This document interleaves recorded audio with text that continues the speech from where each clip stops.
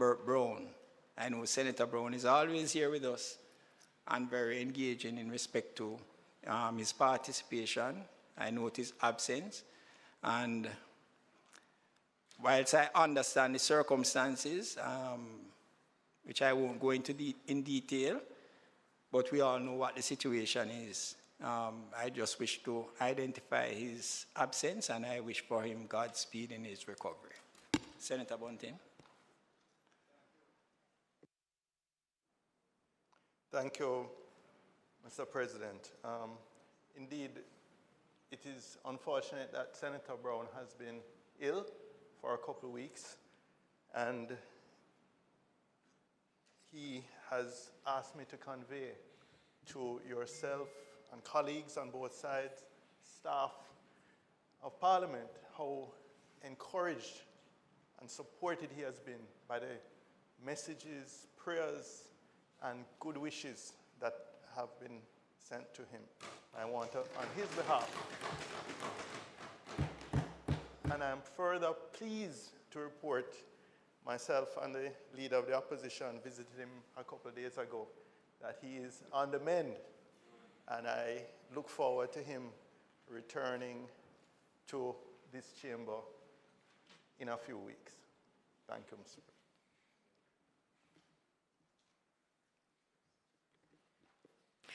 Thank you, Mr. President. Mr. President, just to add, on behalf of the government side, of course, our appreciation of the update from the leader of opposition business, as we've all been quite concerned by the healing process of Senator Brown, and we were hopeful that he would be ready and back with us in fine metal today for the start of the Senate, as I know he would have as well, and we read his update indicating that he regrets that he won't be present. But we wish him speedy recovery.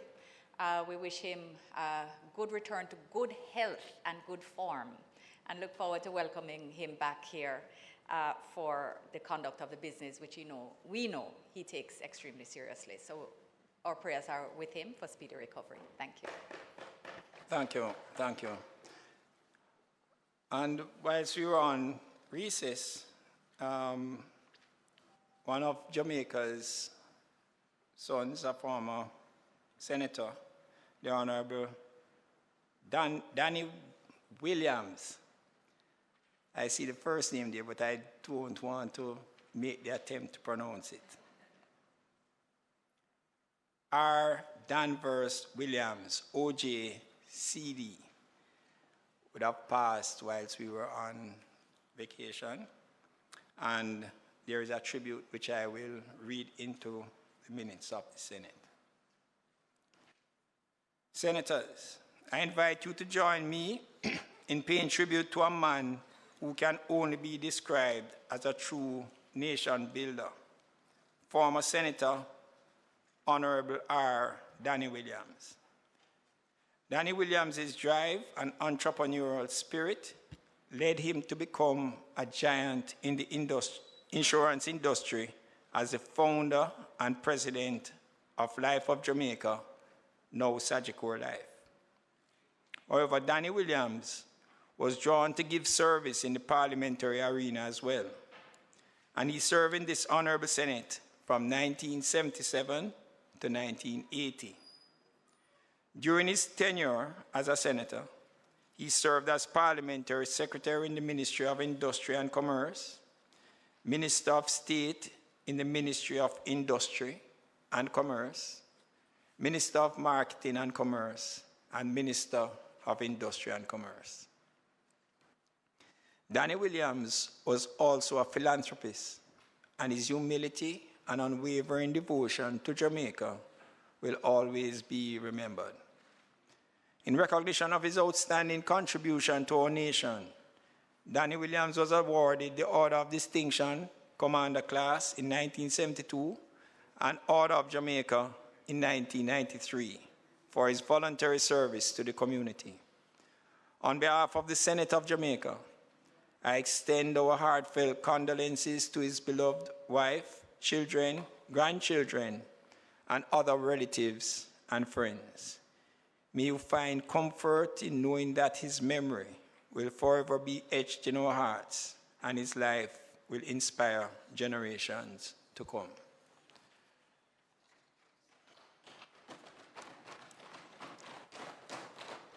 Senator Bunting. Mr. President, on behalf of the opposition and on my own behalf, I'd like to associate myself with the words of tribute that you shared and to add a few comments of my own. Ravers Danvers Williams, our Danny, is one of the few persons that I know of no one who has anything bad to say about him on either political side. He was really a giant, a visionary, an entrepreneur. He made a political contribution from the Senate and in the cabinet, in the executive and cabinet. But I think his real passion and contribution was in the financial services and in particular the life insurance sector. I well recall as a young assistant manager at Citibank, having the privilege of interacting with Danny Williams at the time at Life of Jamaica. And, you know, he giving me a piece of advice as just coming back to Jamaica, he says, young man, as soon as you can afford it, get a driver. It will make you so much more efficient. And of course, those were the days before Zoom and cell phones and everything, when meetings, traveling to meetings were a big part of, you know, a businessman's time. And it was very good advice. It's advice that I took at the first opportunity, and it really increased the efficiency. However, I think in his later years, he distinguished himself by his philanthropy. And I'm not only talking about the incredible job he did for his alma mater, Jamaica College, but he really mentored so many young men, younger businessmen in particular. My colleague Chris Williams, or our colleague Chris Williams, was one of those who he spent a great deal of time and effort and had patience helping to mold him. And I really want, on behalf of myself and the opposition, to join in really paying tribute to one of the most outstanding people that I have had a chance to encounter, one of the most rounded all-rounders, and really one of the most kind and generous spirits that you could come across. Thank you, Mr. President.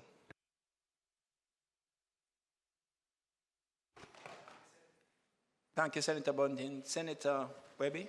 Thank you very much, Mr. President, colleagues. And Senator Bunting, I must say I agree with everything that you have said.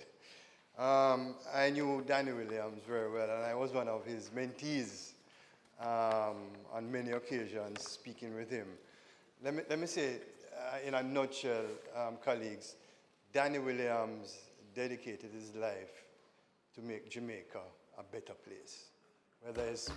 Whether it is giving or in the financial services industry. He was a true Jamaican icon, a visionary leader and a nation builder. I used to have breakfast with him on regular occasions at the Courtly Hotel, where I would sit with him and share my challenges. And he would calmly say, Don, this is the way to approach it. And it was so comforting speaking with Danny Williams, sharing with you how to deal with certain issues. And I really appreciated that. Danny always thinks positive. Never sees the glass half empty, but always half full. He was the greatest salesman, the greatest fundraiser I've ever seen. You'd get a call from Danny, Hey, my friend Don, how are you? So I'm fine. I said, Mr. Williams. I'm fine, Mr. Williams. And then he would share with me what he's really calling about to raise funds.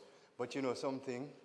When he was raising funds, right, he has this deep passion for the poor of Jamaica. It was always a good cause.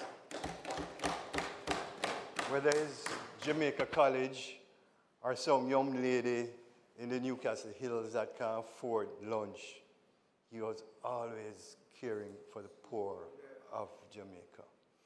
I remember in 2007, when I was asked by the then Prime Minister, Bruce Golding, to join the cabinet, it was somewhat controversial where somebody from the private sector would leave the private sector and join cabinet. And there was a lot of debate on that move. And Danny Williams, as you know, represented the People's National Party in the 70s, came out and supported my move and said Jamaica needs more people like Don Webber to contribute to the nation building. And his voice was so powerful on both sides that the debate calmed right down after Danny made that comment. He will truly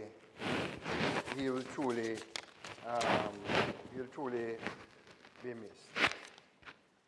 So on this side, and I'm done personally, and the wider private sector, I think his legacy will continue to inspire generations to come. That is how significant his contribution to nation building and the private sector was. So I want to use this opportunity to extend my deepest condolences to his family, his friends, and the Sagicor team. Thank you very much, Mr. President. Thank you very much, Senator Webby. And as per usual, Ms. Curtis will forward on to the wife and to the family of R. Danny Williams the comments made in this sitting of the Senate.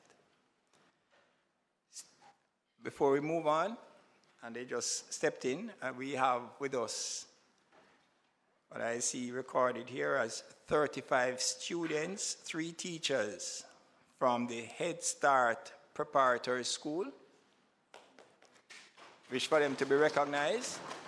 Head Start Preparatory School is from the Sunshine City of Portmore. Yes. Well, all cities would have started out in a particular way. Montego Bay started out as a friendly city, and then it became a city. And so Portmore, in short order, I'm certain will become a city, or a parish, and a city. So we welcome you all here today, and we hope that you will enjoy this sitting of the Jamaica Senate. Statement by ministers. Announcements. Announcements.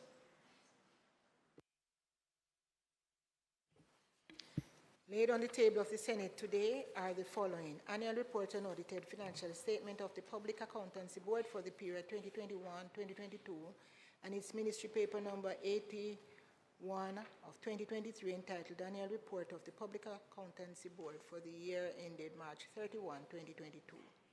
Annual report of the Jamaica Deposit Insurance Corporation for the period 2021-2022 and its ministry paper number 82 of 2023 entitled Annual Report of the Jamaica Deposit Insurance Corporation for the year ended March 31, 2022. Annual report and audited financial statements of the All Island Jamaica Cane Farmers Association for the period 2018, report of the Council of Community Colleges of Jamaica for the periods 2019, 2020, and 2020-2021.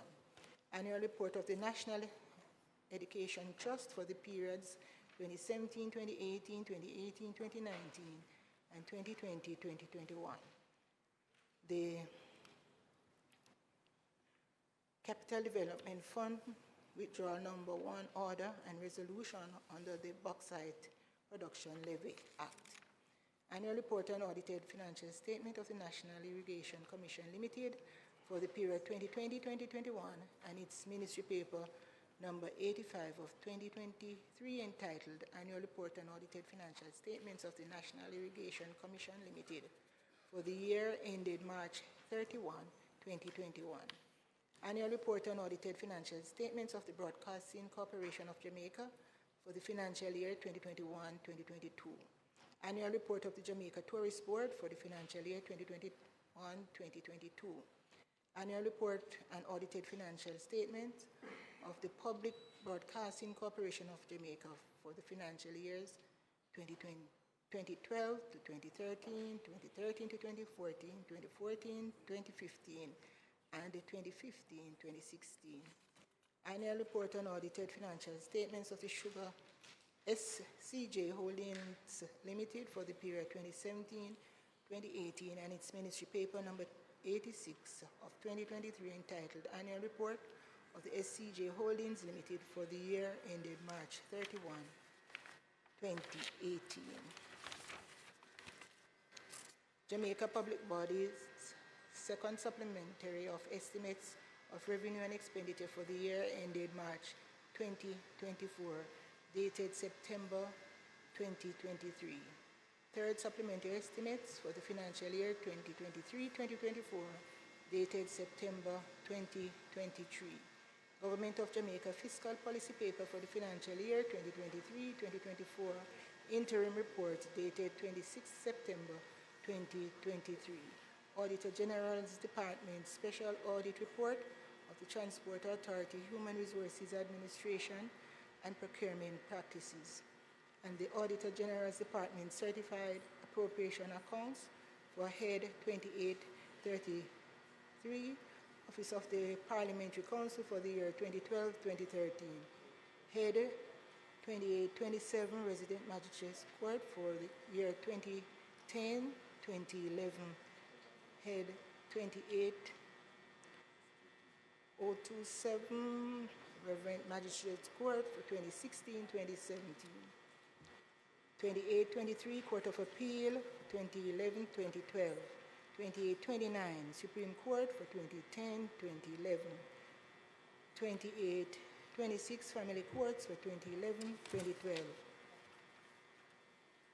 28026, Family Courts for the year 2016-2017. 2800 for Ministry of Justice for the year 2010-2011. 2800A Capital, Ministry of Justice for 2011-2012. 2800 Recurrent, Ministry of Justice for 2012-2013. 2800A Ministry of Justice for 2012-2013. Head 2800B Ministry of Justice for 2012-2013. 2800 Ministry of Justice for 2013-2014. 2800B Ministry of Justice for 2014-2015. 2800 Ministry of Justice 2014-2015. 2800B Ministry of Justice for 2015-2016. 15,000 Office of the Prime Minister for the year 2018-2019. 2825 Director of Public Prosecutions for 2012-2013. 28025 Director of Public Prosecutions for 2016-2017. 2011 Accountant General's Department. 211 Accountant General's Department for 2018-2019. 19,000 C Capital, Ministry of Economic Growth and Job Creation for 2019-2020. 15010 for Jamaica Information Services for the year 2018-2019. 1000 Governor General and Staff for 2018-2019. 2831 Attorney General's Department for 2014-2015. 28031 Attorney General's Department for 2016 2017.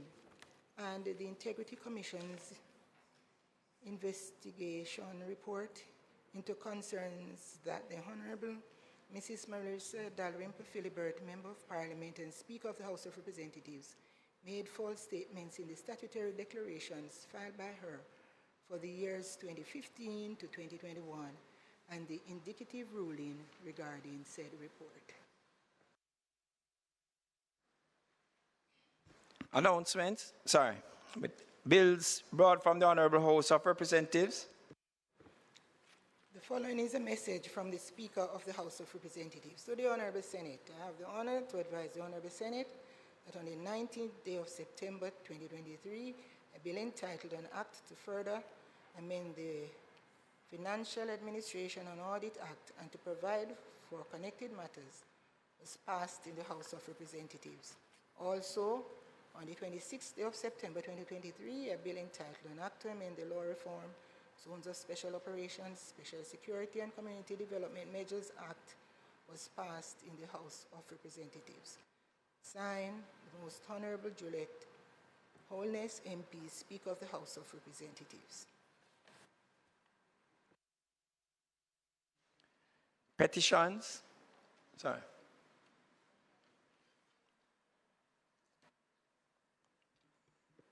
Mr. President, I signify my willingness to take charge of the bill. This no related to the CCPA. No, sorry. I signify my willingness to take charge of an act to amend the law reform zones of special operations, Special Security and Community Development Measures Act. A bill shortly entitled the Law Reform Zones of Special Operations, Special Security and Community Development Measures Amendment Act 2023, read the first time.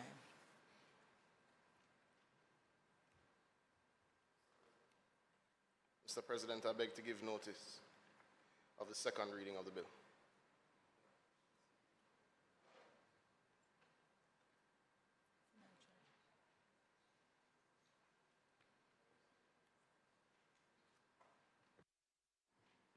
Mr. President, in respect of the Act to further amend the Financial Administration and Audit Act and to provide for connected matters, I signify my willingness to take charge of that bill.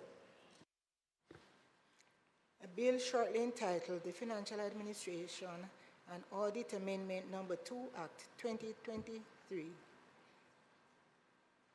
read a first time. Mr. President, I wish to give notice of second reading of the bill.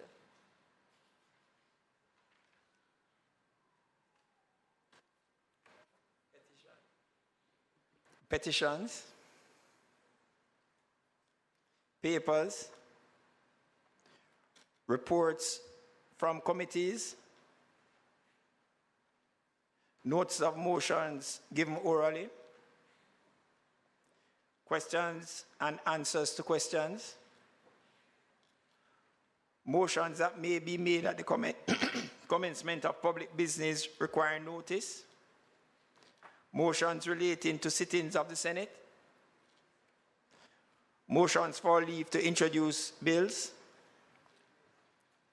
presentation of bills without leave of the Senate first obtained, public business. Thank you, Mr. President. Mr. President, again, it's a pleasure to be back in this honorable chamber, and I wish to thank the clerk and the parliamentary staff at every level that has contributed and been a part of the improvements to our surroundings which have been conducted during the recess. I wish to express appreciation for the detailed approach to some of even the less visible aspects of our accommodation, some of which had deteriorated quite significantly, and are welcomed adjustments to the circumstances which we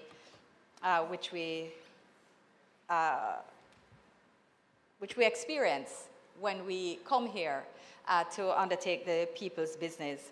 Mr. President, I don't know, I'm on my feet, but I'm going to just ask the Marshal to check. I understand that PBCJ their feed is not playing, and the sound is not playing, and there have been complaints from the media asking about the feed. So if that could be, an inquiry could be made, that would be good. I imagine that we're making lots of adjustments on the technical perspective, but yes, Madam Clerk, the mics sound good, they're all working, they're in place, the carpet looks great, and we recognize that even when we move to a new parliamentary house, that this will still have a use. It was first intended to be used by the KSAC, the municipal corporation, which undoubtedly has expanded in its function as well.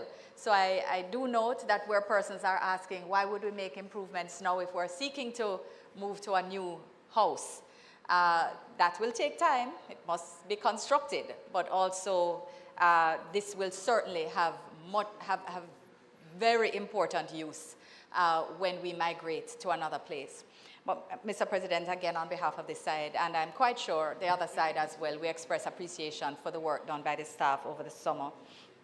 Mr. President, the agenda is not extensive today, but we do intend to take the Act to amend the Child Care and Protection Act, and we also intend to continue the State of the Nation debate with the presentation by Senator Gabrielle Morris.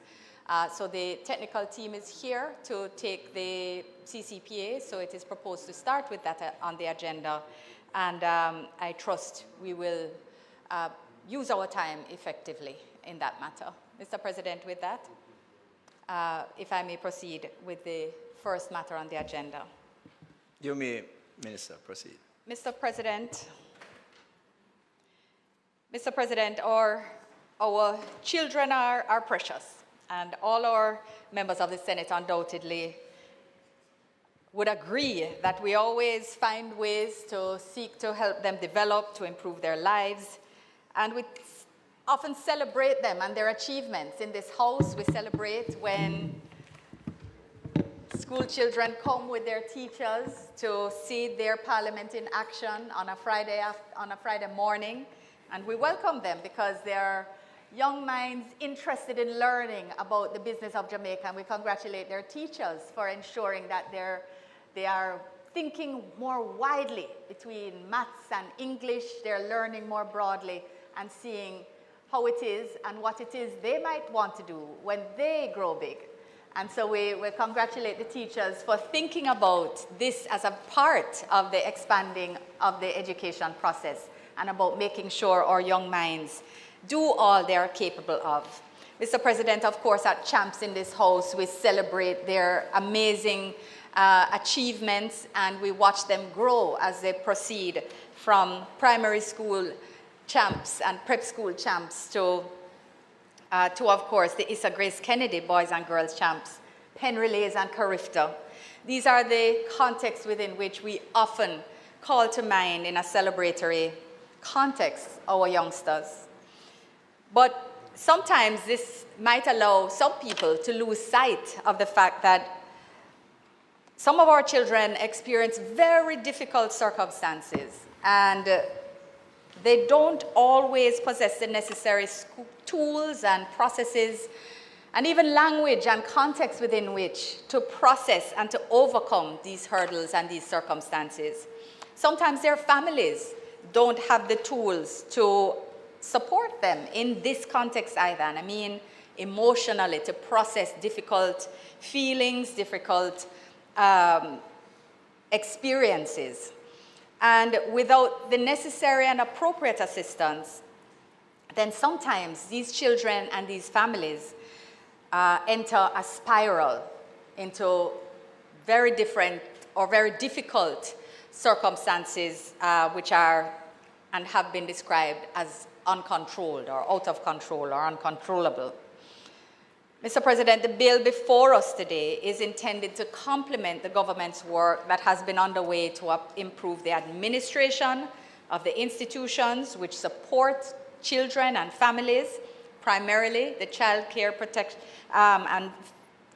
Care and Family Protection Services Agency, which of course was created as a result of the merger of the Child Development Agency and the Office of the Children's Registry, which were merged in 2017. But it's not only work in administration of the institutions that have been underway. We have also been seeking to improve the operations and the tools available to the CPFSA to support our children. And this is in the context where the government is determined to play a more enabling role, an empowering role in the circumstances of families and the care of children in difficult behavioral circumstances. So if we go back a little further, we'll recall that in 2004, the Child Care and Protection Act was passed to align Jamaica with certain conventions, including the Convention on the Rights of the Child, to better safeguard the rights of children and to meet their needs in terms of care and protection. But Section 24 of this Principal Act of the CCPA has been problematic in its operations and in fact has been the source of criticism from not only in domestic circumstances, but also from international human rights organizations from more than a decade ago. The CCPA's review has been undertaken by the Ministry of Education and Youth, and it has been the subject and part of a Joint Select Committee review and report that has been accepted by both houses. The technical and drafting work to address the outcomes of this report, and indeed it covered 4 pieces of legislation, it has been quite challenging, not only based on its technicality and complexity, but also, of course, the demands placed on our drafting personnel. So, Mr. President, the bill before us seeks to address the long-vexed Section 24 issue. It seeks to extract it from the other parts of the review and focus on ensuring that a more therapeutic approach in the best interest of our children is not only in existence, but it is embedded in the law and made a part of this process of taking out what has been referred to as the uncontrollable order. It has been broadly referred to it. So, Mr. President, during the 22-23 fiscal year, the National Children's Registry, which now sits within the CPFSA, received 6,395 behavioral incident reports. And most of these reports related to children between the ages of 14 and 17. To say what happens now with those reports, they're routed to an investigations unit, and then they're further referred to the CFSU, which is the Children and Family Support Unit of the CPFSA. Most children who are treated by the CFSU are able to remain with their families during the course of the necessary intervention, but for some who are identified as having severe problems, there is the need for residential treatment, which, in the absence of a suitable alternative facility, invariably has caused and causes these children to be placed under a correctional order. So, Mr. President, children with mild to moderate behavioral challenges and their families, they are served by the CFSU through a combination of interventions that include counseling, psychotherapy, and referrals. These efforts provide stability for the families and in most instances prevent the case from going before the courts. There are issues in respect of timing and backlog because the number of staff available for this very technical and time-intensive work, we're dealing with emotional issues. So they require treatment not only of, treatment of, and I don't necessarily mean that in a medical sense, Senator, before you haul me up, but just to say that the approach, whether through counseling or other measures, also requires looking at the broader circumstances in which the child lives, which may be a contributing element to the behavior being exhibited. So this is, it's time-intensive work, and staffing has always been an issue on these social issues. So we recognize that this has not been optimal, but it is being enhanced and staff is being expanded and improved. And I also want to just mention that the improvement in the salaries of our social workers, which has doubled, or is it more than doubled, the compensation offered to social workers. It will now incentivize more people to go into training as social workers, because this was one of the difficulties, insufficient persons going into social work, being trained, because it requires training, not only a good heart, it requires certification. And we expect those courses that are offered to now have more participants as they are included in these processes to help with the work going home and into communities to deal with the circumstances around what we are dealing with today. And Mr. President, back to the issue of the issues which affect the children. Some have severe behavioral problems. And for them, the reality is very different. So members should note that although we speak about these uncontrollable children, although that has been the language used very widely, there's never been any standardized definition, whether locally or internationally, for out of control, unable to control, or beyond control, or even uncontrollable where it is referenced in the Act, although it's not in Section 24, it's in a schedule. Mr. President, what has happened is that these children often end up before the court. And we can recognize that in 2019, an assessment of our progress on the Convention of the Rights of the Child expressly noted that the term uncontrollable is often used to refer to children who repeatedly act out or act in a way that is deemed socially unacceptable, but can be applied to situations as diverse as becoming affiliated with violent criminal enterprise or criminal activity, or engaging, and this is usually for girls, engaging in behavior that is deemed by the parents to be sexually promiscuous. And this has been the majority of the circumstances which come before the court. Now, this is a 2019 reference, but this matter goes back more than a decade when it came before the Human Rights Review in Geneva. And in fact, I believe Senator Golding was here as leader of, he was Minister of Justice at the time. And Lisa Hanna was Minister of Youth at the time. And when she was debating in the other place, she was recalling the circumstances, as did the now leader of opposition business, of his seeking to attempt to support some changes in that respect as well, because the Human Rights Review had focused very heavily on this Section 24 issue and the incarceration of children. So, Mr.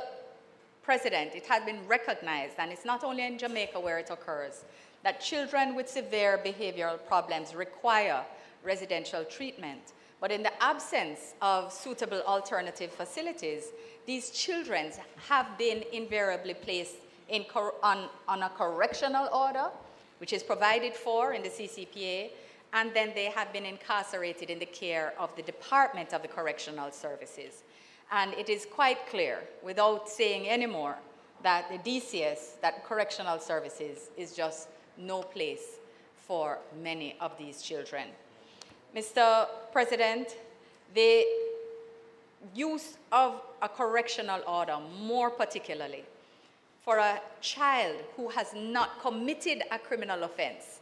Because remember, there are still children who commit criminal offenses. They commit murder, they commit rape as we know it, even if it is not as legally defined. And that is the reality with which we struggle as a society, and which we struggled with in the Joint Select Committee, as a matter of fact, in terms of how to deal with Section 24 and whether there should still be a correctional order. The fact is that we do have children who commit serious crimes, and they also require serious treatment in respect of their serious crime. So, Mr. President, again to repeat, that where a correctional order is used for children who do not commit crimes, that's an injustice against the child. It's an injustice against the child because they are more likely than not exhibiting the result of trauma that may neglect, suffering, and these may well be the function of the very family that seek to commit them. And accordingly, they need to be treated differently, and what they need is psychological treatment. And I'm very much looking forward to the presentation by Senator Longmore today, because I know she feels very strongly about these issues and will share with us in this setting. Mr. President, in 2012, the DCS had noted that the population of children in correctional services exceeded 400. And with efforts by the Ministry of Education and Youth, Justice, and National Security, they have reduced that as at July of this year to 260. This is going through and reviewing, assessing files, and seeking to change arrangements as necessary. And this act will provide an even more effective context within which to undertake those reviews. Mr. President, after examining the individual cases and taking into concern the underlying concerns which were expressed by the Joint Select Committee in the report, the government is making every effort to ensure that no child is ever in the future placed in a DCS lockup, and to provide a wider range. Yes, it requires provide a wider range of options to the CPFSA, because the truth is that the Act did not provide a wide range of options. Some things were done operationally and administratively, but this will now create a legal framework to create more options in dealing with children who have not committed criminal offenses, but who have behavioral challenges, and where they are serious and have been assessed accordingly, to be able to treat with their individual psychological needs as necessary. Mr. President, the bill before us today, therefore, proposes to amend sections 8, 13, 14, 24, and 76, as well as the 5th schedule of the Principal Act to address these issues. The proposed amendments together seek to bring an end to locking up children who haven't committed a crime. The amendments include provisions for the court to issue an interim order. They allow for a non-residential therapeutic order, for a residential therapeutic order. And just to be clear, the residential therapeutic order means that the child should be placed in a designated treatment center for treatment, and the non-residential, yes, means that the child can attend a therapeutic treatment center daily or as required to access treatment. And this will put in place a holistic system for treatment of children with behavioral challenges. So we know that the new therapeutic center at Maxfield Park, a state-of-the-art facility, has been created. It was opened just this year, in time for us to pass this act, to create this system, which won't now just be conceptual. It will be that there is now a treatment facility with staff, with the tools that are needed for children. We know that there are a whole slate of disorders that exist on a spectrum, Mr. President, that have to be dealt with. And there's one in Windsor, that's residential, and so that also is open, ready, and staffed. And I think they're bringing on an additional, it's a supervisor that they're in the course of employing now. But the psychological support staff is already employed and contracted, and the day-to-day operational staff has also been identified and brought on board. So when this is passed, there's going to be a system in place to support it. Mr. President, just very briefly, I won't read the clauses, but a brief clause by clause as we are opening the bill formally. Clause 1 contains a short title, Construction and Commencement. So it provides for a commencement date to be set by the minister. And this will allow for, if there's a small window of adjustment that's needed for the actual vacation orders, etc., variation of orders process, that to be undertaken. That is that will need a little window once the bill is passed in order for us to change and review how some children who are incarcerated now under these uncontrollable orders, how they are to be, their treatment is now to be addressed. Clause 2 amends Section 8.1 of the Principal Act to ensure that the issue of being deemed beyond control is removed from considerations of a child being in need of care and protection, and it now includes expressly the term behavioral challenges. Clause 3 amends Section 13 by deleting subsection 1 and substituting, therefore, persons who are less associated with the penal system. So it takes out the responsibilities of a constable and a probation officer. Those are will no longer be in the Act, and includes persons more associated with a therapeutic approach. It also outlines the approach to treatment that's in the best interest of the child, including treatment that does not require the child to reside at a facility. So that is now set out, or will be set out in the Act once it is passed. The wording implies that residential treatment must occur at facilities equipped to provide such treatment, and these are clearly not, Mr. President, correctional facilities as they currently are. Clause 4 amends Section 14 of the Principal Act, again by replacing references to persons more associated with the penal and corrective system, and it also creates the opportunity of the granting of those orders which I just referenced, that is the non-residential therapeutic order and the residential therapeutic orders. It sets one-year periods for the tenure or term of these orders, which means that there's a systemic review that must take place within a reasonable time for either the system to recognize that the child has progressed and therefore can be engaged with differently, or has not progressed and needs more or different treatment. So this is very important and again embedded in the system. So the non-therapeutic and the non-residential and residential therapeutic orders are also defined in this section. Clause 5 repeals Section 24, Mr. President. Section 24 granted power to a parent or guardian to bring the child before the court on this issue of being uncontrollable or being deemed uncontrollable. So repealing Section 24 is the dismantling of the system whereby a child could simply be deemed uncontrollable, ordered into detention at a correctional facility despite not having committed a criminal act. It will raise the bar in terms of the requirement of a psychological assessment being needed to determine the nature of any behavioral problem, and no longer will the bar be as low as simply asking the parent or guardian to provide proof, considering that the very parent or guardian may be a part of the problem in the first place. And furthermore, the court would no longer be able to commit the child for up to 3 years as only on the basis that the child or the parent or the guardian understands that it's a minimum of 3 years.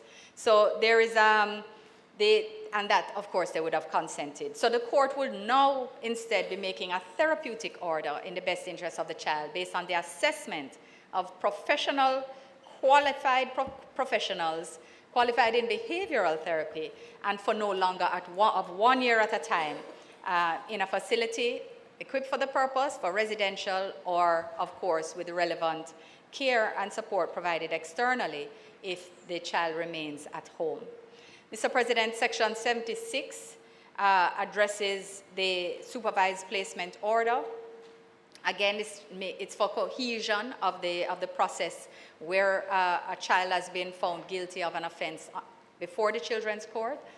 And the 5th schedule of the Principal Act is amended by taking out of Form 1 and Form 2 the reference to uncontrollable, to a child being uncontrollable. So, Mr. President, in closing, I just want to reiterate the importance that the government attaches to these proposed amendments.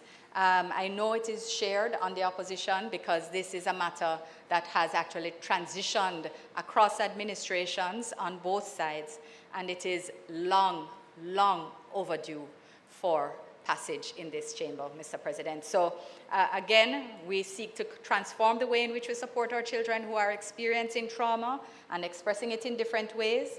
And we want to work towards a more peaceful and balanced society where our mental health and our stability generally as a society is supported and treated where necessary by the state. As we move forward, Mr. President, I ask this Honorable Senate to contribute to this debate and for us to pass today the amendment to the Child Care and Protection Act 2023. I thank you.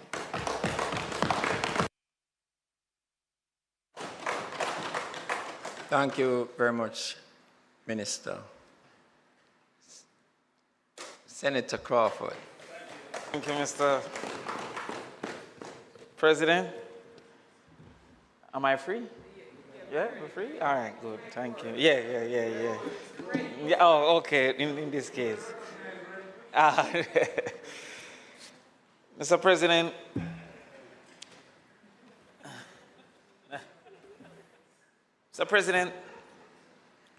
I'm not sure if we all appreciate the circumstances that our children, our society at large, but our children in particular, are facing. I'd like to express some of those realities to create the context of the conversation that the systems needed for the proper implementation of this bill are not currently in place.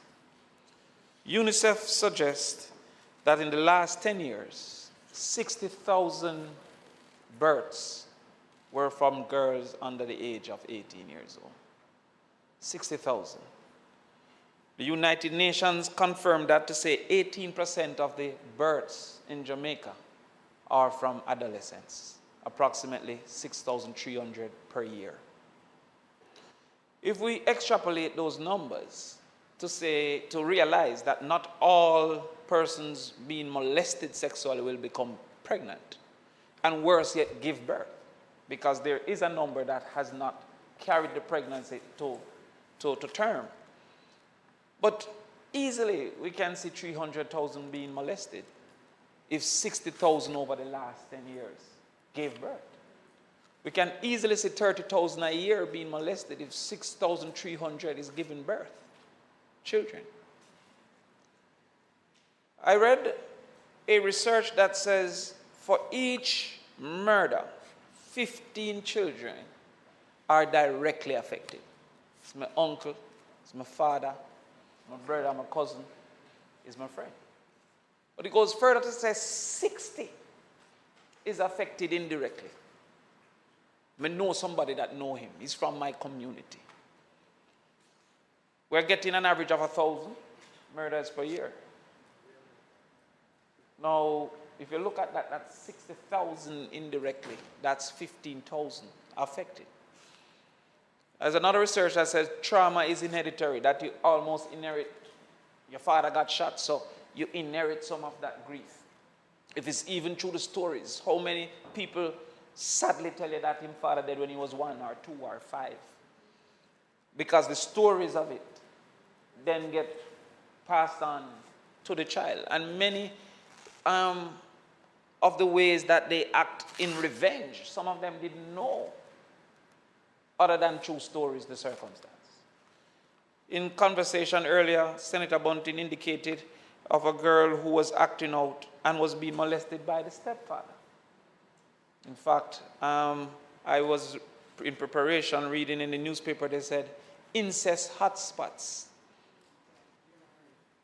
Hotspots of incest.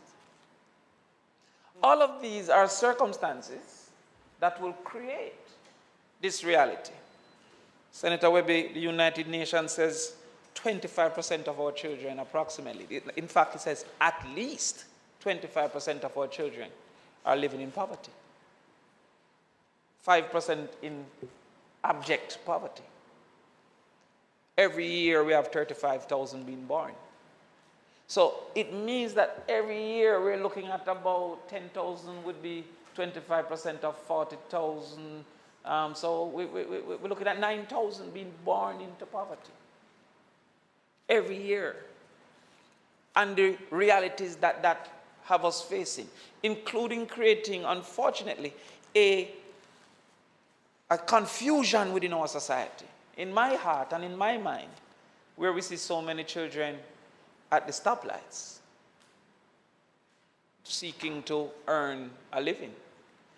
And your heart is saying they might need it, and your mind is saying don't encourage them. These are the circumstances.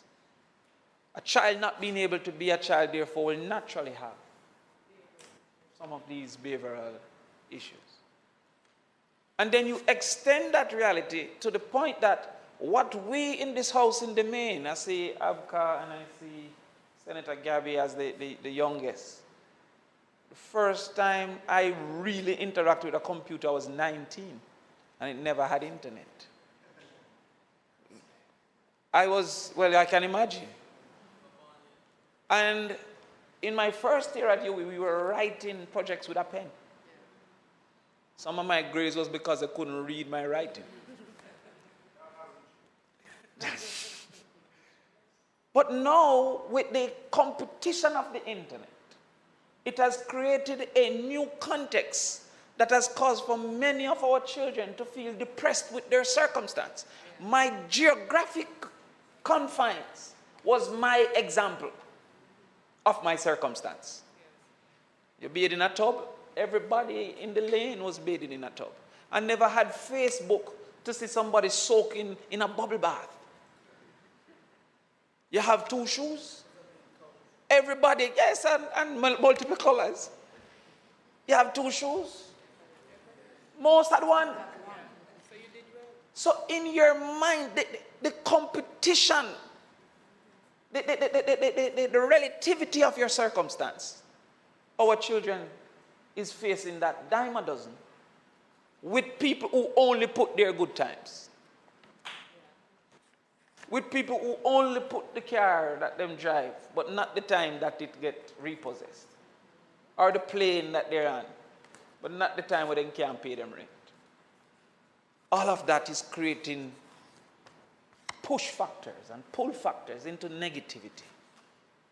Our single parent rate is 47%. The global average is 17%. And they made it clear, Senator Scott Matley, that a child with a single parent experience loses the support of approximately 30 people. Senator Brian, if my mom wasn't a part of my life, I would have lost 11 aunts and uncles. Including. No, just Uncle Annie in itself would have changed my life. I would have missed at least 10 very good friends that my mother had. And 55 cousins in support. 55. Most times the noise you hear from me at a conference is the cousins. Now imagine a child losing, in my case, almost 100 people in direct support. Sometimes. But 47%, so Senator Brames are sometimes tired of them too much. Now, because of that reality, then this bill does not facilitate or isn't facilitated by the systems that we have in place. The leader of government business says that unfortunately there is some backlog. At the time that a parent brings a child to say take him, which is normally, is now an emergency. It is an appreciation that me can't manage. A backlog is threatening at that time. Because the parent now may now have to take it in their own hands until the backlog is clear.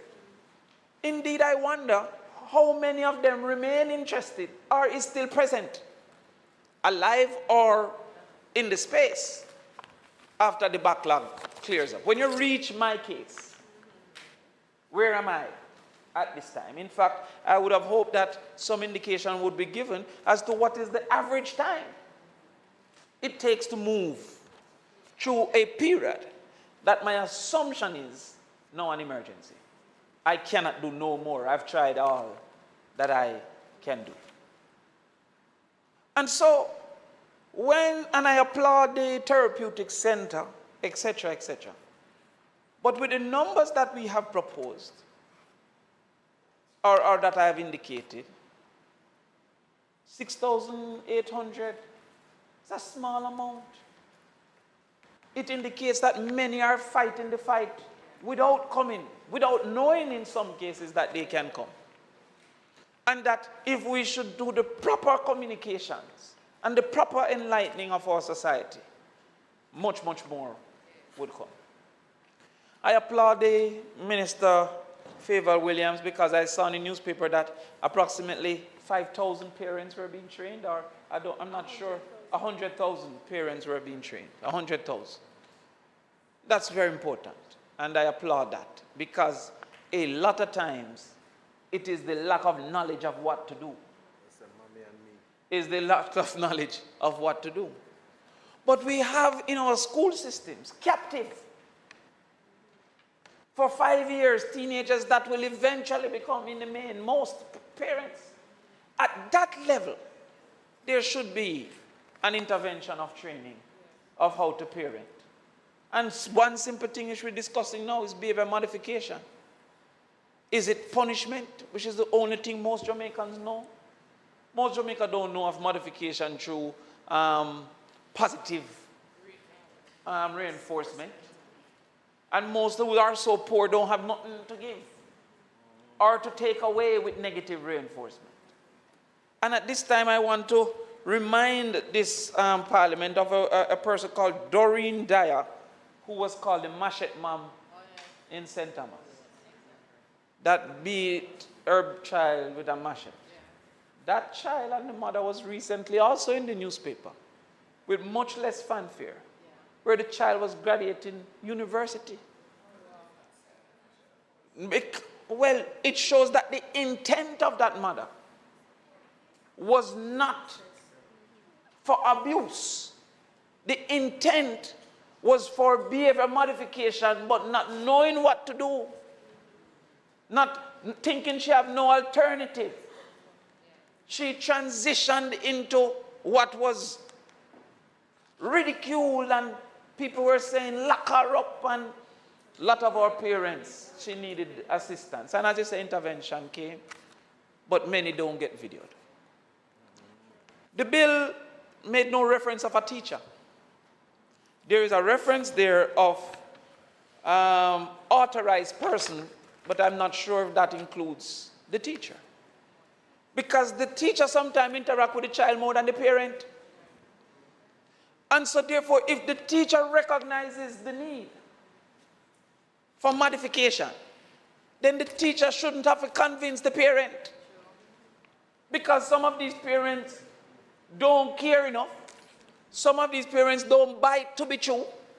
And some of these parents don't see the truth.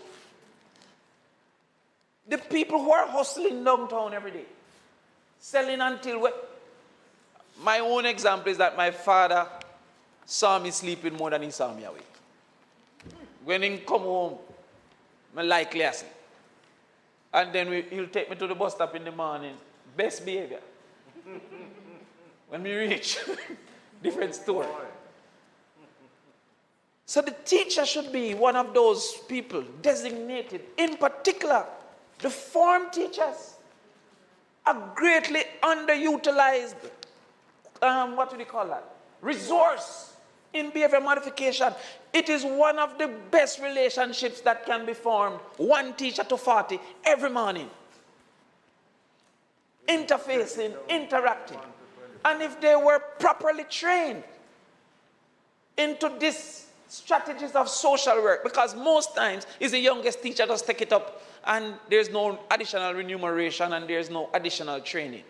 But if we train them and make them work with the guidance counselors, these form teachers can be an excellent resource in identification, but also in intervention for modification. And that reduces the necessity of building all these things which we will not build. But to say that after school you have a intervention session and the form teacher will facilitate, maybe it's 5 or 6 out of her class. Or his class. But the majority of teachers are, in fact, the majority of principals are now women as well. Some boys' schools are going through it as we speak. But Senator Braham, if we give them a little top-up and some additional training, the relationships that they build, you know Kingston High. Some of us know Tarrant, Norman Manley High. Those children have very little relationships with adults. And to then introduce a new adult when you could keep it, I don't see this bill facilitating that form of intervention. So while as the authorized person, I would like to recommend that the teacher or the guidance counselor, some method that the school can recommend be implemented. Consistently throughout the bill, I see equipped to provide such treatment. The vast majority of entities to which it refers, we know is not equipped to provide such treatment. That is one of the reasons that I believe so strongly in boarding schools and in facilitating greater boarding facilities. Any teacher will tell you how hard they try for the 2 or 4 hours that they have a child. And then they return to the communities. The bill seems to assume that it is the home that is the real threat. The home can be the threat. But enough time the community create a greater threat. I don't think the 60,000 girls pregnant was facilitated by the majority of the mothers.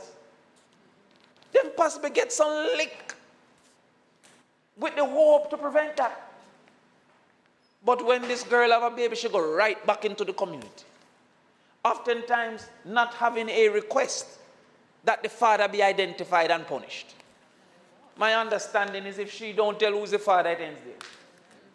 When DNA and everything should be done to make sure that the perpetrator is captured.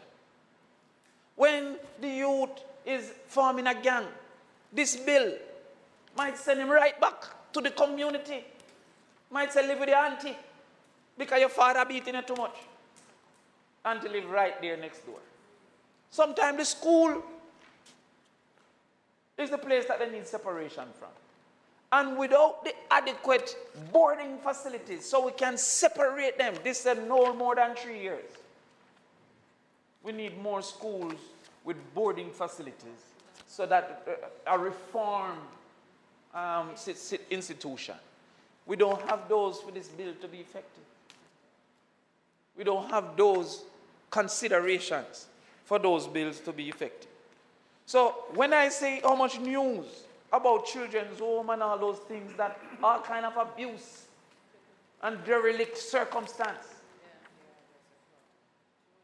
then it is out of frying pan in a fire with a better term that they are in need of intervention. The bill doesn't indicate from my reading, after the specified period, what is the role of the court. So, Senator Webby, I send you for intervention for a year. Is it assumed that it is completed? Or should a report be given to the court that we need an extension or it is complete? Because all you do now is to send him back if it is not completed to reverse and come back 2 year time. So the bill speaks to no more than X, but it speaks to nothing that says that the court should then review the case before re-emergence, reintegration exists. And additionally, I see no final action. If the child chooses not to attend or not to participate, what's next?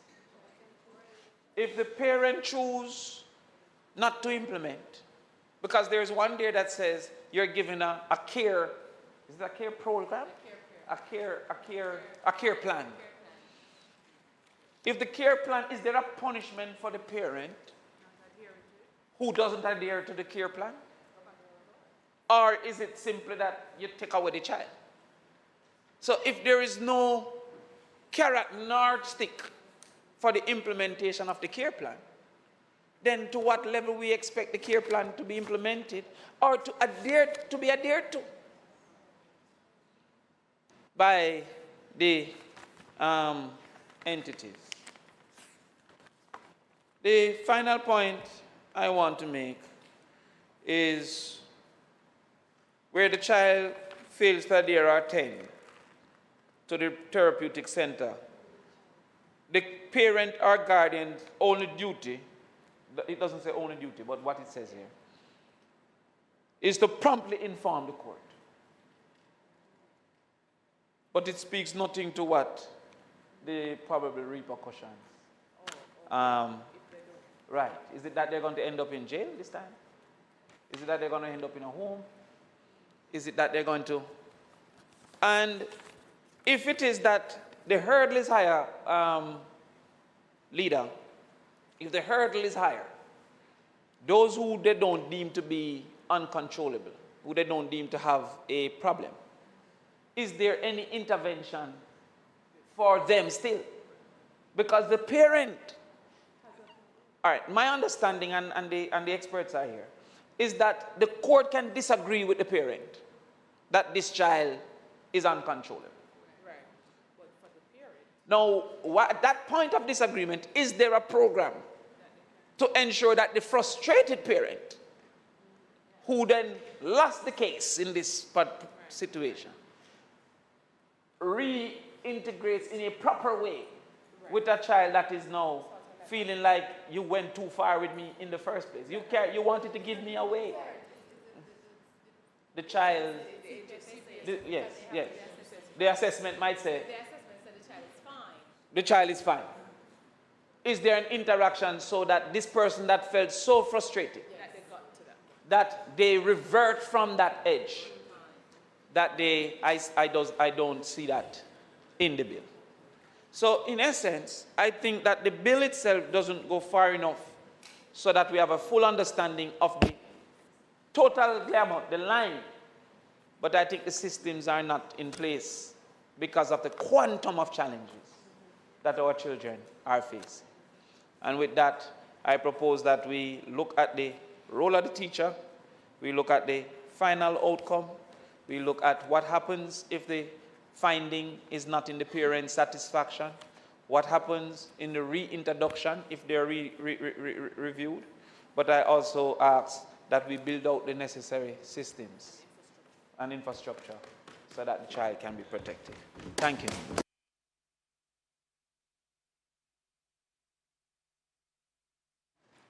Thank you very much, Senator Crawford.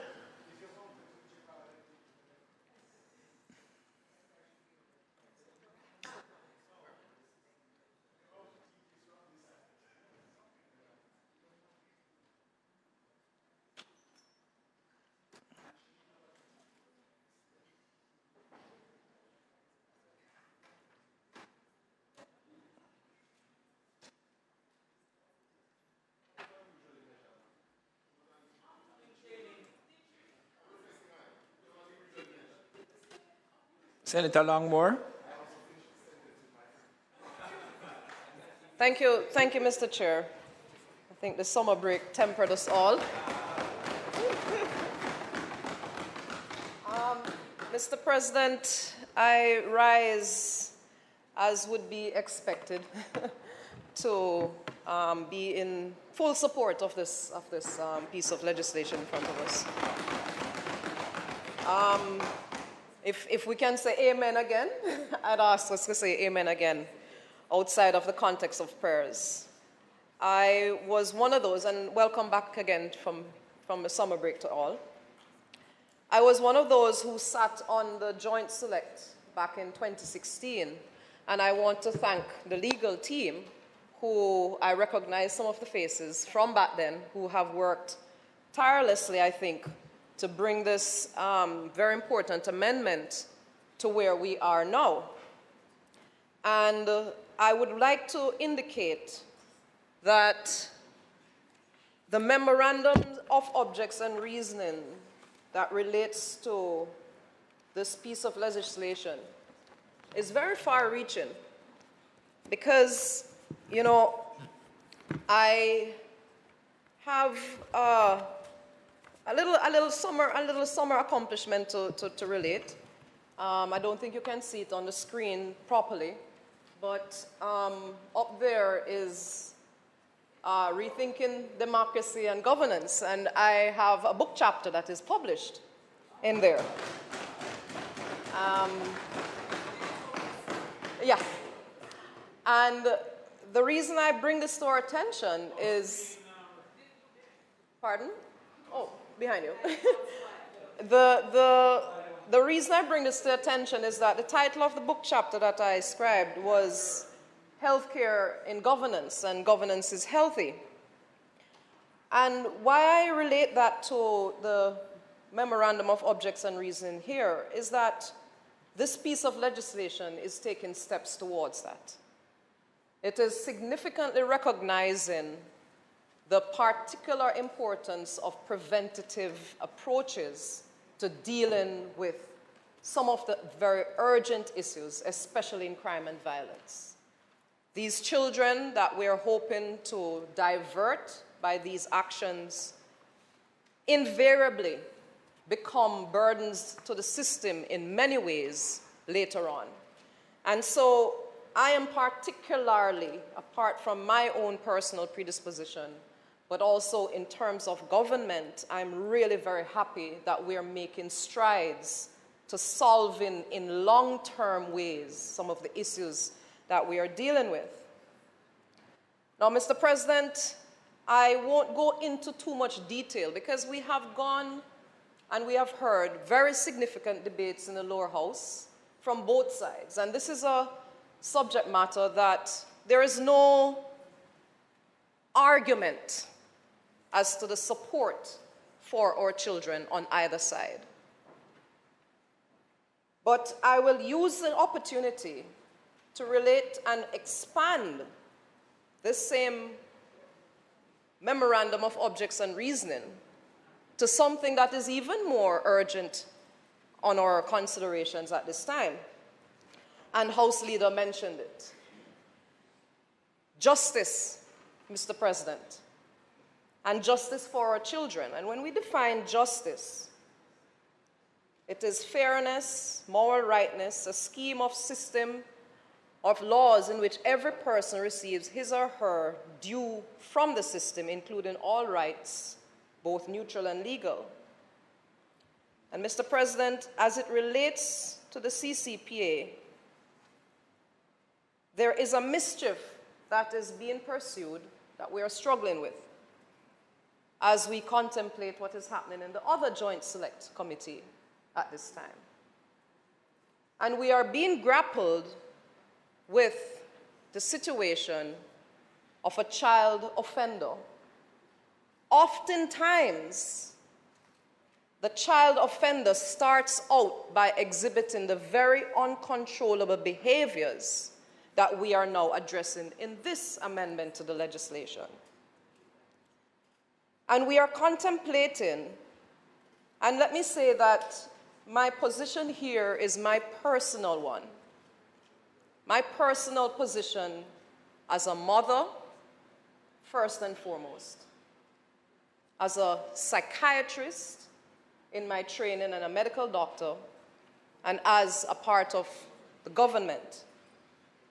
And Mr. President, as it relates to the consideration for the mandatory sentencing of juveniles for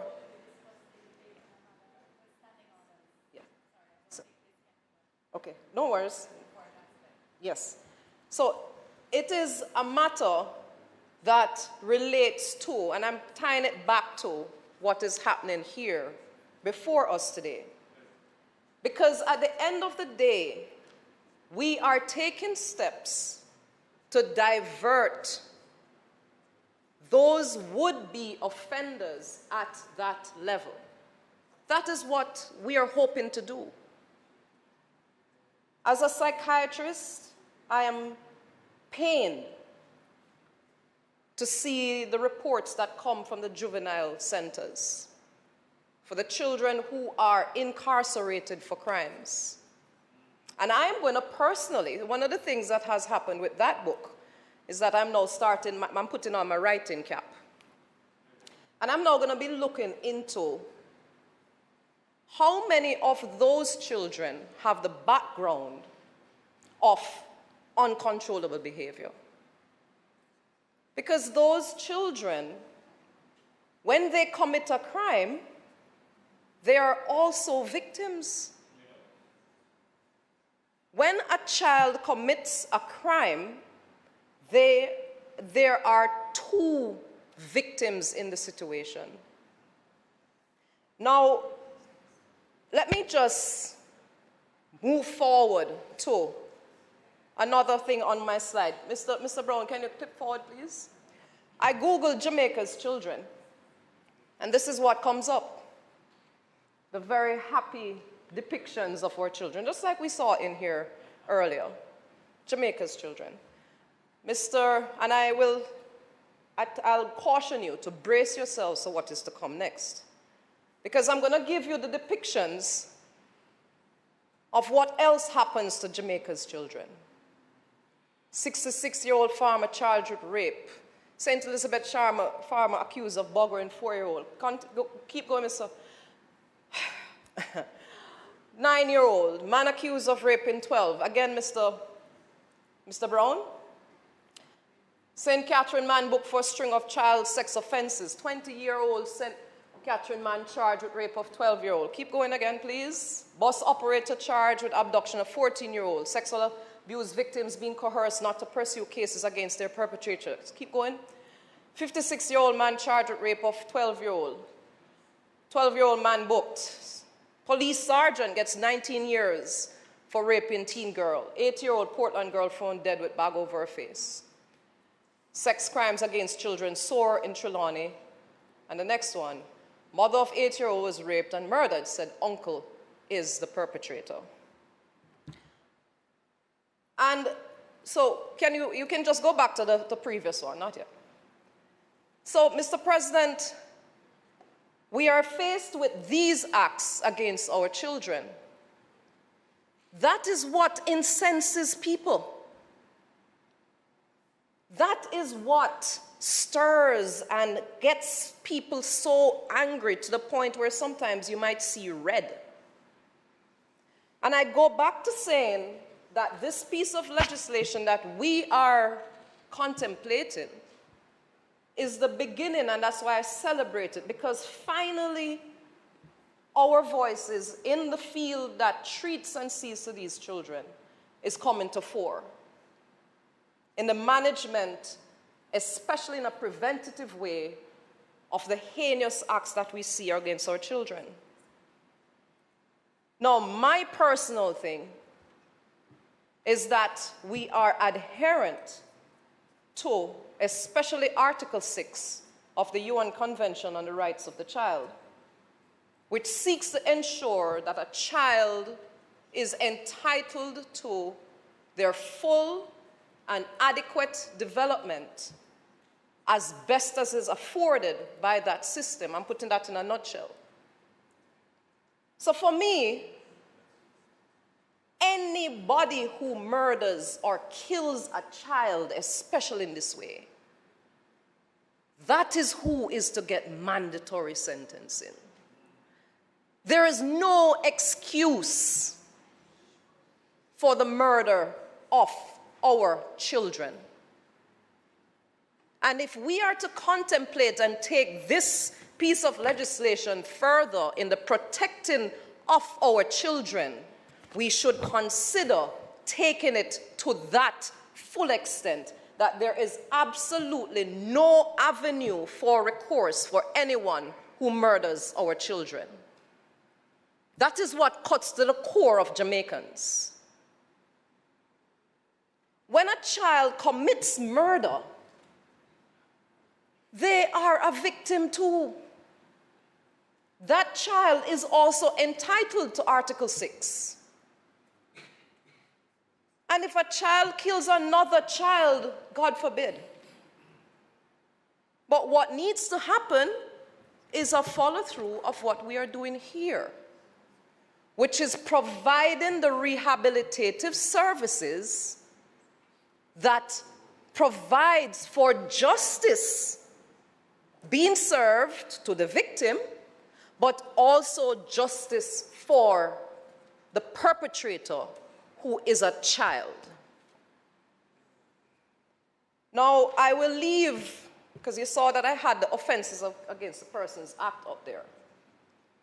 And I will leave that, because here it is now that, and I will do this in a nutshell, and when we get to that debate, as leader indicated, I will delve into this more. But suffices to say that I have found avenues that indicates in my mind that based on mental capacity and developmental stages, it is wrong to commit for a child to be sentenced for murder. Because they're a child. So, and I will leave that. Mr. Brown, I didn't ask for that one. You can just put back the other one. Yes.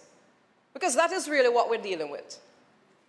So, Mr. President, my role today is to raise the reality that this piece of legislation and the amendments that we are doing to the Child Care and Protection Act today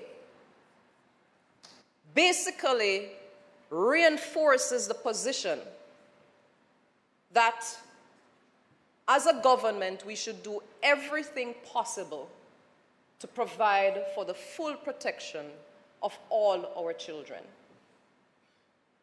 When it comes on to what we call the ACEs, the Adverse Childhood Experiences, and let me celebrate, and let me not say, because I am in the system, and we are doing many things in mental health. The mental health intervention for the schools will be coming out next month. October is Mental Health Awareness Month, and there'll be a slew of activities that will be coming into our schools because we recognize the need. Minister Williams is embarking on, I think, over 100 sessions of parenting classes for those who are in need of such in terms of guiding parents how to deal, not just with uncontrollable children, but generally parenting. We have hotlines out for our teenagers, Teen Hub, You Matter, and suicide prevention lines. We're seeing increased resources, the rehab centers that have been built. We're introducing STEM into our education system more. So you're seeing where there are interventions being put in place. But Mr. President, we have a reality that a lot of trauma is in our system. And when it comes on to what we call the ACEs, the Adverse Childhood Experiences, it has been shown that if there is one positive influence in a child's life, it can absolutely reverse the impact of the ACEs. And what this piece of legislation is doing is providing the state and the government as that possible avenue of intervention. And I celebrate that. What I would hope to see is that we take it even further. Senator Crawford, you mentioned, and let me just quickly address, and possibly one amendment that I would suggest to the team with respect to the care plan. A lot of what you raise concerns about with what happens subsequently, what happens if this does not occur, etc., etc. If we just amend care plan to say a specific care plan, that our holistic care plan, it would incorporate the interactions with the forensic services, and all of that would be addressed in terms of the specific care plan incorporating all of those factors. So if we make that simple amendment there, that could, and I think that, I don't know if the team would consider that in terms of incorporating holistic care plan or specific holistic care plan, because it would be tailored to the child. But I will close, Mr. President, by saying that, again, I celebrate this move, and I know it is across the aisle, but I want for us to consider the children who end up in those situations and the children who need justice, not just the children, but the community and the nation around when those acts are committed against especially our children. And in that manner, I am calling for the mandatory sentencing of killers of our children to a minimum of life. For me, I would hang them. For me, mandatory minimum of life for anyone who kills a child. I thank you, Mr. President. Thank you, Senator Longmore. I'm not senior, okay. I'm senior green.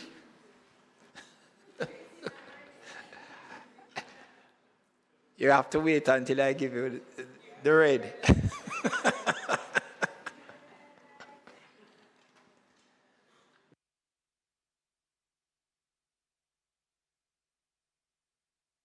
Thank you, Mr. President. Thank you, Mr. President. Senator Fraser-Binns, you may proceed. Thank you, sir. Mr. President, I shan't be long. You say that all the time. And that was just what Senator Cavan gave. I shan't be very long. But I will ensure that I wrap up before the 1:20 lunch break. But I wanted to make some perhaps not so brief comments on this bill, which is seeking to amend the Child Care and Protection Act. And let me start off by saying, Mr. President, that for some reason, I don't know if it's because I'm always eternal, why my mic is given an echo. The only mic. The only mic, yes. But you had okay, very good. So I don't feel so bad. I don't feel so special saying that. Or maybe we are the special ones. But Mr. President, thank you. I want to start off by saying that we on this side give our full support to the amendments being proposed. We believe that it is long in coming. Jamaica has had its share of criticisms relative to what existed, or what presently exists rather, in the Child Care and Protection Act. And this move will not only bring us in line with the CRC and international conventions, but it is indicative of a nation of legislators on both aisles doing right for our children. And in that regard, sir, you have my full support.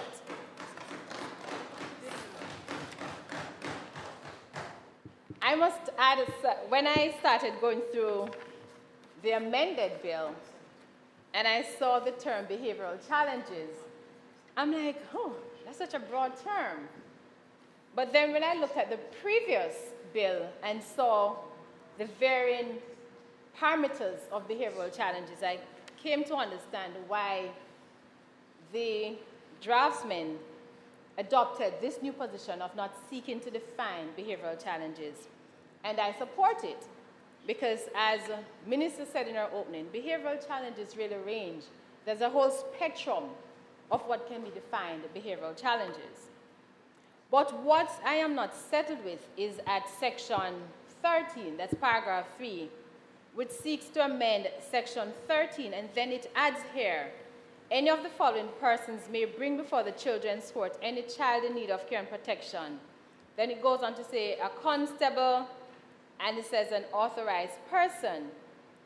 I am not sure, yes, in the bill, I am not quite sure who is deemed an authorized person for the purpose of the Child Care and Protection Act, because in the Child Care and Protection Act itself, it speaks to prescribed persons where it talks about mandatory reporting, and it gives certain persons, deemed prescribed persons, the obligation to report when a child is in need of care and protection. But I am not seeing where the term authorized person is defined. And Minister, in your closing, if you could give some guidance on that, I think it will be useful. And I can see why Senator Crawford raised that question. In the Act, when we speak about mandatory reporting, you have to mandate to report a child, or you are mandated to report a child in need of care and protection, and that duty lies, Senator Crawford, on a teacher, among other persons, but that is defined as a prescribed person. I'm not sure in this bill who is defined as an authorized person. Continuing on Clause 3, Section 13, where it speaks to what ought to happen at the initial stage. So a parent has some consideration or concern that a child has behavioral challenges. Sorry, Senator Fraser-Binns, I'm hearing a feedback. I'm going to just try something, right? See if it's the mic. Just switch it, yeah. Sure. Is this any better? Yes? Yes. All right, but I shan't. Can't thank the president. I will not start over again. I'm just going to continue. I mean, of course, if you really want me to, then I will, but I won't. So it speaks to the parent or guardian going to the government agency for the child to be assessed as whether or not the child has behavioral challenges. And I think it's a good move. I think it's a good move because prior to now, what would happen is I have an issue with my child, I have a concern, or I simply can't manage my child for whatever the reason, then I will take the child to the police station, and the police will take the child before the family court as a child who is uncontrollable. I think this approach is a better approach. The challenge I have, though, is the extent to which we have in place the necessary resources, human resources, and other resources to ensure that the assessment can be done timely and that where required, the matter is brought before the court with alacrity, but as well that the necessary support is provided for the child. So I know, and I'm not a psychologist or a psychiatrist like my esteemed Senator Longmore, but from my own investigation, we simply do not have enough psychologists, social workers, or psychiatrists in the system. And notwithstanding the efforts that have been made by CPFSA, we still have a significant shortage. So I should like to know, Minister, I know you mentioned about some training, but I want to know, and I'm sure the country will want to know, when we embark on this new insertion in the Act, what is the plan to ensure that persons who go to the Child Care and Protection Agency, that their matters will be dealt with alacrity and in a timely manner? There's something else I want to add about the behavioral assessment. I am going to suggest that in doing the behavioral assessment that a social inquiry report is done. I know further on we speak about social inquiry report in the bill, but I am suggesting that a part of the behavioral assessment has to be a social inquiry report, because some of the issues that Senator Crawford mentioned is going to come out in that social inquiry report. You may not see it when you're having the assessment, you know, the expert and the child, but when you do that social inquiry report, looking at the community, looking at the support structure, then that will help in the behavioral assessment, but also helps the specialists in making a determination whether or not the matter should go before the court or whether the child can be treated at home, then the social inquiry report gives that information to ensure that the recommendation takes into consideration all these concerns. And I want to look at the care plan because having done the behavioral assessment, the expert, as I'll call it, it's a psychologist or the assessor, if he or she believes that the matter does not need to go to court, will then draft a care plan. Now, I don't know what is intended to be in this care plan, and I accept that the details of the plan would not be in the law. But I want to suggest that the care plan should also have an aspect where the parent is involved. We can't recommend a treatment for the rehabilitation of a child without the parent and the wider support community. Yeah. So I am suggesting that there is a particular section that focuses on the caregiver. And I want to go a step further. Whereas I am very happy that the government has commenced, I think it's commenced last year, Senator Allen, the training of parents. I want to go a step further. A couple of years ago, in this same place, I made a recommendation, which I'm making again, and that the counseling and the parenting skills should not commence after the child is born, but it should be built in as part of the neonate treatment that parents have to undergo. So when you go to your obstetrician every month for your checkup, there should be a half an hour that is dedicated to parenting skills. Or you're a part of a system where you have a weekly workshop or a monthly workshop. So I'm suggesting, so whereas I commend the government for the initiative, I believe that we have to start them young. So we do what we're doing now, but we go to the neonate stage and we do that. Then, continuing on Section 3, still amending Section 13, continuing Clause 3, B2, so that's Clause 3, 4B2. 4B2. Yes, it speaks to where it comes to the attention of the government agency that the child is not receiving treatment in accordance with the care plan, that the agency shall bring the child before the court. Now, firstly, I have two comments. Firstly, why are you going to bring the child before the court? The child is under 18. The child does not regulate his or her own affairs.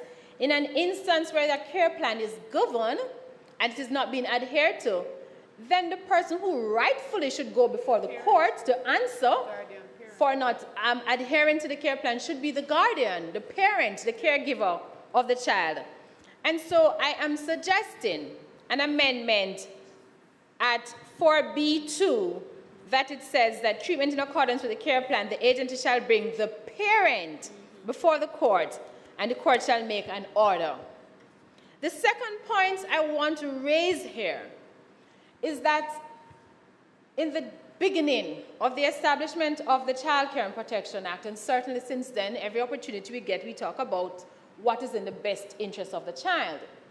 But we also know that part of the consideration of the best interest of the child has to do with the child's own view.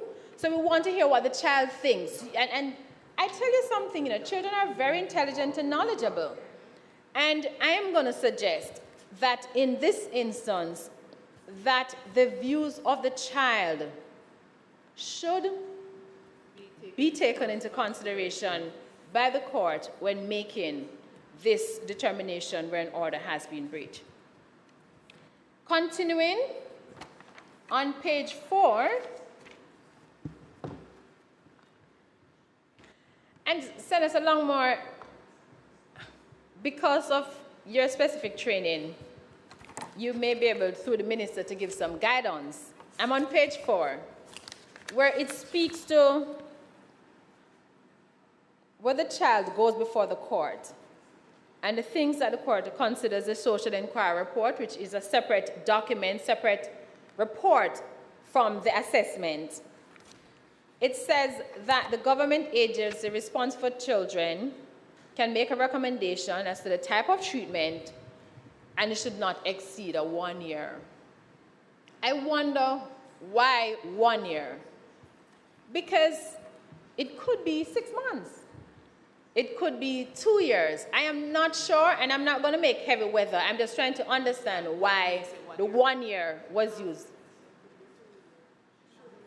It should not exceed 1 year, but I'm just wondering why I just want to understand why 1 year. I mean, not exceed, I mean, it could be 6 months, but it could be 2 years. So just an explanation. I will not detain us at committee stage with that. But I shall, however, detain you at committee stage with Clause 4, which is an amendment to Section 14.2. And Section 14.2 forms a part of Part 1 of the Act. And if you may recall, Part 1 of the Act deals with children who are in need of care and protection. And the established norm is that when a child appears before the court for care and protection, the child is placed in a children's home, not a place of safety, not a juvenile correction center.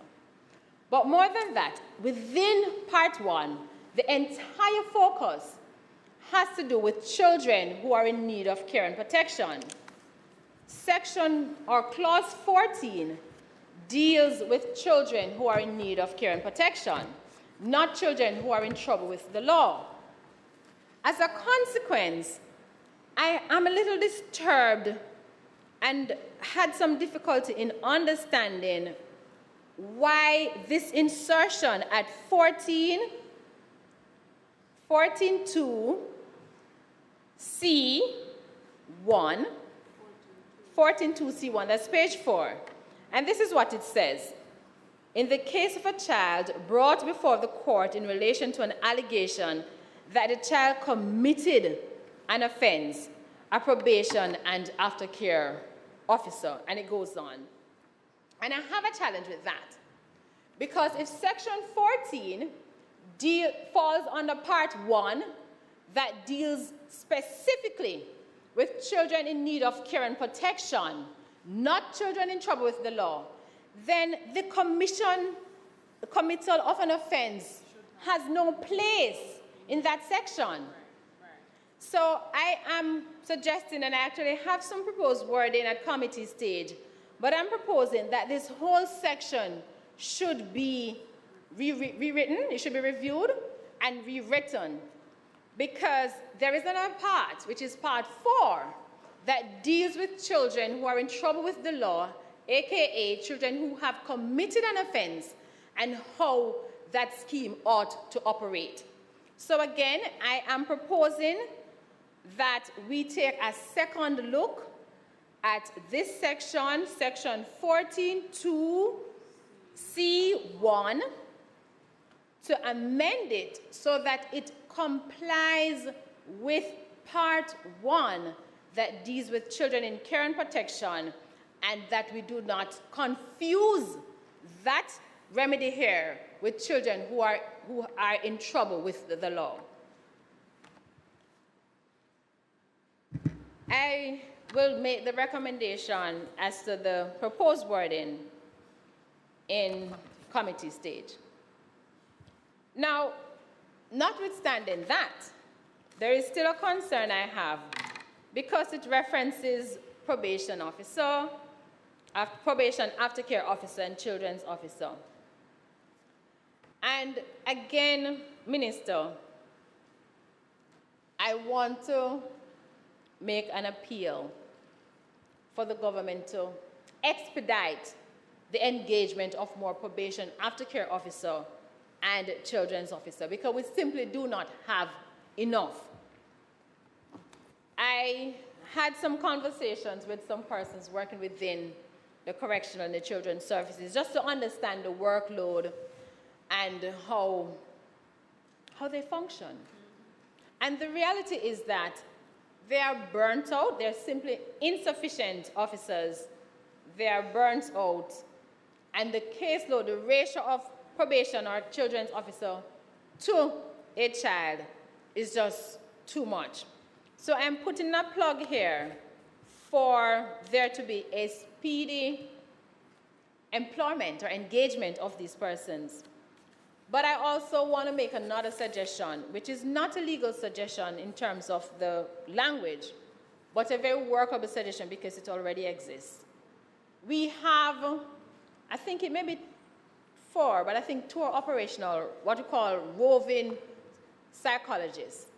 And I think that is a very good thing. I'll not take that away from you, but we need some more. So I think it was UNICEF, Gabby, who had made a donation some time ago of the vehicle for this. And I think it is something, it is well equipped. I have seen it, and it's well equipped. It offers the privacy. It is not substandard in any way, but it allows us to capture more persons and allow us to be more efficient and effective with what we do.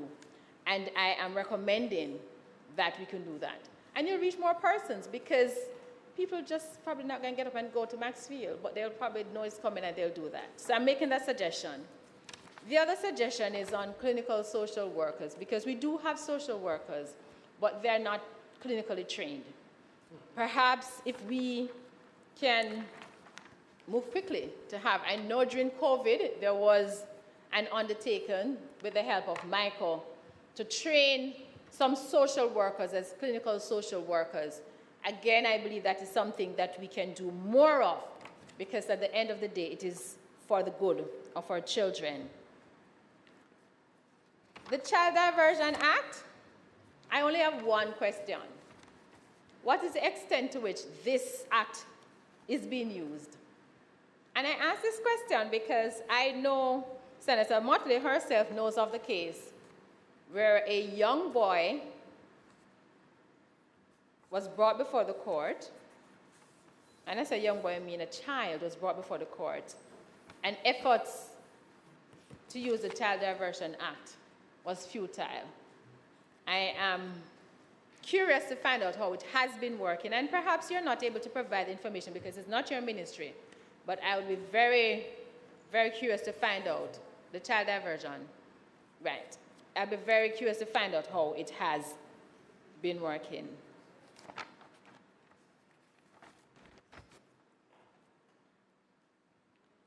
At page 6,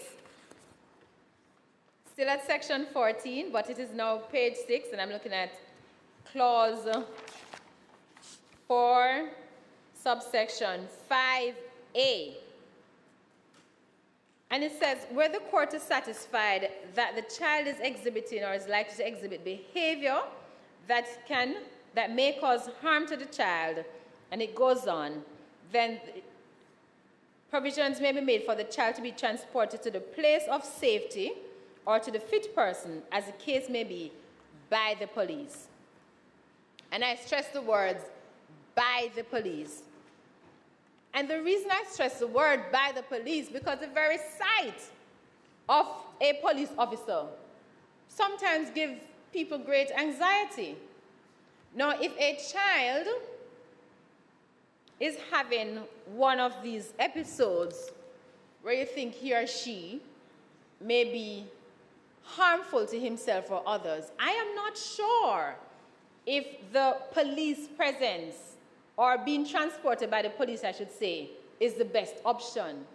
I know that at university, I'm not sure where else they exist, but I know at the university, you have like community persons who go through the Department of Psychiatry, who go into communities and help to take in persons who are having mental breakdown, and they feel, the community mental health, and they feel that the person will cause harm to themselves. Perhaps it may be useful to look at this as an option rather than the police. I mean, the police may have a role in terms of escorting, you know, going ahead, you may need outrider, but certainly to be transported by the police, I have some challenge. But even outside of that, having worked with the children's advocates and the children's courts, I can tell you that to transport a child in a police car is just not the best. It's not the best option. I don't know if there are any, well, there may be circumstances where a child will need to be transported by the police, but certainly where the child has not committed an offense, I do not believe that should be an option at all. And I am recommending that the words "by the police" be amended, and I can provide some wording at committee stage. I'm wrapping up, just 2 more points. Definitely not 120. Minister, you said you don't have to be eternal to be everlasting, you know. Minister, you said in your report, and I agree, that there are so many children who have been placed in juvenile center on the basis of needed care and protection. Or uncontrollable, uncontrollable. But with this new amendment, all of that will change. I want to understand what is the policy of the government to deal with the children who are still in juvenile centers, who are deemed uncontrollable. I don't think that we can make this section retroactive, but certainly there must be some internal policy which will help us in moving quickly, well, changing over quickly to ensure that these children are removed from juvenile centers and either placed in residential care at home or at children's home. And then I want to make a plug for children's home. Because you see, Mr. President, I applaud the efforts of all who work in children's home. It cannot be easy. I've had more than one opportunities and reason to visit children's home, both private and public. In fact, I've gone there with the hope of adopting a little girl. I didn't get anyone. Not yet, but the hope continues. The hope continues. But, Mr. President, more has to be done for our children's home. More has to be done for our children's home. A lot of things have been done, you know, because before now, you would not hear about somebody in children's home going to university. Now you're seeing that, and we commend them. We commend them, we congratulate them, because it can't be easy.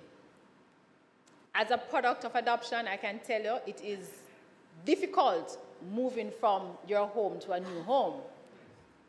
So it can't be easy. But I believe more has to be done by the state for our children's home. We have to make them as close as possible to a home situation, the conditions as best as possible. And I am also, yes, Senator Allen, making an appeal for more private citizens to come on board. We have a number of entities, the Kiwanian, the Rotary. I mean, we have a number.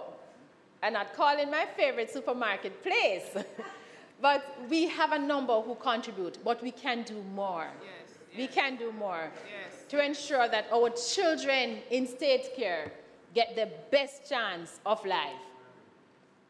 And Mr. President, I support Section 24 fully. I support it. I remember, that's the repeal of, that's for Section 24. These are that's a section that repeals everything about uncontrollable children. But I tell you why I support it. When I was working at OC, we had a little child who we had to give legal representation to. And I remember going up to he was in a juvenile center, and I remember going up there to him. He was like 16. And he was charged because he had sexual intercourse with another little girl, and with a little girl. And I remember talking with him, and he said, "Miss, I do it. I'm not telling you no lie, I do it." And I said, "But why?" And he said, "Miss, the first time I do it, she told me that she's over 14. And I believed, because she was a big-bodied girl. But then when I find out her age, I tell her not doing it again. And I don't talk to her. And he said this to me, and I've shared this story. I think I may have shared it with Donna some time ago. He said to me, the time he did it when he was caught, the little girl sent a message to him, and he met with her, because he wasn't yet in the center. And she said to him, and I'm using the words he said because I've never forgotten, if I don't get it tonight, I'm going dead. I have to get it. And he said to me, he had no choice.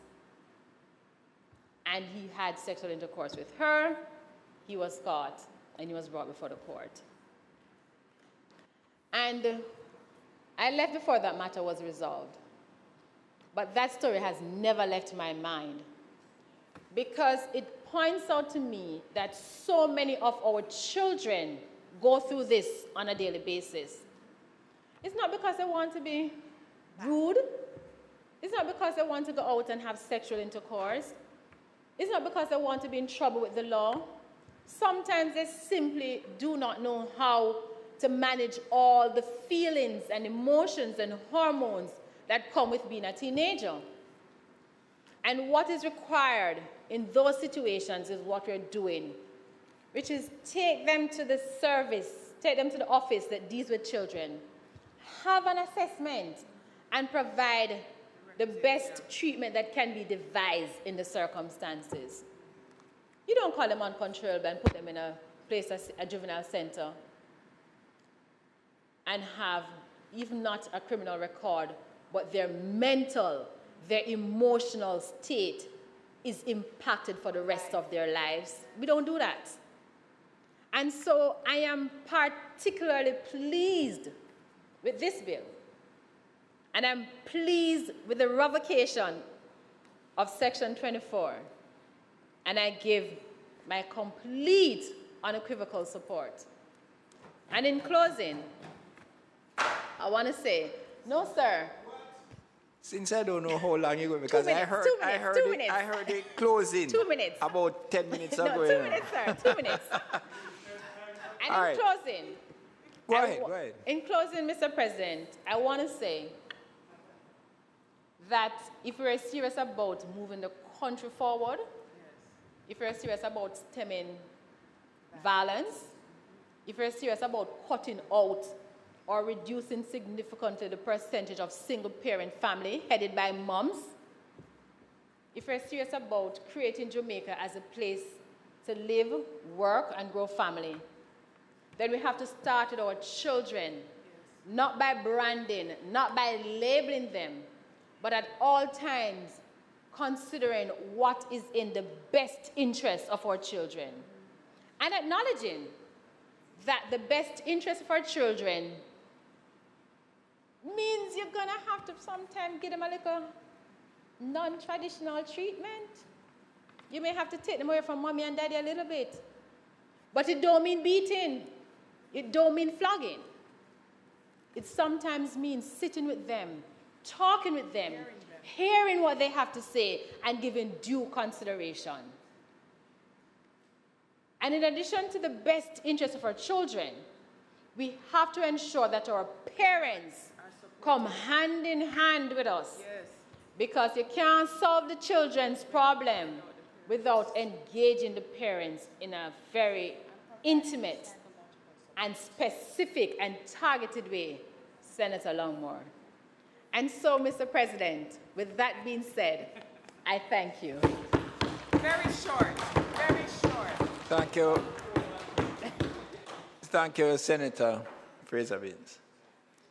Senator Matthew Samuda, Minister. Thank you, Mr. President. Permission to speak from a seat not orderly my own. Permission granted.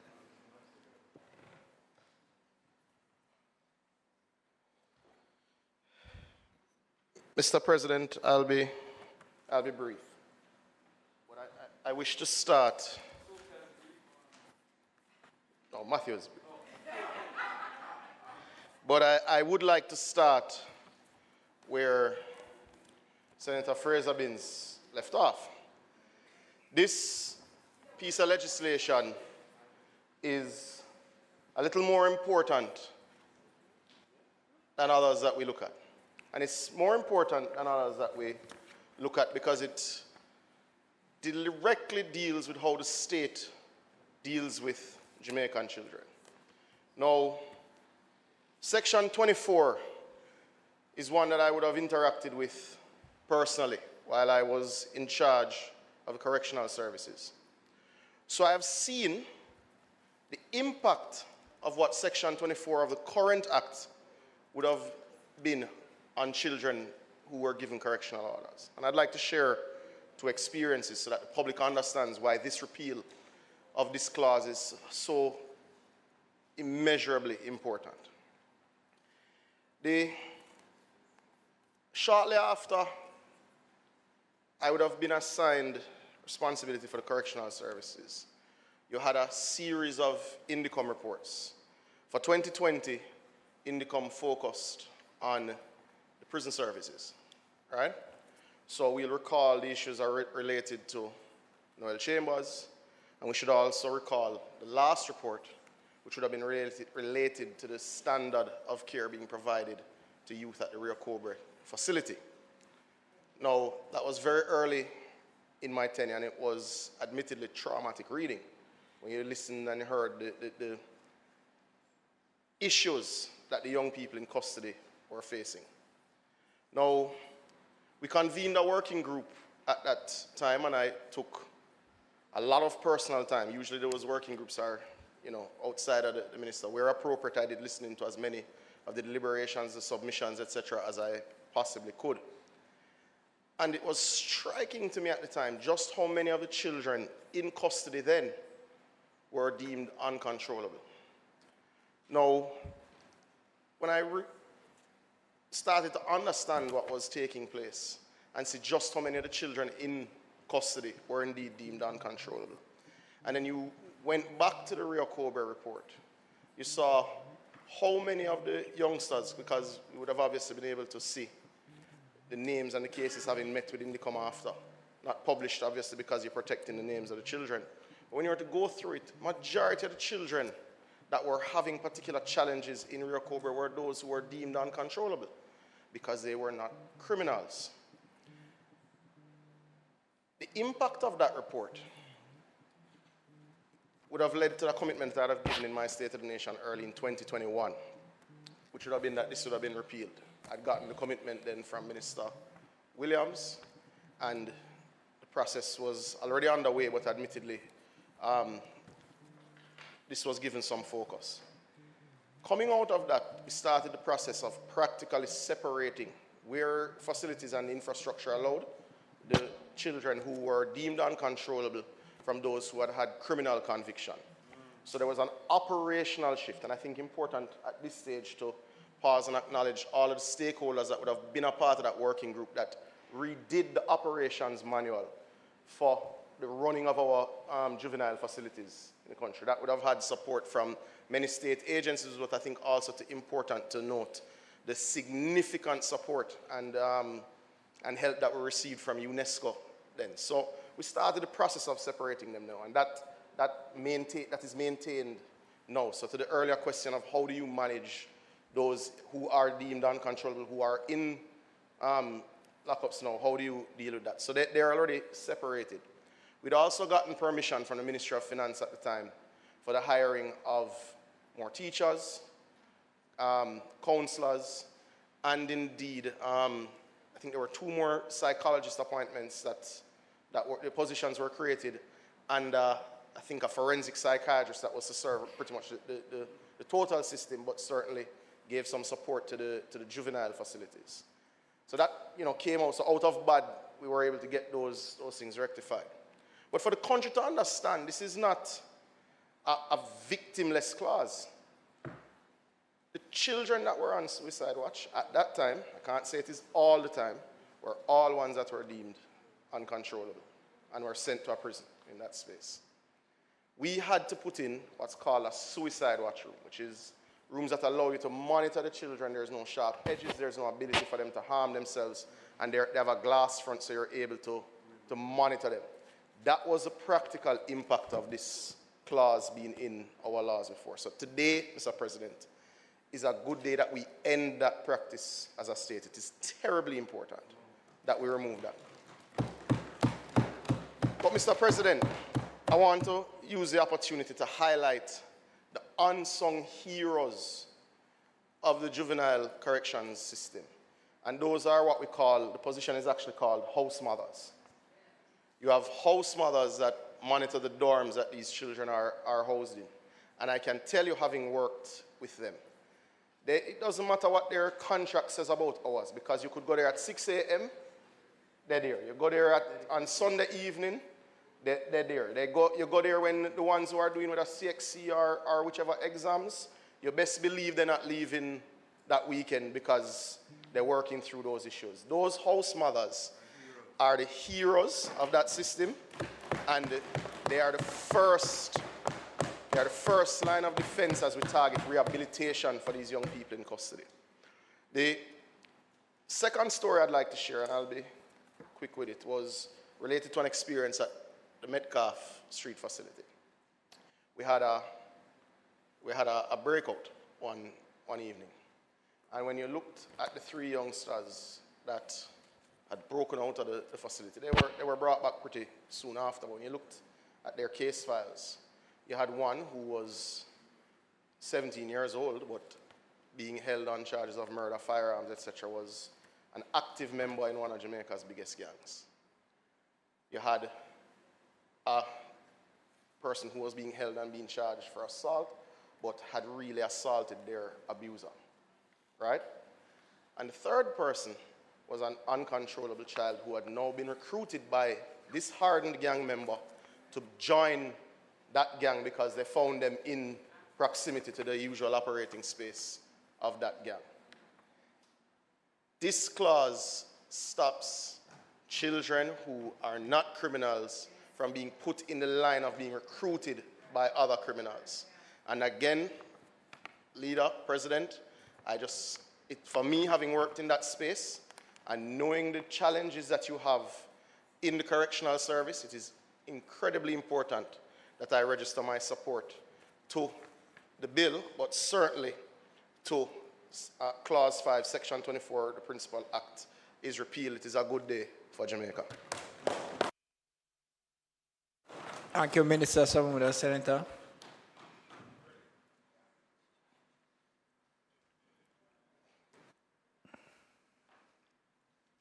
Senator Floyd Morris.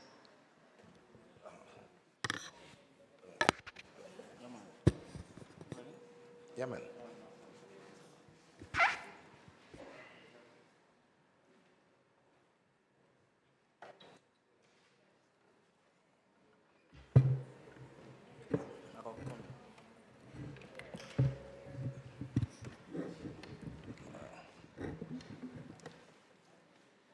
Thank you very much, Mr. President, and I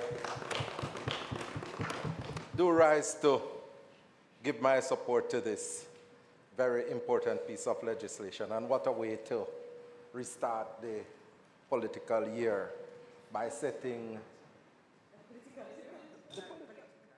the parliamentary year. Still political, but the parliamentary year. Sorry about that. And the focus on our children. All right, Senator Morris, just give me 1 second.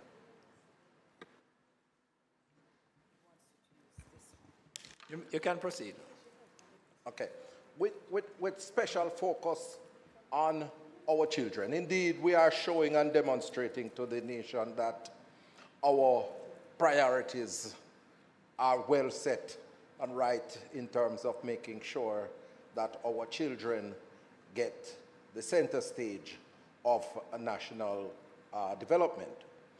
Mr. President, the bill is very important, and as Senator Fraser-Binns and Senator Crawford indicated from our side, that we do support the legislation. And you know, we are the review chamber of the Parliament, so it is perfectly in order for us to express our support for the bill, but at the same time express concerns and point to possible amendments as to making the bill better and stronger for the good governance of our country.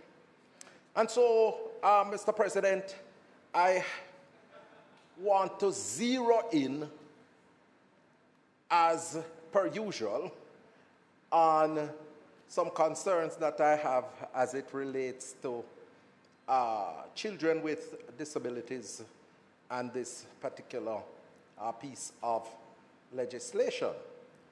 Now, in the amendment to Section 13 of the principal legislation, it sets out a process that must be followed in terms of dealing with children that are deemed or suspected by parents or guardians of having behavioral challenges, and what are to be done in that regard.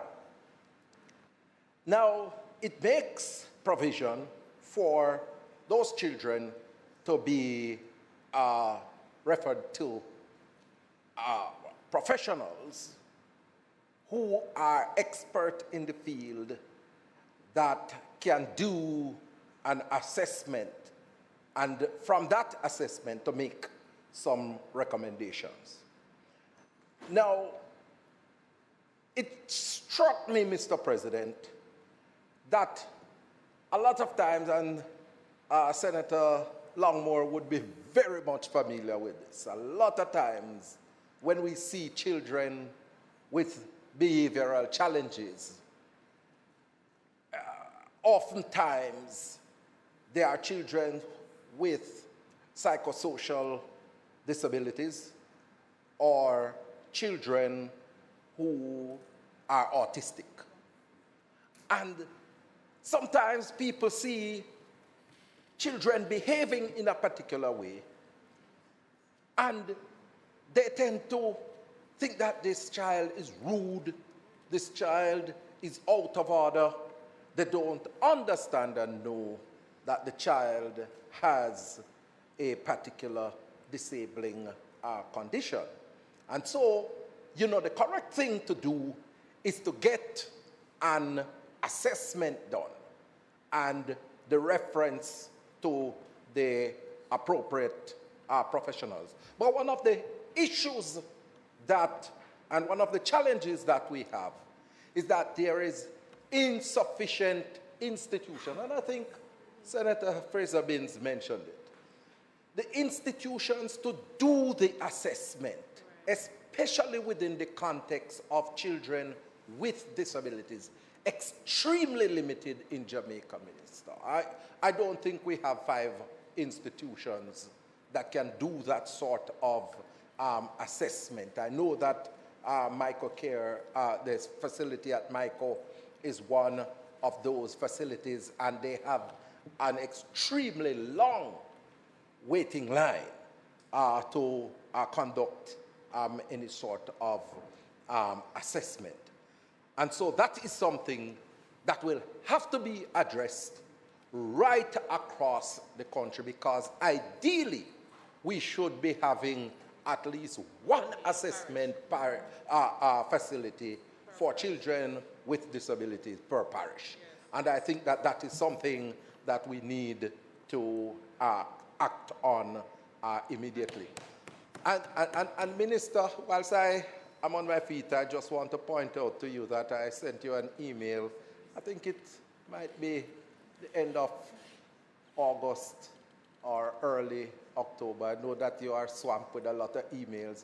I need for you to check it, because the concluding observations for Jamaica from the Convention on the Rights of Persons with Disabilities Committee was finalized last year, and it should have been tabled and brought to Cabinet and subsequently to the Parliament, and then circulated to the community of persons with disabilities and other stakeholders. I don't think that that has been done, and we are heading into year 2.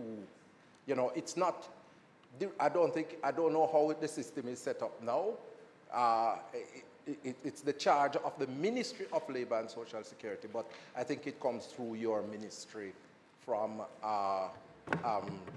Switzerland. And, you know, I know that the very able team in Switzerland would probably have sent it off already. But I just bringing it to your attention that I did send you that email that I want you to look at. So I'm making the point here, Mr. President, that we have to put in place the infrastructure right across the island to assess children with disabilities.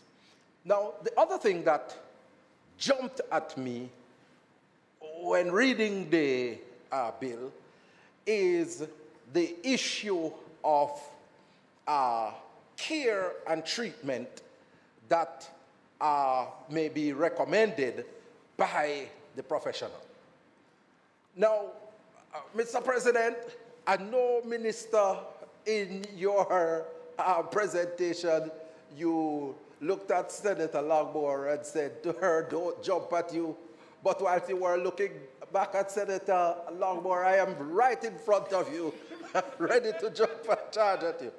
But, Minister, I think that I asked to check for myself.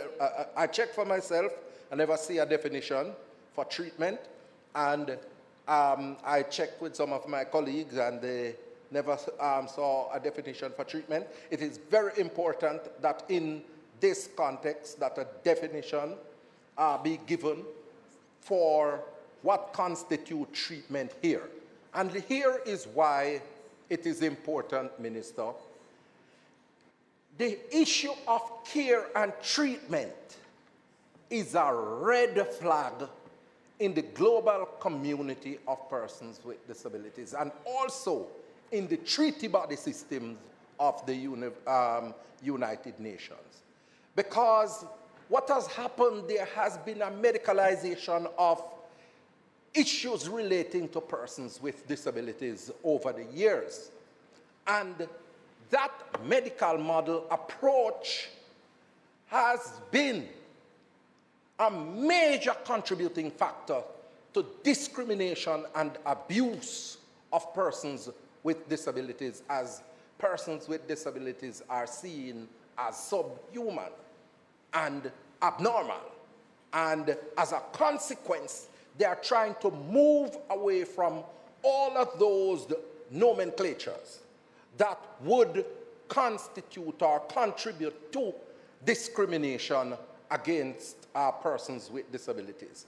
And this term in this legislation of treatment is a problem. And I would like for it to be addressed so that we can have a definition as to what treatment in this context means. And in all the legislation that we are formulating now, I am making this strong recommendation, Minister, that the CPC adopts that sort of human rights approach to disability as stipulated in the general comments on Article 5 of the CRPD, which gives an indication as to what the human rights model is for persons with disabilities. And we need to go there because it will give the country and the Parliament a good indication as to where the world is heading in terms of treatment of persons with disabilities. Mr. President, in the said section, provision is also made for residential care for our residential therapy for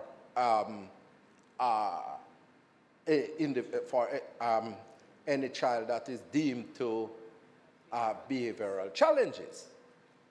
Now, when I look at that again, I immediately referenced my notes on the guidelines on deinstitutionalization that has been formulated by the Committee on the Rights of Persons with Disabilities, because the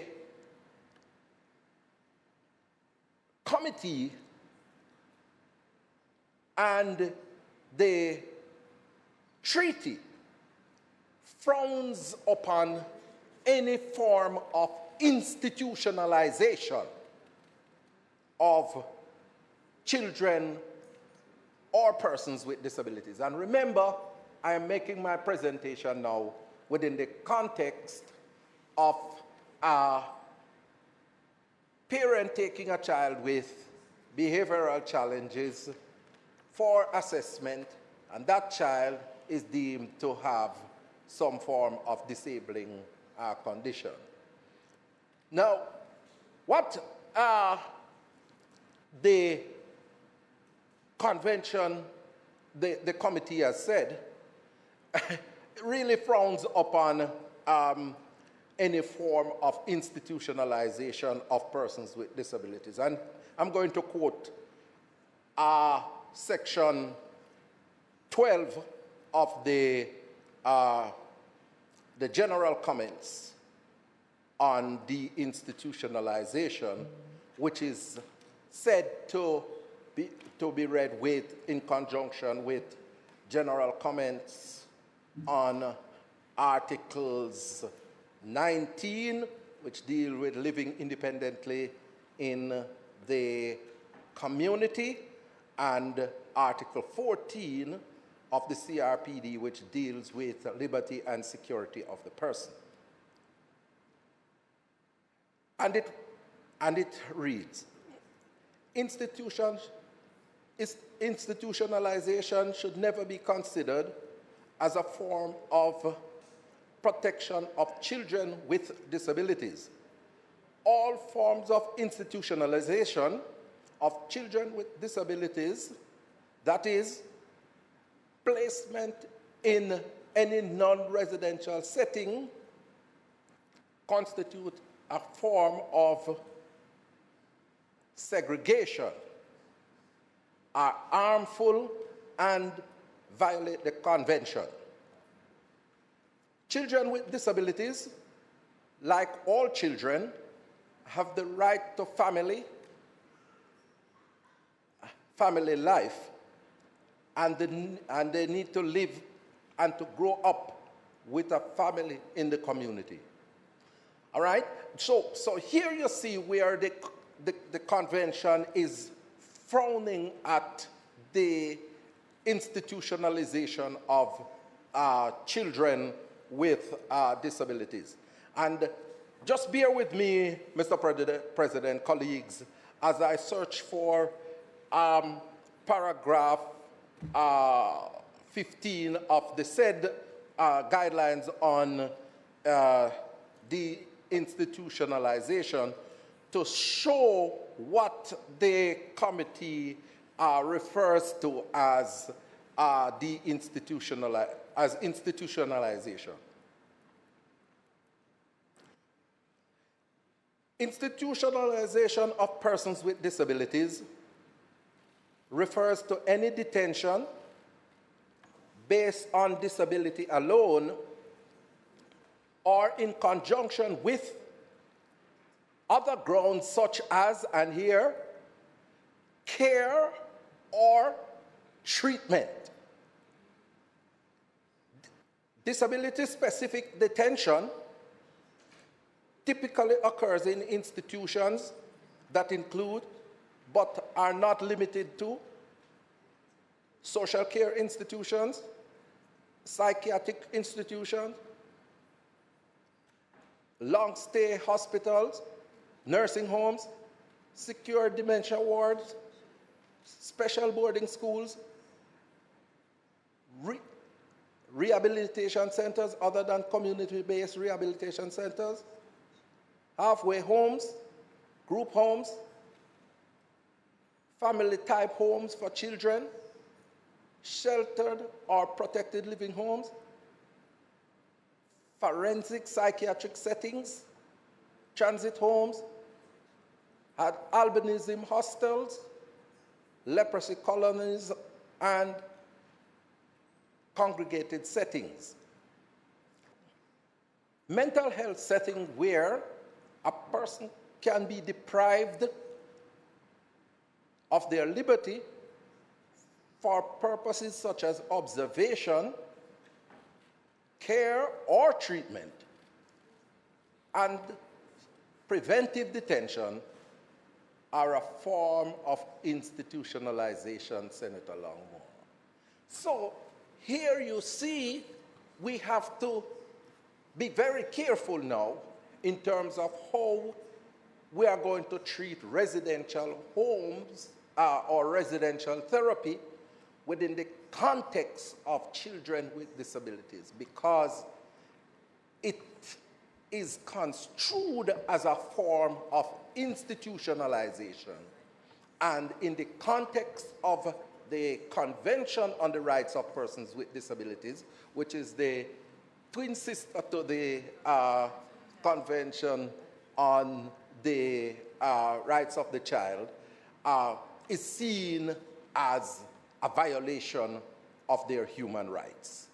And I think that it's a matter that needs to be looked at carefully to make sure that our very good record, Minister, that exists certainly in the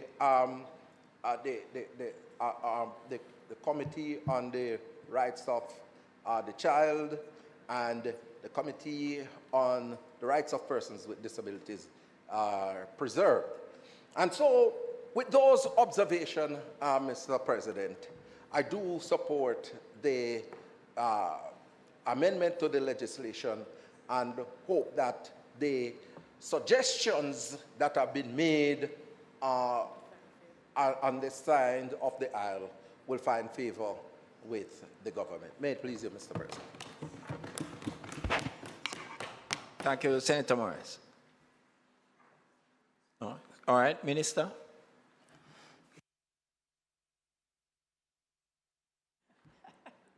Thank you, Mr. President. We're all getting used to the new system, so no judgment.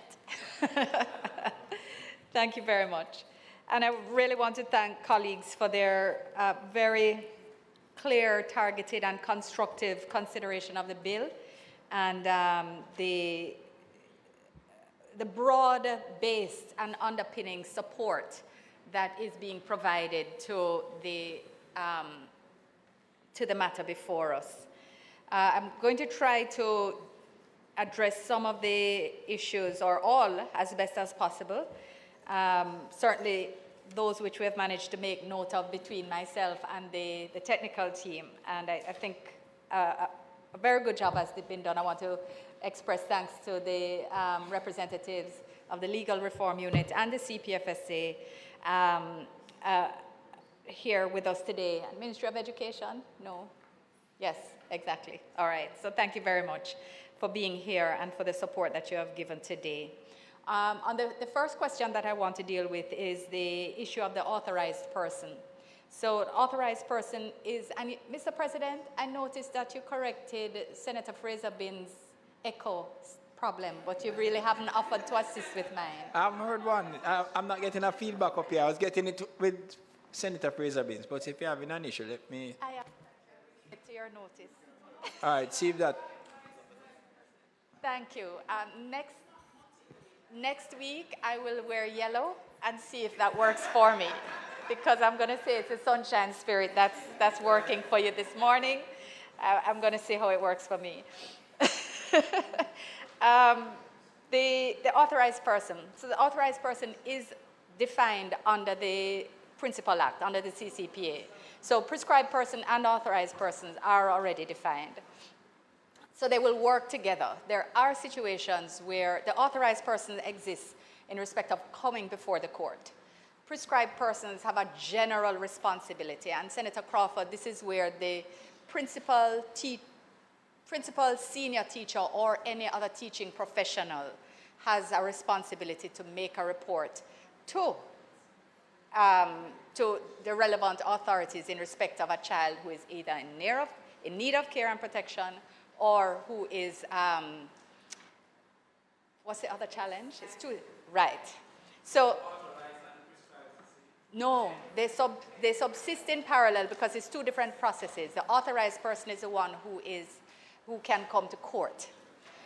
So you are speaking about giving parental rights, quote unquote, to a teacher that this act is actually taken away.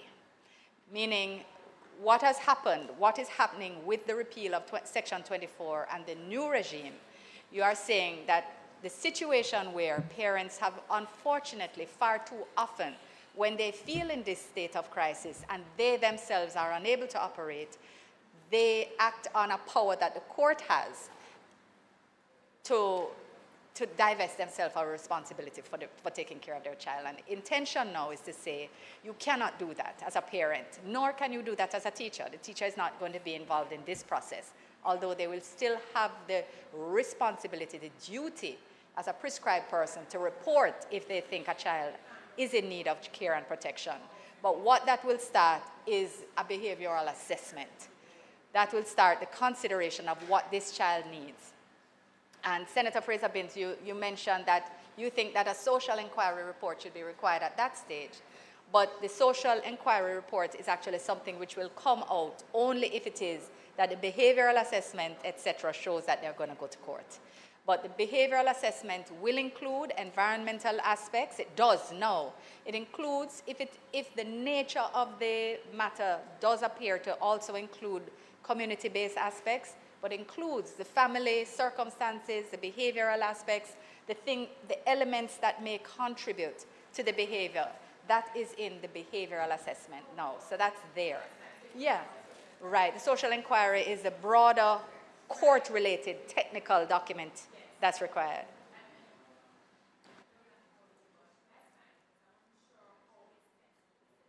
Right, it is. It's a holistic assessment. Yeah, it does. Right, it's just not part of the court process. It is that internal treatment-related process. Maybe I should just address treatment at this time. So, Senator Morris, it is quite clear that you're making very good use of your time in the UN system.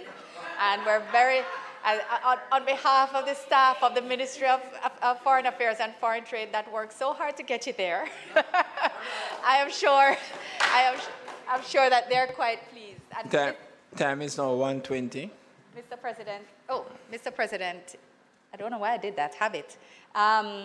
Might the Senate be permitted to sit beyond 1:30 to complete the business of the day?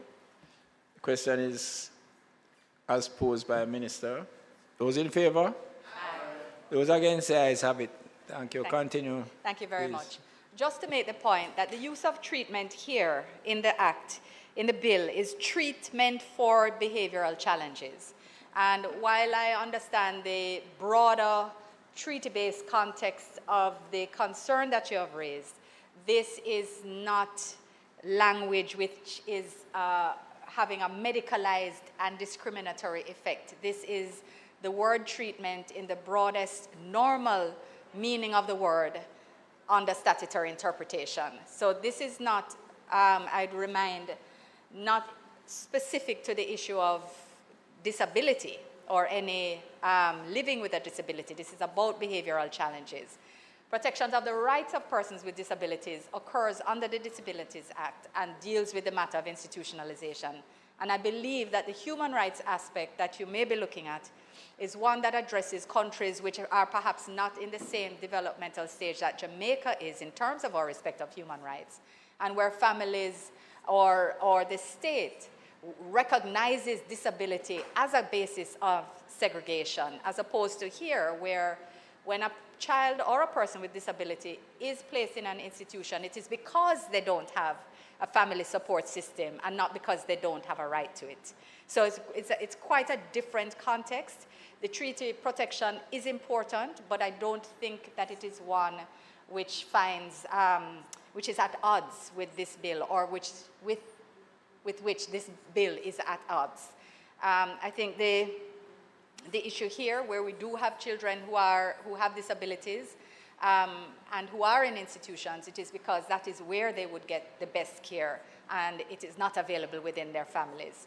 What I can assure you, however, is that the policy of the government is, and has been for some time, that family life is better for children than institutional life. And there's a broad approach, including looking at children with disabilities. And I think the minister is going to announce more on that, but you will see that it's consistent with the approach that has been taken thus far, with increasing the stipend to foster parents so that more families will be willing to take on the responsibility of fostering, which again is part of our belief that institutions are not the best. We are grateful for them. We need them because they do fill a gap, and the gap exists and may always exist. As Senator Samuda said, you know, house mothers and the heads of children's homes are our heroes, and they perform a very important responsibility in terms of raising our children. But the view is that a family is always the best place for a child, with and without disabilities. So you will hear more about that, Senator Morris, in due course, but be assured that the human rights underpinning of this legislation is not in conflict with the concerns which you raise in an international context. On the matter of Senator Crawford is not here. I don't know if he's listening outside about the final outcome. I'll try and go back to that. But on the issue of the parental order, that is the parent being the person who should rightfully be before the court, if it is that the court's order in respect of the treatment and support that the child should be getting is not being, that is actually a part of the broader CCPA amendments. So the parental order is something that will come in that amendment. So it's not part of it's not necessary for the repeal at this stage. The 1 year is provided to make sure that things are being done and for the court to make an order if they're not been. But I would like to think that the broader amendments to the CCPA will have come before a year of this being passed. I won't say any more. Safe to say that I'm not going to say any more because I think I've said before. It does. It does. It does. Thank you very much. But again, the matter of right. This does come back to the issue of the CPFSA being the hub of these considerations and assessments, as opposed to the parental ability to divest and the court's ability to make orders that they wouldn't otherwise, or they will not know, have the authority to do without support by the CPFSA. So again, confirming that the definition of authorized person is in section 13.1 of the Principal Act, and I've just explained how that works. I think it was raised twice, and that's why it's here. The social inquiry report I've just explained vis-a-vis the behavioral assessment, and on the matter of the use of the word holistic. So the technical team feels quite confident that what is actually being done is a holistic care plan, that the care plan is common C, common P, but it is an important issue that has been raised by Senator Longmore. So what we have a commitment to do on the technical side is to assess the care plans that are being developed with a view to seeing if it is that anyone is taking a fine point and taking a narrow view of what this means, given the spirit of the Act and the spirit of the policy and the guidelines which exist. If that is not being done, then it is clear that it will be needed, and that amendment could then be placed in the wider amendments to the CCPA, which hope springs eternal, will be here sooner rather than later. So again, on the, so your concerns in terms of 34B2 and the parental, we've dealt with that aspect already. And on the 4.1 in respect of the children who have committed the offense versus, so because it's versus children in conflict with the law. So there are circumstances where children are reported for behavioral challenges, and there is a criminal offense involved, but it is you assaulted A, and A assaulted B, and B assaulted A, and there is a cross issue. It is at a level where the CPFSA feels that the issue is more behavioral and not criminal, and this allows for this type of treatment here. And it's not intended to replace. This at this time is intended to allow the behavioral aspect to proceed, notwithstanding conflict with the law. So we are open to hearing what it is you're proposing, but this was actually something that they did look at when they were assessing what was needed in the law, and they had felt that the two were needed, that one does not detract from the other. The question had been raised, what's happening with diversion, and it is underway. Children are being diverted. The diversion committees are established across in all of the parishes. But what I would ask is, and you had mentioned a specific case which Senator Scott Motley had, is if perhaps you could highlight or bring to attention, not in this debate, but bring to attention the specificities of that case, if it is anomalous or if there was a reason that the court would not agree to diversion. If it is something systemic that needs to be corrected, then it would be good for us to know what it is. But children are being diverted in parish courts right across the island. The diversion committees are overseeing what is happening, and there's justices of the peace, civil society, stakeholders, church, and political representatives that all sit together and have a sense of what is happening in community and about practical solutions. And my understanding is that they are working, they are tied in with the restorative justice system as well, so that is working. And this is consistent, again, with our recognition that more is needed within communities, and the mobile system is therefore important. So to clarify, there are 3, but one is staffed. So the other 2 are working, but they are not staffed. So they're working on staffing them. And yes, I agree that it's a kind of thing that we should be reaching out to international partners to see if they can support us with more. But the issue of staffing will be important to that as well. So if there's a technical capacity aspect that can be brought in. So I am noting it for my little bicycle list that I always keep at hand. Little things that need to be, yes, I get on my little bicycle and I seek help. So this I will put in my list and hope to add it to my basket. It actually started from staff about me getting things done and pulling things in the basket. So on the issue of the police transportation, this is actually to address an issue which care professionals have now, which the welfare officers and social workers have now, where when there are children with severe behavioral challenges, they cannot manage them for transportation purposes. And they have been reaching out to the police to assist them, and the police say they are not authorized under the Act. And it's causing a difficulty where they are not trained to deal with that type of aggression and violence. The police are trained, but the Act actually does not provide for them to support in these circumstances. So it's closing that gap that exists in practice, closing a practical gap. That's why it's there. Senator Crawford, thank you for rejoining us on your issue of the final outcome. This is why there's a one-year treatment program which allows the matter to go back to the court for there to be a decision taken. the matter goes back to court.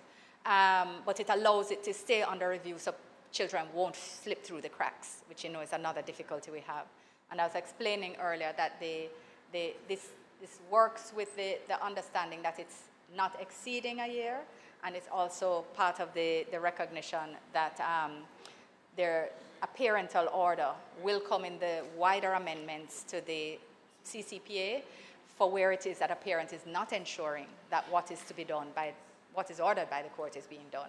So it's not going to be like you hold them in contempt in a criminal sense, but there'll be a parental order that will seek to enforce. Because again, the issue is not about criminalizing everybody, it's about giving the children the support that they need. So that's coming in the wider amendments, okay? And I want to, right, you were saying that the bill doesn't go far enough when you were speaking about the teacher being the power, etc. And the fact is this is one part of a whole of society approach, because this issue of behavioral challenges, it has a school aspect where you have the disciplinaries, you have the guidance counselor, etc. You have the family aspect where we need to increase the number of social workers. And again, I say because they have gotten double, we're now expecting more to come in. We're hopeful that that's part of the incentive, and my understanding is that that is working. And then there's the community aspect, and that's sort of the Parenting Support Commission, which does need more resources, but has been given more. I think they still need more, and I think they always will because we have so many dysfunctions to address. But they, or more. I cannot comment on Senator Crawford's numbers because while they may be mathematically accurate, I think statistically there probably are several challenges that can be raised. But I understand the sense of what you're saying. The fact is the scope of the issue is huge, and it's something that we've been grappling with as a society. You know, the issue of adolescent pregnancy is a huge issue for me, and I believe it's a part of the cycle of poverty, etc. And the very young ladies who are getting pregnant may very well be some of the victims of abuse and incest, etc., untreated or taught to cope by recognizing it as just like a sex or an or not none, or it's just, you know, this part of life coping mechanism that sometimes, unfortunately, our girls are imbued with that then makes them face the burden. So if you are suggesting that we impose a mandatory DNA test where pregnancy occurs in a child, and that should lead to criminal prosecution, you will have my support. So let us be quite clear. It is not within the scope of this act. But I am there. I am there. It's a tone on tone. It's a tone on tone.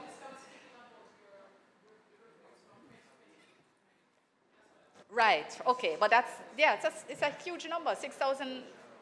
So there, Mr. President, you know, clearly there's a broad sense of the work that is needed, the clinical work, the rehabilitative work, the social building, social strengthening of our structures work, the work that is to be done by our churches and other social actors, like you have called out to more members of the private sector to help.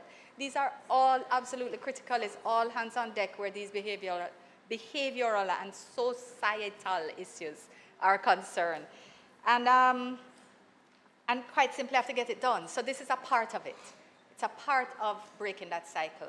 And in that context, and by the way, in terms of resourcing, so there's a whole strategic plan that has been costed out in terms of adding more personnel, in terms of the mobility that's needed, in terms of the structural implementation, what is needed in terms of structuring the organization and the institutions that will provide this assistance, because we don't have enough now.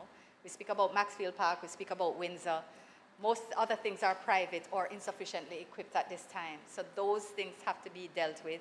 Bringing in more private physicians into the public space to support the type of psychological and psychiatric treatment that is needed. And so all of that is here, what's required for maintenance, security, CCT surveillance for the institutions where these persons are going to be resident, or even on the non-resident basis, because security will be an issue because you're dealing with behavioral issues.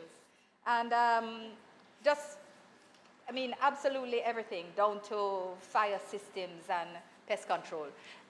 They are, yeah, no, seriously, they have costed out what will it take for us to have functioning, sustainable institutions to pursue what we need.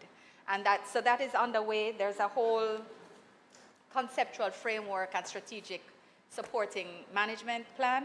And that, so CPFSA, I really want to commend them on that, because we're seeing a real improvement in the overall management of what is needed for our children who are in state care. In that context, Mr. President, I ask for the support of all members of the Senate and ask that the matter be placed before committee. Thank you. For the bill to be read a second time. Question is that the bill be read for a second time. Those in favor? Those against? The ayes have it. A bill entitled An Act to Amend the Child Care and Protection Act, read a second time. Senate will now resolve itself into a committee of the whole Senate to consider the bill clause by clause.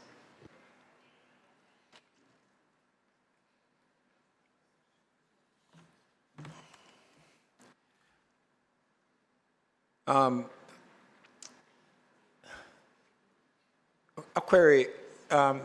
Senator Fraser Binns, you had some proposed amendments, but I heard them being addressed in the closing. Yes, we are. So I'm just inquiring whether... Wait a second. So I was just inquiring, you're still putting them forward. All right, thank you. All right.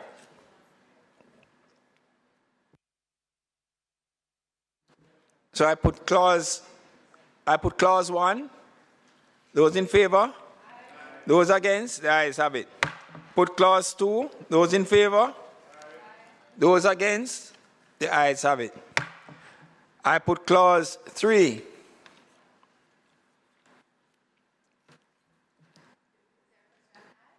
Those in favor? I was just trying to see whether those in favor?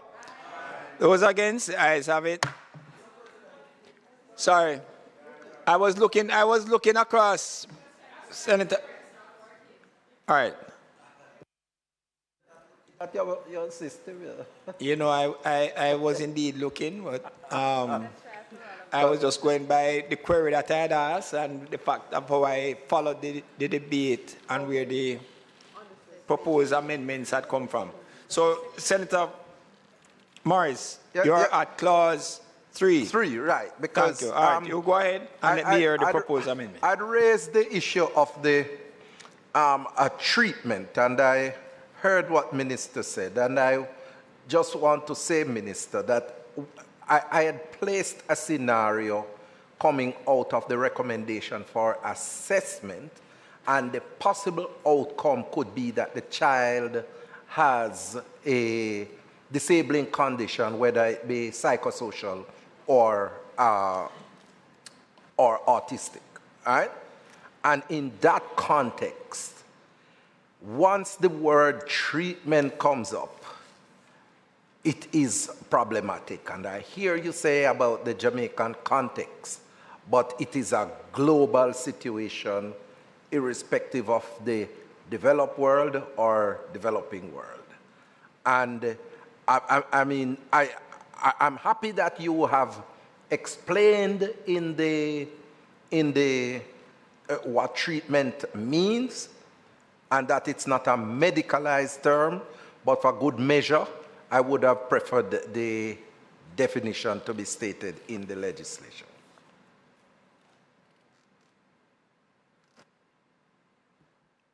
Is there any response, Minister, in respect to that, or are you standing by the comments that you have made in the closing?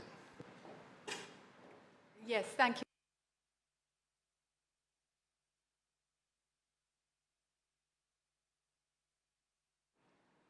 Thank you, Mr. President. Twice. Yes, I'm standing by the comments. I understand, or rather my response to the issue when it was first raised. I understand that it's a global issue, but I don't think that it's an issue which currently stands in conflict with the bill as it's stated.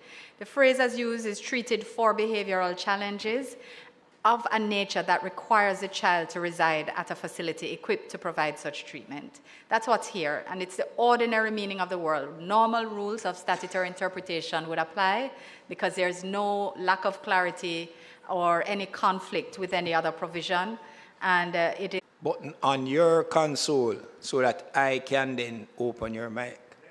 All right? Yes. You have to cause the green light to flash. All right.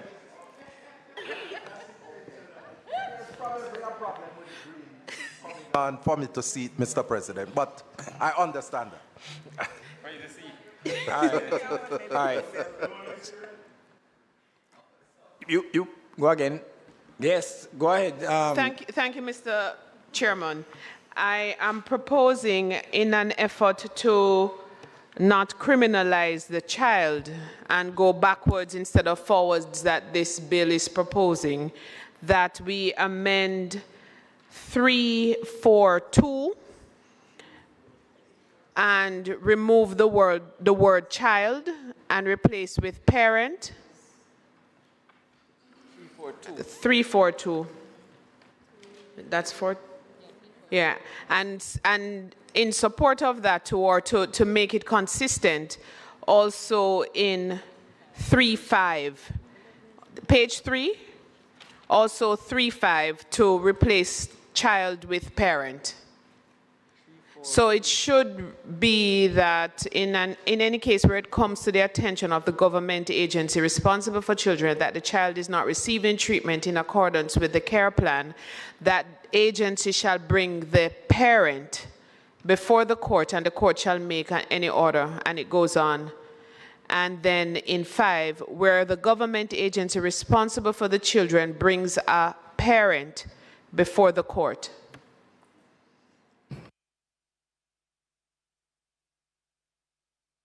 All right.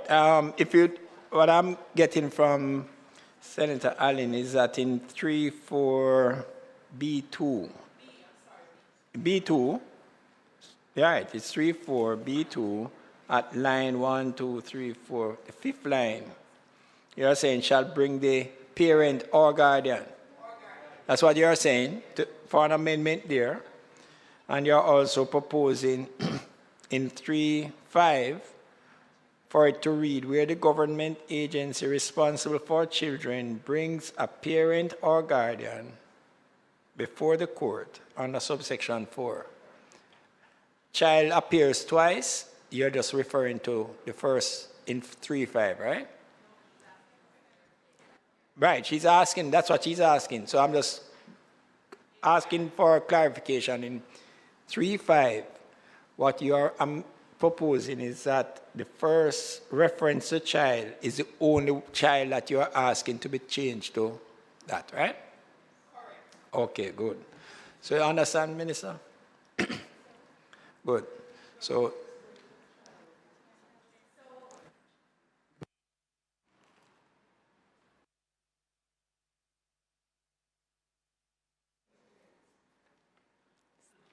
slowly but surely wins the race.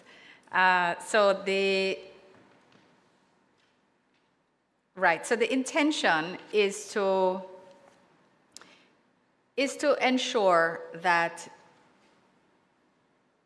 the child comes back before the court for the relevant order to be made in respect of the treatment of the child. What was discussed earlier was that the regime for the parental order will come in the broader amendments to the CCPA, which will ensure that there is not just a change of a word, but there's a regime to address parents who are not dealing with the treatment of the child. So the issue may not be a parental deficiency, which is causing the child not getting the treatment, and the order that is going to be made is in respect of the treatment of the child. So I understand why you raise it, which is the whole issue about responsibility. The child is not the sole agent. The child may be the agent because the child may be not cooperating, the child may be not showing up for their meeting, for their treatment, etc. They may be sculling out. There are a number of things.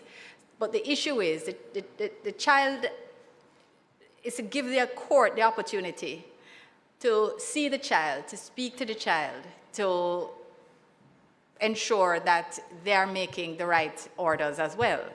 And the broader issue in terms of parental responsibility, we're dealing with that, so there's a full regime which will complement this. So I wouldn't want to to start pulling at the threads on this now and then have the system not be set up to do it, because that regime is not in place yet. So I'm hopeful that the process will work as it is set out here, putting the child back before the court interrogates, the judge can say, why you won't go to school, why you won't, what is happening, have you told the guidance, you know, there can be a conversation, because these are not, I mean, these are in most cases 14 to 17. So they are not children that you can't have a conversation with and make an assessment. And that is the hope. With the recommendation of the CPFSA, remember that would be coming as well. And the social inquiry report would also be coming at this time because you're going to court. So I hope that addresses the concern and to recognize that, yes. Watch how this works now, because 2 green lights are on. Okay, you have discontinued Senator Fraser-Binns. Now, what is going to happen now?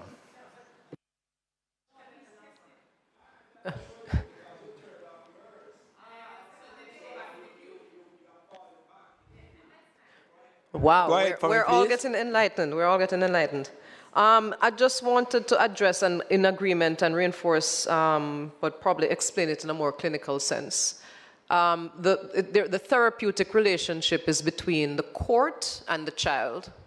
And like any clinical situation, you want to maintain that direct clinical contact.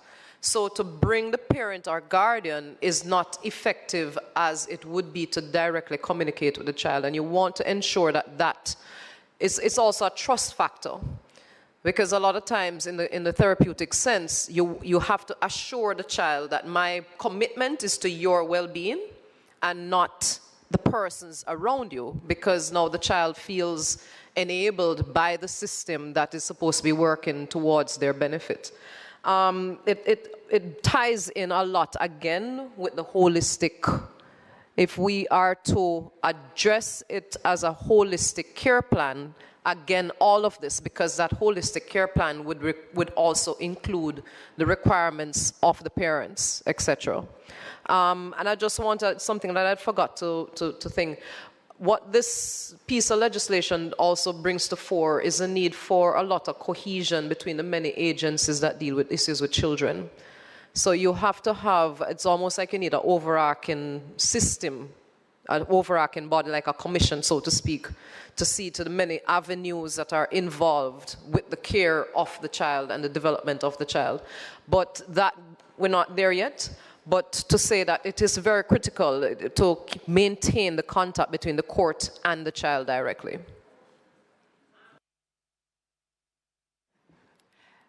Thank you for that very much. We're sharing this mic because this one isn't working. So I appreciate the clarification, but I wasn't suggesting or wouldn't want to give the impression that I was saying that the parent was to be going to the court, be brought to the court alone. I was speaking more child and parent. Understood? So I get what you're saying about the therapeutic connection. Oh, sorry. No, I'm fine. Thank you. Sorry. Senator Longmore, and I'm not going to belabor because I think Minister has explained it, but I think that the thinking for Janice and I, because we had discussed this, is that if you look at subsection 1, it says that the government agency issues to the parent the care plan. So it is a lack of adherence to the care plan why you're going back to the court. And it is our consideration that because the care plan was given to the parent, then the parent has a responsibility to ensure that it is carried out. And where that is not done, then it ought to be the parent who goes back to the court to answer why it's not done, and the court then makes order as it sees fit. And the other thing as well is that in all of this, you have to remember that the parent or guardian is really answerable for the child, because a child really can't give an account, so to speak. I mean, you take his or her views in mind, but the child really is managed and can't really be asked to give an account for his or her lack of adherence. It is a parent to whom the care plan is entrusted for undertaking. But I just wanted to explain our thinking, but I think we have accepted what Minister says in light of the fact that there has to be a deeper consideration given to parental orders and how it is going to operationalize, and we will accept that. All right, so with that, I put clause 3. Those in favor? Those against? The ayes have it. I put clause 4. Yes, you know, you break off the A and you still have a bit. Go ahead, Senator Fraser. Clause 4. So I heard what Minister says, but she was gracious enough to ask that I share with her my recommendation for her consideration. And we're talking about clause 4.1a, 4.1c1. And what it says is that in the case of a child brought before the court in relation to an allegation that the child committed an offense, and a probation or aftercare officer will be appointed. I'm paraphrasing. And it is our thinking, sir, that this section deals with children who are in need of care and protection, not children who are in trouble with the law, conflict with the law. There's a section that deals with children in conflict with the law. And I understand the example given by the minister in terms of where a child who is demonstrating behavioral challenges also is in conflict with the law. It is my interpretation or my understanding that the provision in section 14.2 dealing with children with behavioral challenges is not in conflict with the provision in part 4 that deals with children in conflict with the law, and the two can operate at the same time. So I do not see it necessary to merge both in this section. In that light, the proposal that I am making for consideration should read along this line, and of course, subject to the technical teams to amend it, that it should be, and it's as follows: be a supervised placement order, being an order either, and this is in brackets, either in addition to or without making any order under paragraph A in the Principal Act, that is, placing the child for a specific period not exceeding 3 years under the supervision of a children's officer. Shall I repeat? Yeah? Right. So what we do then, sir, is that we continue along the vein of the path and the intent of that section, that part, that deals with children who are in need of care and protection. And so there is no reference to a child who is in conflict with the law, because that section is dealt with under part 4. All right. What I need to get specifically from you, Senator Fraser-Binns, is it that your proposed amendment is after the word supervision of, you're proposing what is to happen with 1 Roman numeral?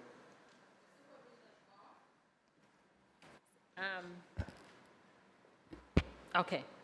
Should be, so we're deleting the entire, well, I'm proposing, sir, that subsection be deleted, okay? Subsection C1, and this is what I'm proposing. Be a supervised placement order, being an order, either in addition to or without making any order under paragraph A or B, placing the child for a specific period not exceeding 3 years under the supervision of a children's officer. Also, you're adding of a children's officer. Yes, but I'm deleting. You're proposing to delete Roman numeral 1 and Roman numeral 2. I am. That's what you are proposing. All right? And C, sir, I'm deleting all of C. You're deleting all of C? 1 and 2, yes, sir. And I'm replacing it with what I just read. And what you just read encompassed all of what is already written in small c, but you just added after supervision of a children's officer, and you have taken out Roman numeral 1 and Roman numeral 2. That's another way to look at it. That's- Perhaps the that's- easiest way that's to it? look at it. That's what you're proposing. All right. Just for a second. That's the easiest way to look at it. Thank you. So we understand what is being proposed as the amendment. Yes. Just let me get, Senator Braham, are you wanting to speak in respect to what is being proposed, what is being said, so that if there is any need? Question. There you go. Okay, thank you. So Senator Fraser-Binns, I'm trying to understand. I believe that if it stays as it is, you will still be able to bring the child, I refer to the supervision under a children's officer, and that is there. What is the harm or damage why you would want to remove 1? And I shall tell you. You didn't hear that comment, did you? All right. The harm is that if you look at the Child Care and Protection Act, it is divided in sections. So you have a section that deals with children who are in conflict with the law, and you have a section that deals with children who are in need of care and protection. Now, Section 14, in my reading and understanding, deals with falls under Part 1, which deals with children who are in need of care and protection. Now, if you're in need of care and protection, on the reading of the Act, it doesn't have to do with any child who has committed an offense. If you have committed an offense, you're dealt with under Part 4. So by putting here the child committed an offense, then what you're doing is you're mixing Part 1 and Part 4. And I'm saying I don't believe it is necessary because there is already a section that deals with children who are in conflict with the law, aka having committed an offense. Of course, you're my senior and my tutor, so I'll be guided.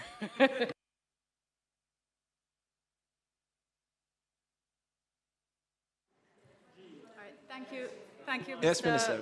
Right, thank you, Mr. President. So we had the discussion again on the technical side, and again the issue is that, Section 76, the one that deals with children in conflict of the law, that operation, that is where they're being found guilty. So this is a different stage of the process, while this is at the stage of an allegation, as it states there in sub 1, Roman numeral 1, little Roman numeral 1. And this also, the change that you're proposing also ignores the possibility that where you are a child that has committed an offense, you may also be a child who is in need of care and protection, and you may be in need of behavioral treatment. And this provision, as it is crafted, is intended to recognize the complexity and the fact that both may be occurring at the same stage, and that this is at the early stage where the child's report is now being considered by the court. So the question is what is the harm, but I think we would want to not remove options from the court at this stage, especially as we're transitioning to a new regime. And there will be a need to ensure that these complex situations that don't fit clearly within one box or the other, that it allows for them to take a therapeutic approach if their assessment is that this is what is required. Mr. Chairman, Yes, Senator. Mr. Chairman, I thank the Minister for her response, and she having spoken and been guided by the technical team. I may not necessarily agree, however, not to detain us, and in light of the fact that hope springs eternal, that we will have the full review of the act in short time, then I will no longer detain the committee on that. All right, thank you very much. So, as I understand, Senator Fraser-Binns, she's withdrawing her proposal in respect. You're not? You're not continuing. So I'm going to put the proposed amendment as made by Senator Fraser-Binns. Those in favor? Those against?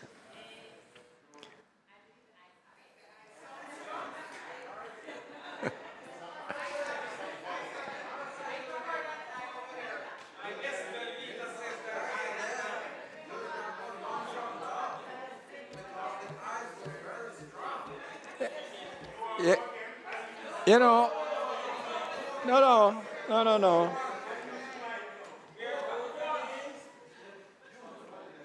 All right, come, ladies and gentlemen, let's go. Those in favor? Those against? Is it that you wish to have a divide?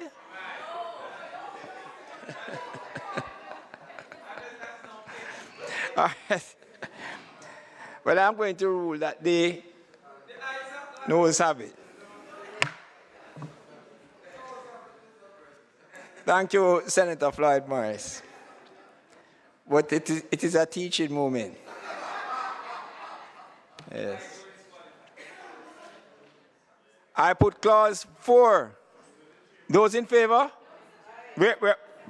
Pardon me? There's another proposal you're making? All right. Let me get your mic on now. Go ahead. Sir, remember, sir, that clause 4 is quite lengthy, you know. So I'm on page 6 now.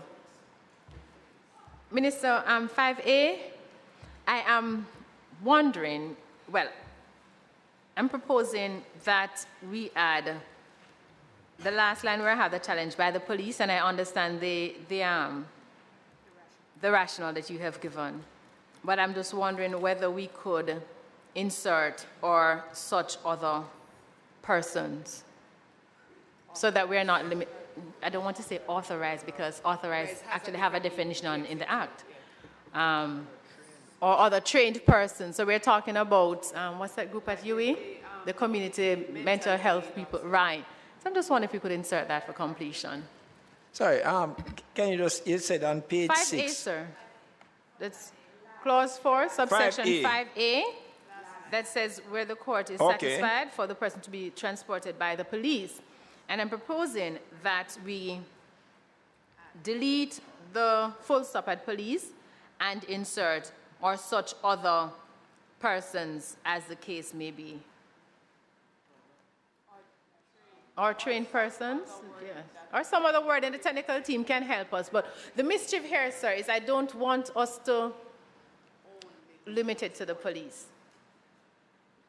So we are given the power, we're giving them the power they have asked for, but I don't want it to be limited. Go ahead. Go ahead. No, I was just making a note of the amendment so that if I have to put it, then I know what I'm putting.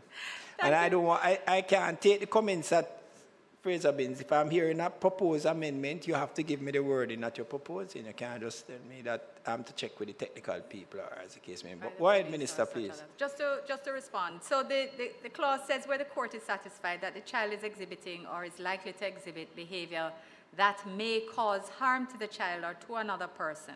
So this is violent behavior.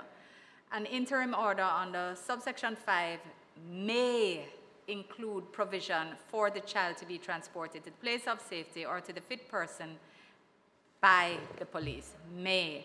The practical gap that is being closed here is that no other persons may be used as well, but the police are not included. So this is to include the option for the court to ask the police to do so. They have been refusing to this point on the basis that they are not referenced in the Act, that they are not authorized to provide transportation in these circumstances. So the court is to assess and say may. The clause therefore says may, which allows the expansion to include police. It's not that the aim is needed to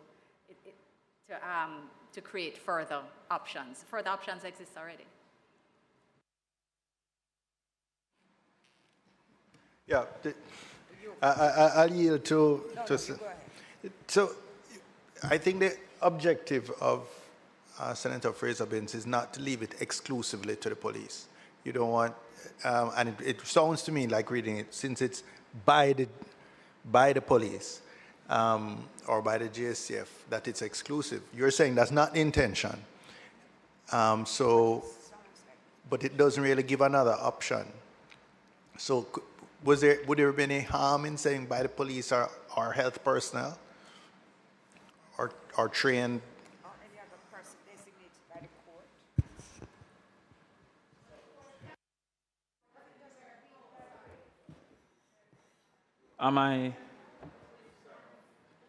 Can I go ahead? Go ahead. Go ahead. Yes, Senator Crawford. I am asking for the leader to review her opinion that the term may in 5A is sufficient to suggest that it could be the police or someone else. My reading here suggests that may include the provision for the child to be transported to a place of safety or to the fit person, as the case may be. So the may is where they're to be transported to, and not whom they're to be transported by. Wherever they're to be transported to, 5A is so suggesting that they should be transported by the police. So as I'm reading it here, as the case may be, is based on whom or to where they're to be transported to. But by the police don't seem to have the may. Yes, thank you. All right, since you are the layman, we're going to hear from the expert now. Senator Brea. I wanted to ask a question. Minister, were you saying that the options were that they are set out in the Principal Act?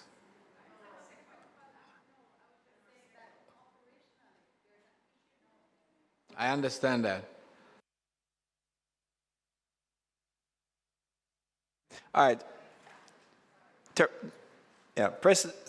Senator Brea. Seems to me, though, that if you don't have the options in the Principal Act, it appears that it is to be transported by the police.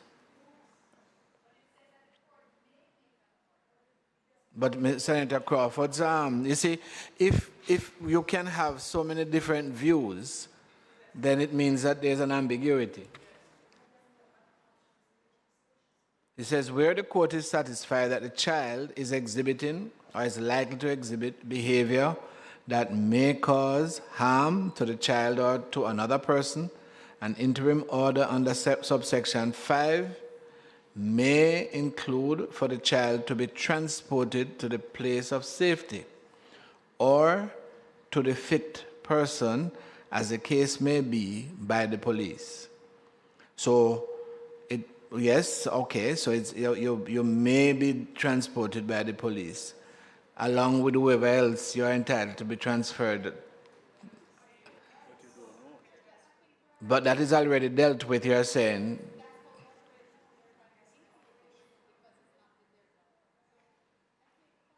Or you probably could say such as a person as may be directed by the court.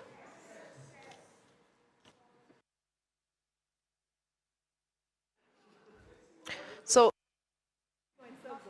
you know, Minister, what is there to be lost by making the wording that Senator Brea suggested? I don't think there's anything to be lost by it. And I think it would give clarity, because we may find at some future point the police may complain they are overburdened because they're the only ones who can do the transportation. Exactly.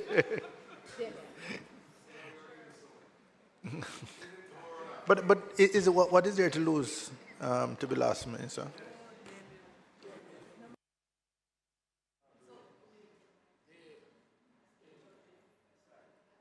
Oh. Folks, you have to know how this thing works, you know. If you turn off your microphone at any point in time, you're going to fall back.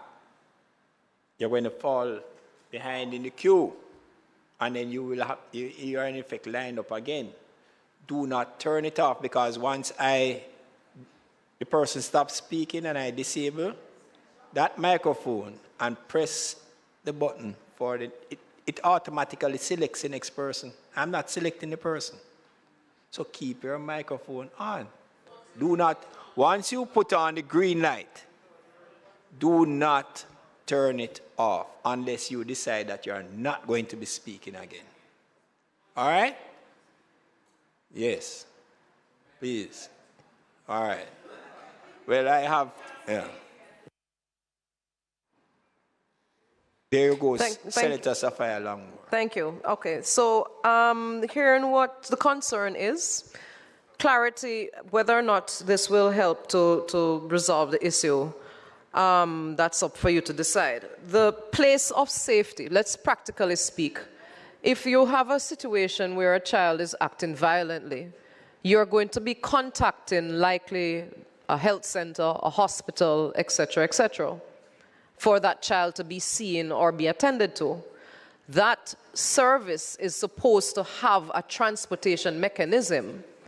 What happens presently is because of the inadequate resources, a lot of times the police is called upon and the police indicates that they are not mandated to do so. That is the mischief that is being resolved here. But where it says transported to the place of safety, again, if we were to see to the all-encompassing approach in how the individual is treated, it would provide for such possibilities. That is why that holistic thing, I might sound like I'm repeating myself, but I say it because it is what solves a lot of the issues. When you have that plan in place, you already are now putting the necessary resources that might be needed on alert for activation. But as it is here now, there would be a transportation mechanism at the place of safety that the person would be going to, but we're making sure that the police can be enacted to provide that service.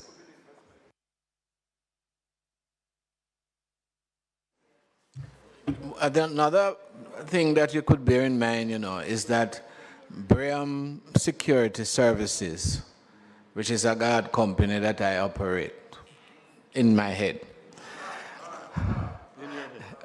may well receive the training and have the expertise to assist in the transportation. And so the court could then say, instead of the police in this occasion, Brigham Security could transport. So I think that could be an advantage if you give the judge an option to make someone else. Anyhow, I am going to disable now, and that's for me. Yes. Sorry. When I read it, if I start from the may, an interim order under Section 5, subsection 5, may include provision for the child to be transported. If I were to take out and I'm not taking out anything, please. I'm just doing it this way so that how I read it is how I understand it. So the may is in respect to including the provision for the child to be transported by the police. As the case may be, is relating to the place of safety or to the fit person. That is how I read it. And so the may is in relation to the transportation as an option by the police. That is how I read it. Right? So, I hear you, but I will hear from Minister because she would have had guidance now from the technical team. So, Thank you. So, just to remind that 5A is going to be read with 5 in the Principal Act. 5 says, if a children's court before which any child is brought is not in a position to decide whether any or what order ought to be made under this section, it may make such interim order as it thinks fit for the child's detention or continued detention in a place of safety or for his committal to the care of a fit person, whether a relative or not, who is willing to undertake the care of the child. And then 5A says, where the court is satisfied that the child is exhibiting or is likely to exhibit behavior that may cause harm to the child or to another person. So this is the same interim order, the same broad consideration that does not have any specification about transportation. This is what they're operating under now. So this is now saying when the child may be violent, then the court may, then an interim order under Section 5 may include a provision for the child to be transported to the place of safety by the police. That is what it is saying. So there's an overarching provision which is now in place and which does not allow the police to carry. And they're saying we don't need the police to carry in all circumstances. Can you amend the Act to say that where the court is satisfied that this is a violent child, that is one who is not easily managed in the circumstances that are contemplated where the need is in place for an interim order, in those circumstances, the court may make an order for transportation by the police. So it is expanding what exists currently under 5. It is not replacing 5, it is adding to 5. So that while it is not expressly set out, it is what is occurring, and this is the additional aspect where the court is satisfied regarding the violence of the child. So that's what, so it is not proposed to amend this clause at this point. This is what it is intended to do. 5A is to be read with 5, and that is the way in which the act should be taken and the amendment is being proposed. Thank you, Mr. President. Mr. President, yes, while I accept that 5A is to be read with 5, the grievance that was highlighted has not been corrected. It is being suggested that there is a natural stigma assigned to being taken away in a police car, and based on the practices of the police, normally in the back seat of the police car, and based on their security realities, possibly in handcuffs, within that same police car. Is not what? No, well, I don't believe that the police procedures allow for you to be in the front seat of the police car. And I would presume that the procedures would suggest that some safety measures should be taken for some method of restraint. So that, sorry? The grievance that is being highlighted is that there are certain negative perceptions that come with a police car when a police car might not be necessary in all circumstances. Sorry?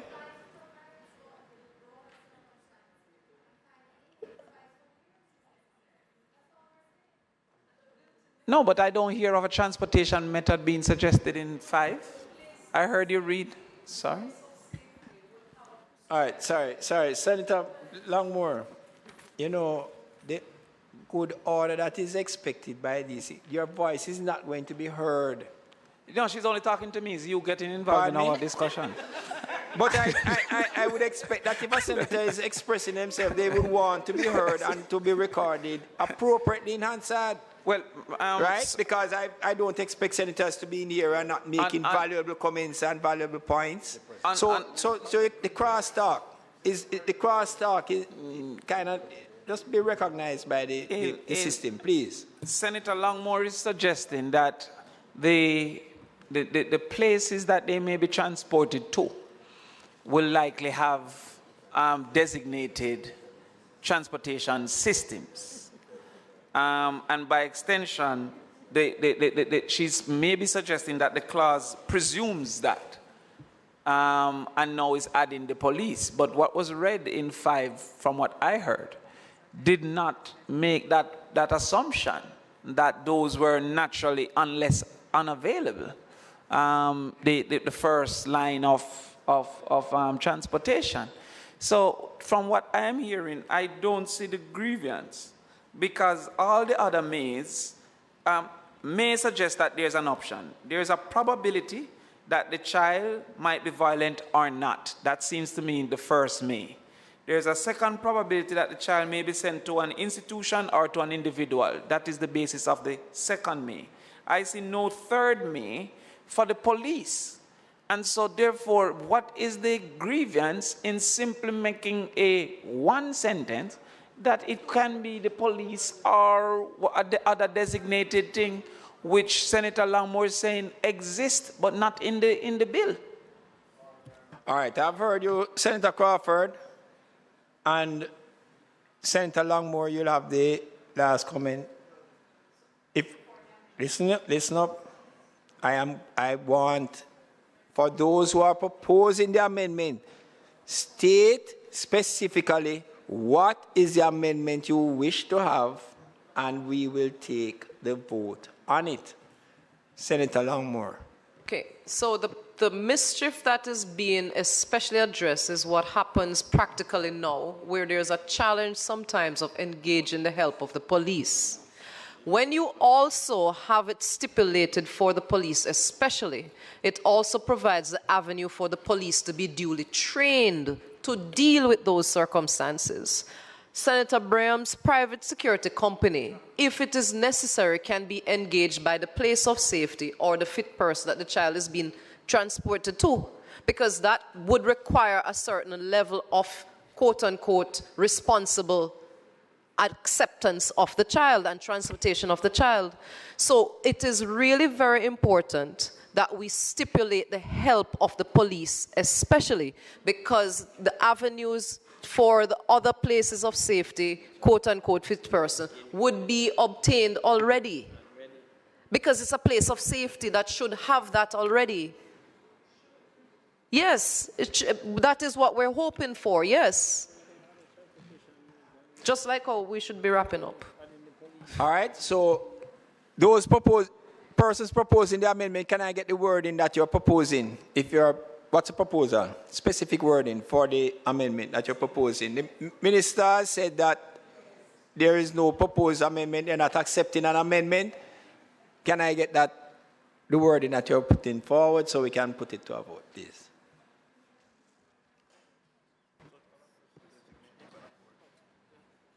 Mr. Chairman, I think the wording was, or such other persons designated by the court.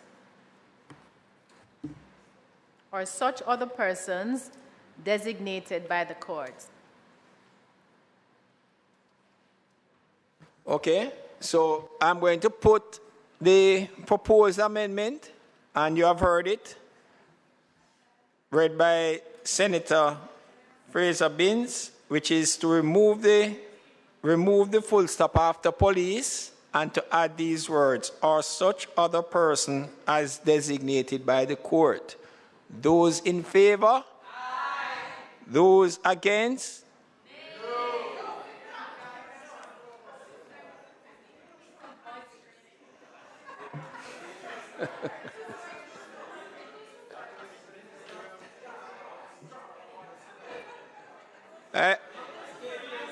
I am hearing that the noes have it. I put clause 4. Pardon me? I put clause 4. Those in favor? Aye. Those against? The ayes have it. I put clause 5. Aye. Those in favor? Aye.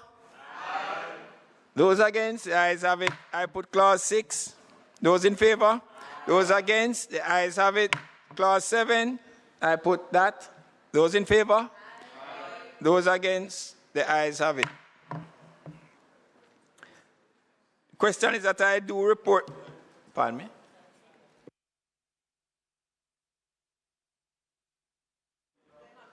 I put the title and enacting clause. Those in favor? Aye.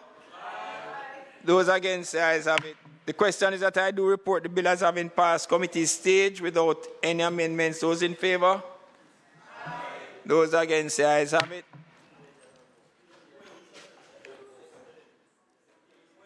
I do report the bill as having passed committee stage without amendments. Minister. Mr. President, might the bill be read a third time? The question is that the bill be read a third time. Those in favor? Aye. Those against? The ayes have it. A bill entitled An Act to Amend the Child Care and Protection Act, read a third time and passed.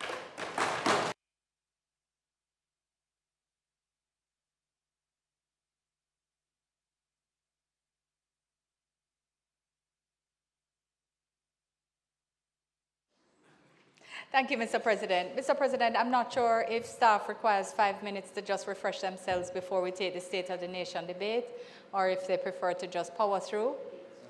You'll do a relay? All right. If that's fine, can release the technical team who was here to support the passage of the act. And no, the nays have no release.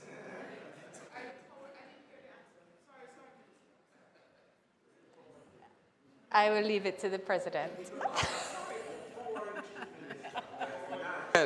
I am going to follow my substantive leader, you know, who, when we are dealing with the state of the nation, there's a time constraint.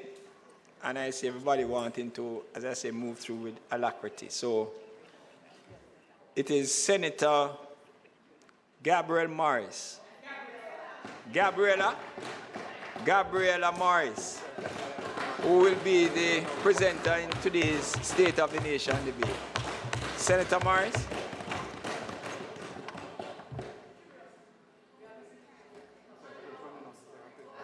How much time? 30 minutes for each presenter. Pardon? She's, no, the opening,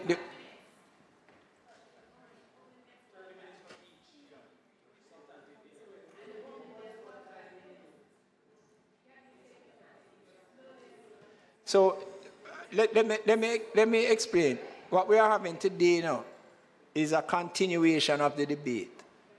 On the state of the nation, there was an opening, yes, and there was somebody who spoke after that because there was no presenter put forward. And so it's a continuation of the state of the nation. All right? So there we go. So Senator Gabriela Morris, I recognize you in your presentation. You have to press on the, give me the green light. Now, try on from the other side, please. Just, Janice. Oh.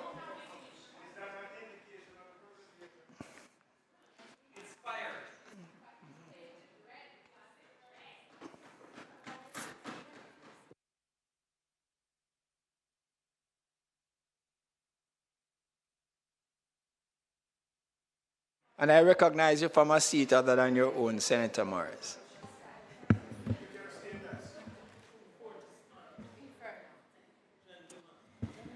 Thank you, Mr. President.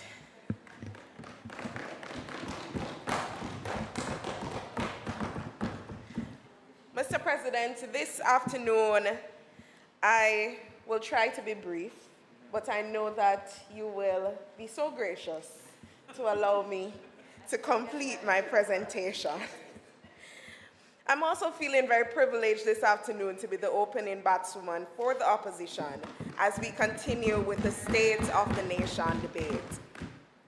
I want to begin by acknowledging the deep sense of gratitude and duty that I feel this afternoon as I reflect on the importance of this debate and the awesome responsibility we have in this chamber to represent and defend the interests of the Jamaican people. I would like to take a quick opportunity to salute the former Leader of Opposition, Dr. Peter David Phillips, for entrusting me with this awesome responsibility, and to the current Leader of the Opposition, Mr. Mark Golding, for his faith in me and granting me the opportunity to serve as spokesperson on youth and entertainment, and for always lending his wisdom and support. To my colleagues in this House, I continue to learn from each of you, and thank you for your service to the nation. To my colleagues on this side, we have become a family, and you have provided tremendous guidance, and I'm deeply appreciative of your wise counsel. To the staff in the Parliament, you put up with us, and respect is due. Mr. President, I also want to pay tribute to my village, my family, my friends, my PNP-YO family, some of who are here this afternoon, for their unwavering support.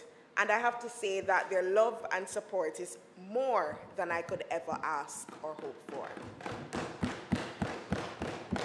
Mr. President, as we convene in this August chamber of the Senate, we come together to engage in vital discourse on the state of our beloved nation. It is a solemn occasion that reflects the essence of our democracy, where open and constructive debate serve as a cornerstone of our governance. The State of the Nation debate, as I understand it, is an opportunity for us to reflect on our collective efforts, our aspirations as a people, and our very real challenges. The state of our nation, I believe, can be likened to a tapestry, Mr. President. And our role as the opposition is to critically examine this tapestry, to identify the threads that may be frayed and in need of mending, and to advocate for policies and actions that strengthen the fabric of our society. This afternoon, my contribution will unreservedly illustrate the real state of our nation and will provide possible solutions to the challenges that now plague us. The truth is, colleagues, we are a nation whose people are known worldwide to be among the most creative, the most resilient, the most inspired and inspiring in the world. At the same time, we are a nation whose people are among the most troubled, vulnerable, and dispossessed.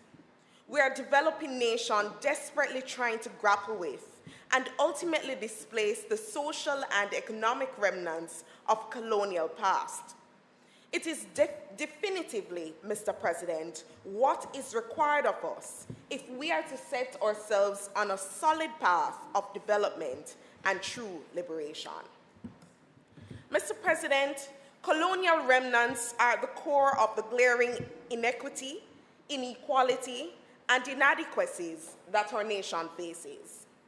These are not things that we like to talk about openly as a people. However, in order for us to make any progress, we must come to terms with the real state of our nation. Mr. President, the truth is that this is a nation where tensions are high because of the vast inequalities and growing inequity that exist. This is a nation where citizens dread falling ill. Why? Not just because of the pain and anguish brought on by sickness, but because of the pain and anguish of not being able to afford the inconvenience of illness. Because our hospitals are under-resourced. They have become hotspots of chaos. Sick people trying desperately to find the comfort of sleep on hard hospital benches when they should be resting in hospital beds, waiting for months and months and months to get treatment with worsening illness because of the shortage of equipment, and outbreaks, Mr. President, that are denied for the purpose of optics while they claim the lives of babies. This is a nation where we still have 30% of children who are leaving our primary school system unable to read and write, and 50% who do not have basic numeracy nor comprehension skills. Half of our children leaving school, Mr. President, cannot understand basic concepts and constructs. This is a nation where food insecurity threatens the very survival of our families, where parents must make a hard choice between having breakfast or giving the children lunch money. And children have to choose between eating something for lunch and carrying it home for dinner. So, Mr. President, considering this picture before us, in large measure, we have an inequitable nation seeking justice, an ailing nation seeking healing, an erudite nation seeking knowledge and understanding, and a hungry nation who are desperately needing to be fed. This is the real state of our nation.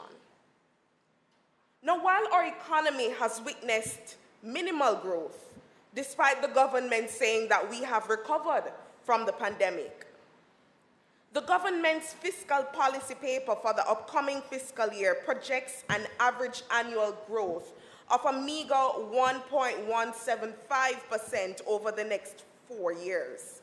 Recovery, really. What we are experiencing is low and slow economic movement following the life-altering circumstances of the COVID-19 pandemic. Any positive movement is, however, welcome. It would be even more welcome when its impact can be felt across the nation. But, Mr. President, that is not the case right now. This is the state of our nation. As we take note of where we are in the here and now, we must also acknowledge that this is also a country where the benefits of this low and slow growth have not been equitably distributed. In this nation, what is being called prosperity is only a reality for a few and a fleeting dream for many. It is not my intention this afternoon to be a harbinger of doom. However, we cannot continue to pretend that this is not the reality for many Jamaicans. To do so would be to live in denial, perpetuating denial, turning a blind eye to the challenges, and reveling in the expediency of telling our people that these challenges do not exist or are not as bad as they seem. This will only cause us to fail to face up to them, and not facing up to them will only cause us to move more slowly than is necessary to solve them. After 61 years of political independence, we are now forced to take stock of our progress and to deeply contemplate the route our people are being led on in the name of nation building. A poll conducted in June 2023, Mr. President, showed that just about 50% of Jamaicans are skeptical of this route and believe that the country is going in the wrong direction. And, Mr. President, this cannot be explained away with the tired, hackneyed, and overused refrain of bad mind and push back against those who seek to highlight the challenges that confront us. That really needs to be retired as a political defense, Mr. President. Its overuse in response to critical input about our nation reflects slowness of thought, resistance to change, disrespect of views of others, and a despotic propensity to try to silence detractors through insults. The emergent trend of leadership by gaslight, it must be abolished. Mr. President, these things are important in the consideration of the state of our nation. Any sign of erosion of our moral fabric is as important as declines in our economic metrics. Often, they go hand in hand. Both are important to the measurement of our progress. The blatant misogyny, racism, other forms of divisive thought being introduced to our platforms threatens our democracy and our diversity. And as we enter a period of heightened political rhetoric, each of us who stand in front of the Jamaican people, asking them to exercise their right to make a democratic choice, we need to check ourselves. We on this side of the House encourage national debate on differences in policy, process, and programs, and our nation has no room or appetite for the retarding influences of twisted minds, mean-spirited mouths, and unclean hearts.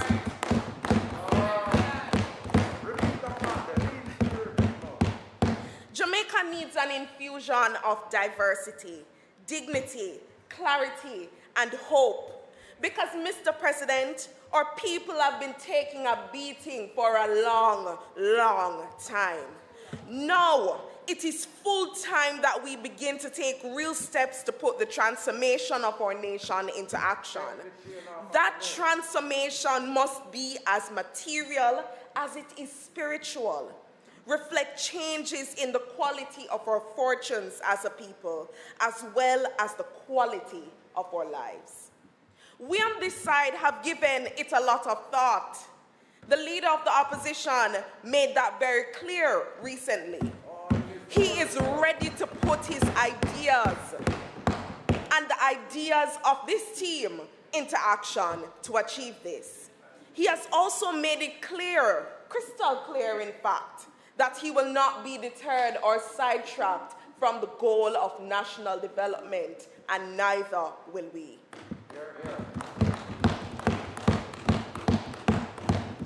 Today's debate provides us an opportunity to assess the impact of policies, initiatives, and actions, and to chart a course for the future that will enable us to overcome the challenges that we now face. It is meant to open up a path to a more viable and inclusive society. Social justice, equality of access, and transformation are the pillars of the vision and mission to move Jamaica in this right direction.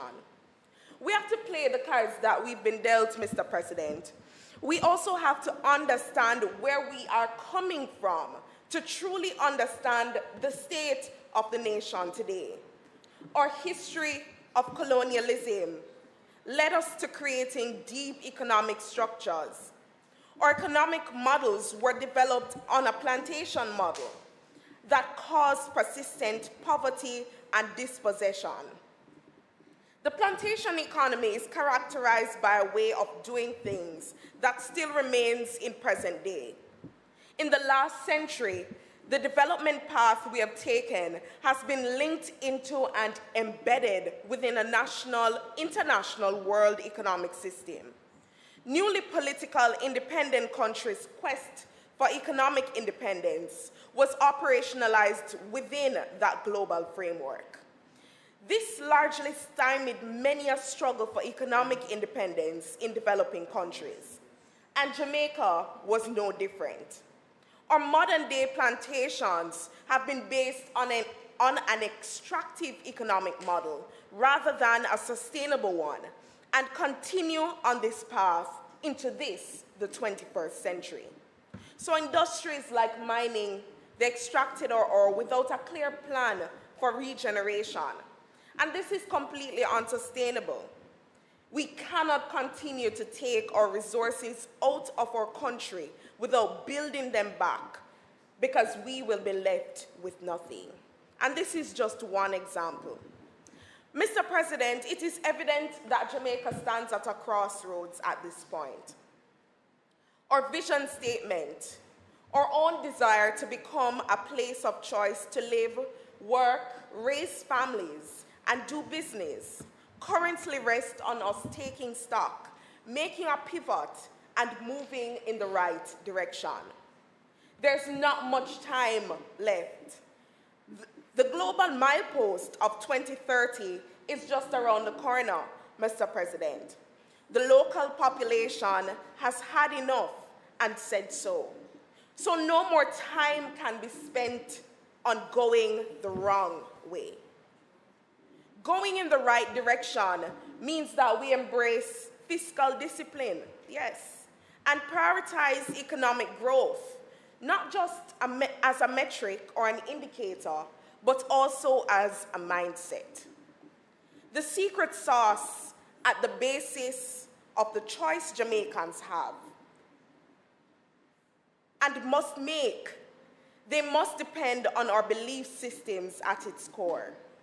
In the last half a century, a wave of pragmatism has caused many of us to place less emphasis on what we believe.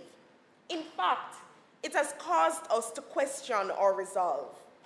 Many of us have lost our way.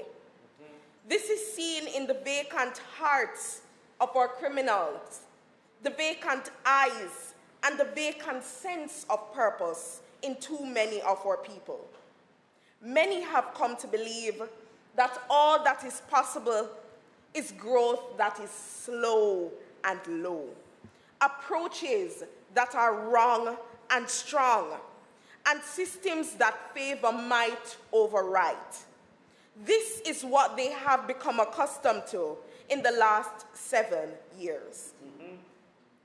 This, however, Mr. President, as you, I believe, would know, is not our direction of choice. We have taken our time. We have reviewed the formula. We are clear. Our belief systems must lean into pragmatic action. This must result in a real mix of fiscal discipline, productivity, social equity, and environmental sustainability. Jamaica is ready to focus on the implementation of policies that bridge the gap between the privileged and the marginalized. Taking the right direction means that every Jamaican has a fair shot at success. This is what we believe. Moving the needle forward for the benefit of all people, not just some people. This is what will take us in the right direction. Moving definitively from the principles of the trickle-down economics, which have failed to deliver the promise of prosperity to the masses, that moves us in the right direction. Implementing fine-tuned and transformational policies that lead to a more competitive labor force with higher paying jobs, that moves us in the right direction. It requires the implementation of policies that promote an economy that encourages research and development with the deeper use of technology that accelerates growth and productivity, and positively shifting the point on the production transfer frontier that takes us in the right direction. The trouble, colleagues, is that these are not the priorities of this administration. So today, I want us to take a look at some practical ways in which the direction, or the right direction, can manifest in the lives of the Jamaican people. I want us to embrace an approach to national development that signals that we are truly serious about sustaining the livelihoods of our people. An approach that shows that we are serious about achieving Vision 2030 with just 7 years to go. It is now time, Mr. President. Now is that time for the lip service towards national development to stop. It is now time, yes indeed, now is the time for action and to begin once and for all to move in the right direction. In the next few minutes, I just want to briefly explore some aspects of this plan of transformation that is necessary for Jamaica to move in the right direction. First things first, the education system needs to move in the right direction. In 2004, when the Task Force on Education Reform was published, Mr. President, I was only 7 years old. Next year, 20 years will have passed since the publication of that task force. Professor Patterson told us in his 2021 report, where he spoke to the implementation deficits of that 2004 report. And now that I am much older, it has been nearly 20 years. Today I'm here in the Senate, 2 years after his study was published, feeling quite distraught that I still have to be talking about a shameful implementation deficit in a sector, not just a sector, the sector that ultimately determines and prepares our future for the time to come.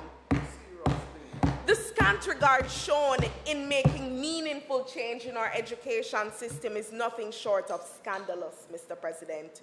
And the tinkering has to stop. A school visit here and a photo up here with principals and children. This is not sufficient to solve the endemic problems that Davies, Patterson, and their teams took great pains to unearth and address. The blueprint exists. The budget was approved. The Oversight Committee was named. So why? Why is this country still in the dark about the real progress being made to fix the state of our education systems? There's no time to twiddle our thumbs and dawdle with education, Mr. President. This government wants to keep the focus on education on low and slow. But we on this side, we're fired up with the fierce urgency of now. The cost of sidestepping the problems in education are adding up. The signs of wear and tear are showing up across our society. Mr. President, as a student, I can remember when the Most Honorable Portia Lucretia Simpson Miller said, "If you think the cost of education are high, try ignorance." We are here in 2023, in real time, calculating the success and failures of our education system using a dunce quotient. Mr. President, what are we saying? The current popular unit of analysis of education in Jamaica has become a dunce scale. Do we understand what this means?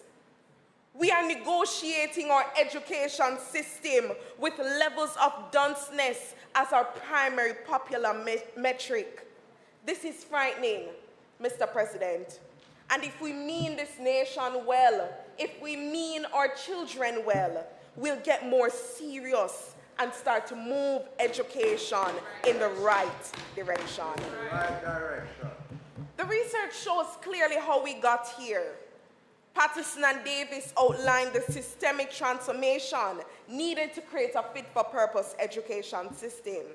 Yet we believe in engaging in governance by pronouncement. We announce this and we announce that. We cut this ribbon and we hug and smile for the camera to give the appearance of progress. This is the state of the nation. And it is particularly concerning. I would go as far to say, Mr. President, that it is revolting when we see an administration playing around with the foods for children's minds. We know that to go in the right direction requires moving with that fierce urgency and with the unity of purpose required to fund and implement the recommendations of the reports and take them even further. Now, even more than ever, these changes require us to focus on the foundations of a child's educational journey. Their early childhood development must be a priority if we are to move beyond positioning our country in the right direction. A strong and resourced early childhood system ensures that all Jamaicans get that solid start that they need. Providing support to our early childhood education institutions and proper remuneration of teachers is a step towards ensuring that our children are sufficiently engaged and equipped to become productive and well-oriented young people. Our failures in the education sector do not just reflect as statistics on a page, but they contribute to the low self-esteem, the frustration, the anxiety, and the crime among our youth. It causes too many of our people to be left behind. The deficits in education and training leave us behind in the global workforce, and we're not attracting investments in high-paying, high-tech, value-added production of goods and services, which is key to wealth creation. Our education sector, therefore, cannot continue business as usual if we wish to train productive, well-adjusted, and creative Jamaicans. I dare suggest, Mr. President, that our schools must become hubs of empowerment, inspiring generations. The leader of the opposition's suggestion to include teaching Garveyism is a solid one, and I would dare expand that suggestion to teaching real African history, because as Garvey said, a people without the knowledge of their past history, origin, and culture is like a tree without roots. Equipping our children in this knowledge of self and past is critical to building self-esteem, confidence, and reinforces the fact that they can achieve what they will if they set their minds to it and work steadfastly to achieve their goals. Mr. President, I also say that our schools must be safe. Just now, we saw another fight, and since the start of the school year, we have seen several. We cannot, in good conscience, continue to educate our youth in environments that fail to suppress discord, hate, and brutality. Mr. President, I also say that our schools must be inclusive and supportive. We must place emphasis on diagnosing and supporting students with disabilities. We saw that heartbreaking instance of a student being denied a place at a popular school because they could not facilitate her. I call on the minister. I know that some work has been done, but we need to ensure that all our schools are equipped to facilitate students with disabilities.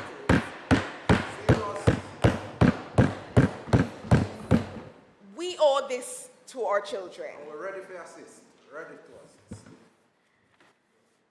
Mr. President, training is also important if we want to move in the right direction.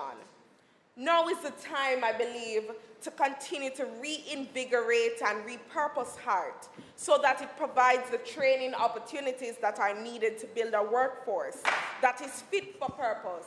Speaker's time has expired.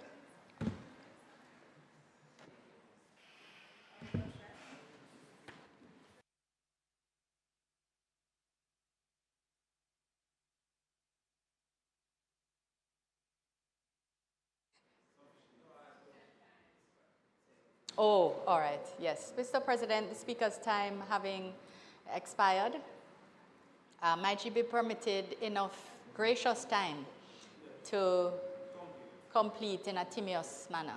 Thank you. Those in favor?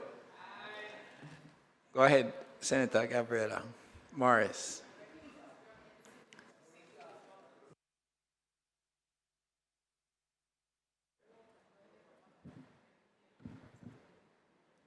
Thank you so much. Our young people represent not only our future, but are also the potential catalyst for transformative change in Jamaica. It is our collective responsibility to ensure that their journey is guided by the winds of progress and that they begin by moving youth development in a new and dynamic direction. Our youth are not just passive bystanders in the unfolding narrative of our nation. They're active participants, eager to contribute, innovate, and shape the destiny of Jamaica. As we convene in this honorable chamber today, let us recognize that traditional approaches to youth development have in many ways fallen short. It is time for us to embrace a fresh perspective, one that harnesses the untapped potential for a young generation. To move youth development in a new direction, it means fostering an entrepreneurial spirit that empowers our young people to create jobs rather than just simply seeking to occupy them. It means providing mentorship and skill training programs that bridge the gap between education and employment, ensuring that our young people are equipped with the tools that they need to thrive in an ever-evolving job market. Moving youth development in a new direction must also encompass affordable and accessible housing opportunities. It is no secret that the dream of home ownership has become increasingly elusive for many young Jamaicans. Our youth deserve the chance to secure stable, affordable housing that allows them to build a future and a family.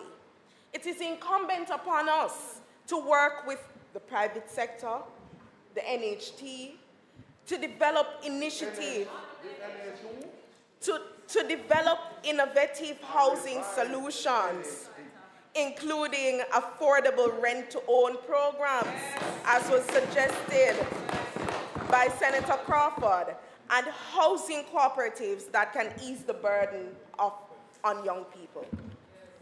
Additionally, moving youth development in a new direction means recognizing the importance of mental health and well-being. We spoke about some of the pressures that young people are facing, and Senator Crawford mentioned how difficult it is for many young people, seeing everyone else around them doing their thing. The pressures of life become so heavy, and we must create a supportive environment where they can seek help without stigma and be able to afford and access the mental health resources that they require. We cannot take this for granted any longer, Mr. President. We have so many young people who are out there suffering in silence and alone, and we must take this seriously to ensure that we secure the next generation. Depression up and prosperity down. As we contemplate the state of our nation and the direction that we want to take, let us remember that our young people are not a liability, but an invaluable asset. They are the torchbearers of our future. And by moving youth development in a new direction, we invest not only in their potential, but in the future prosperity and resilience of our country. Mr. President, I have to touch a little bit on crime. And I share the sentiments of many Jamaicans who believe that the government, after 7 years, has failed miserably at arresting the crime monster that plagues our nation. The Prime Minister's election promise, oh, how we cannot forget, of building a society where people can sleep with their windows and doors open. That has fallen flat. And it appears that the Prime Minister, the Minister of Security, and the Commissioner of Police have all fallen asleep at the wheel.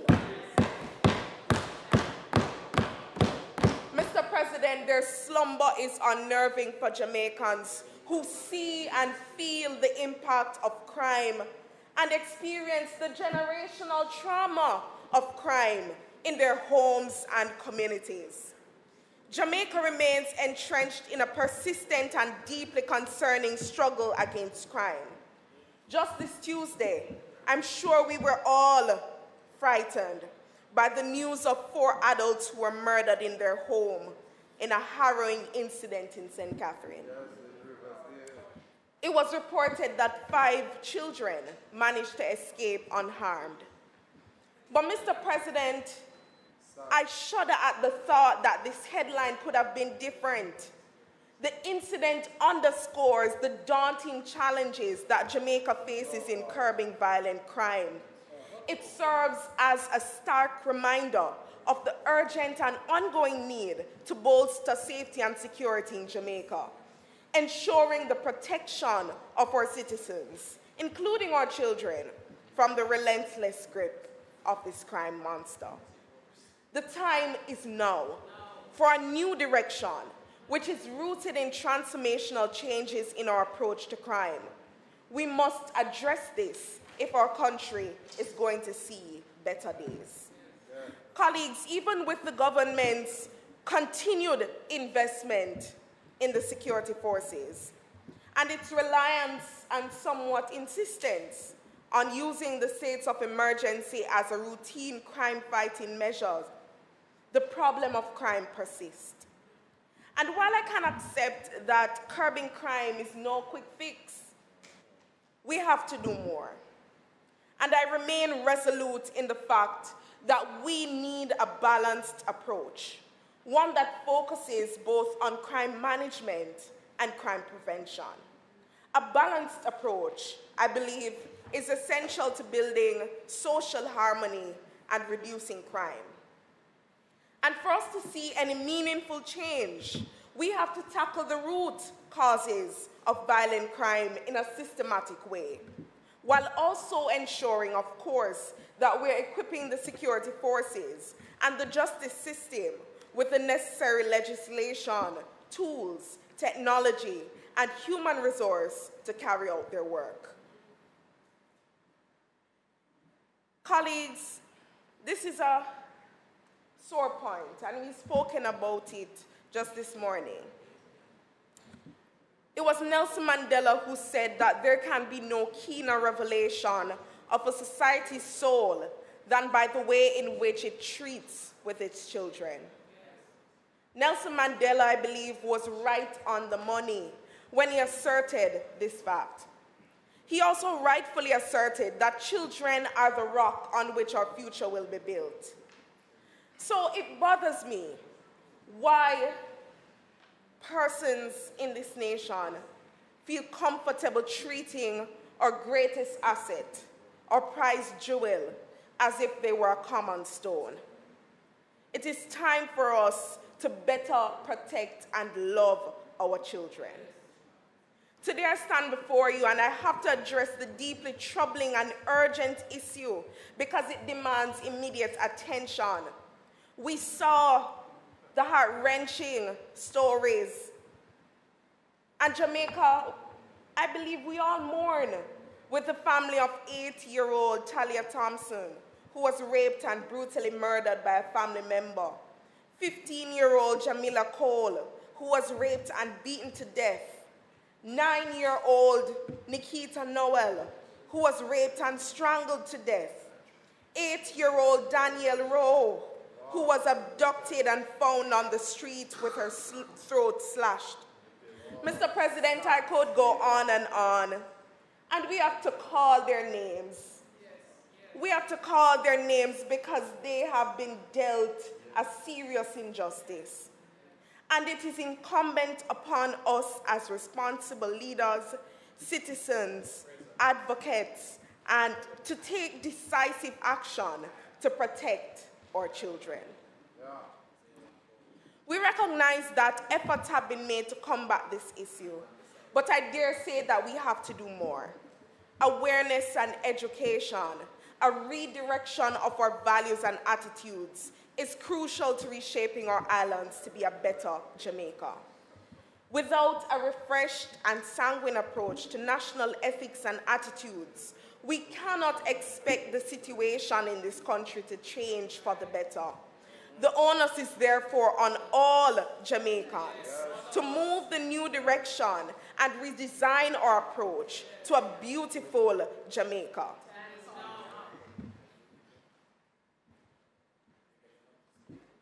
As I wrap up, Mr. President, we must admit that Jamaica's chronic problem of crime and violence reflects the failures within our society as a whole. We must address the systemic weaknesses that create these conditions for so many of our youth to become attracted to a life of serious crime. We cannot continue to ignore them and expect the security forces to clean up the mess. We must move forward with alacrity towards effective interventions for youth at risk.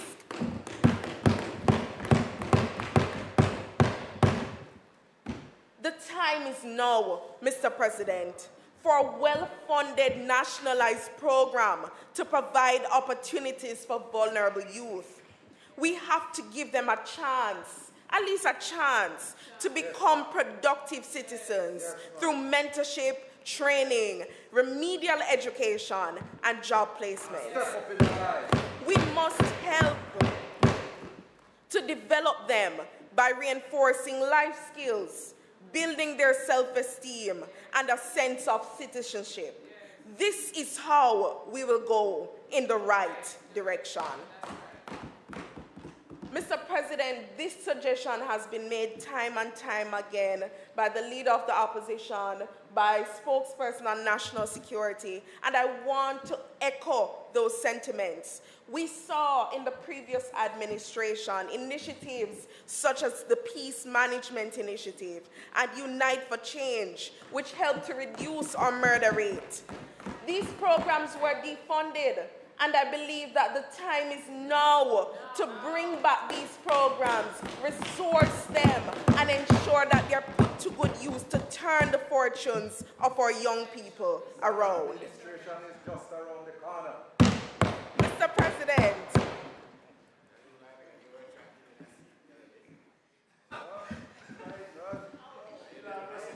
Jamaica is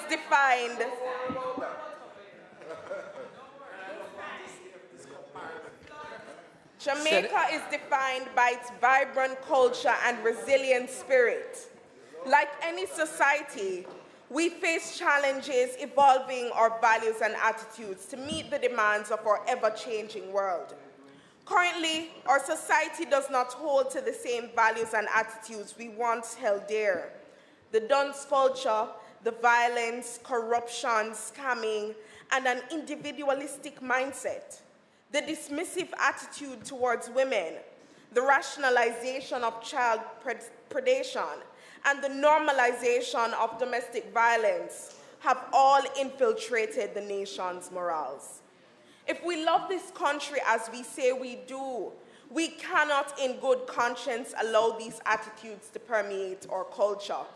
Changing the values and attitudes of a society, including that of Jamaicans, is a complex and long-term process that requires a multifaceted approach.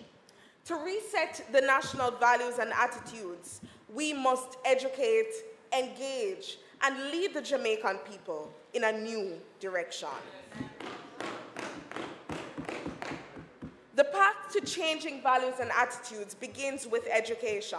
So we must revamp our education to not only impart knowledge, but to instill values such as respect, tolerance, compassion, and industry. By educating our youth about the importance of these values, we set the stage for a more harmonious future. Education is the first step.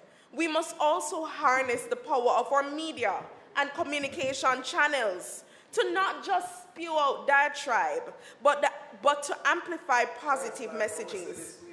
Our media ought to showcase and celebrate the values that we hold dear as a people.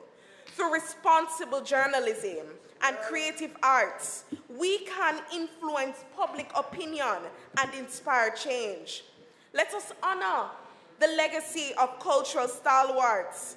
We ought to celebrate our rich culture more than we already do.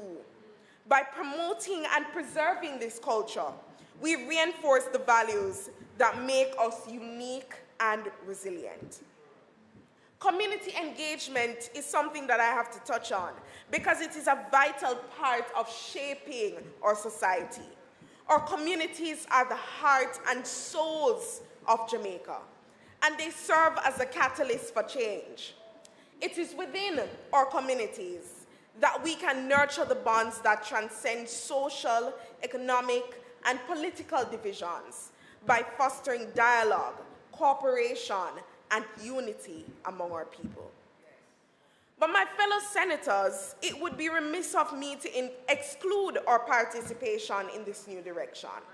Leadership and role modeling are paramount to this endeavor, and leaders at all levels of our society, in government, business, civil society, must lead by example.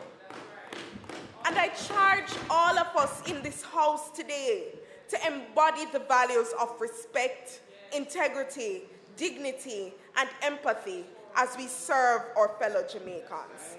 And we can hope that through our actions, we inspire others to follow suit and cultivate a culture of positive attitudes. As I wrap up for real, Mr. President, today I have to address a critical issue that continues to cast a dark shadow over our beloved country, and that is corruption. Corruption in all its forms. It threatens the very foundations of our democracy.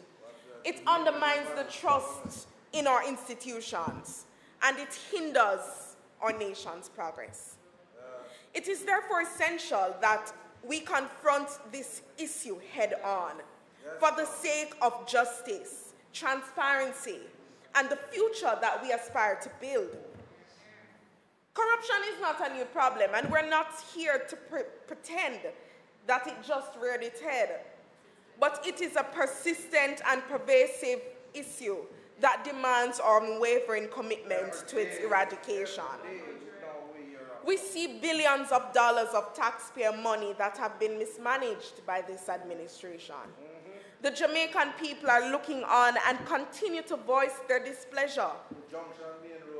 Even more telling, I believe, is the fact that a Don Anderson poll released in June of this year showed that, unsurprisingly, the majority of respondents in that poll placed politicians at the head of this unenviable scale.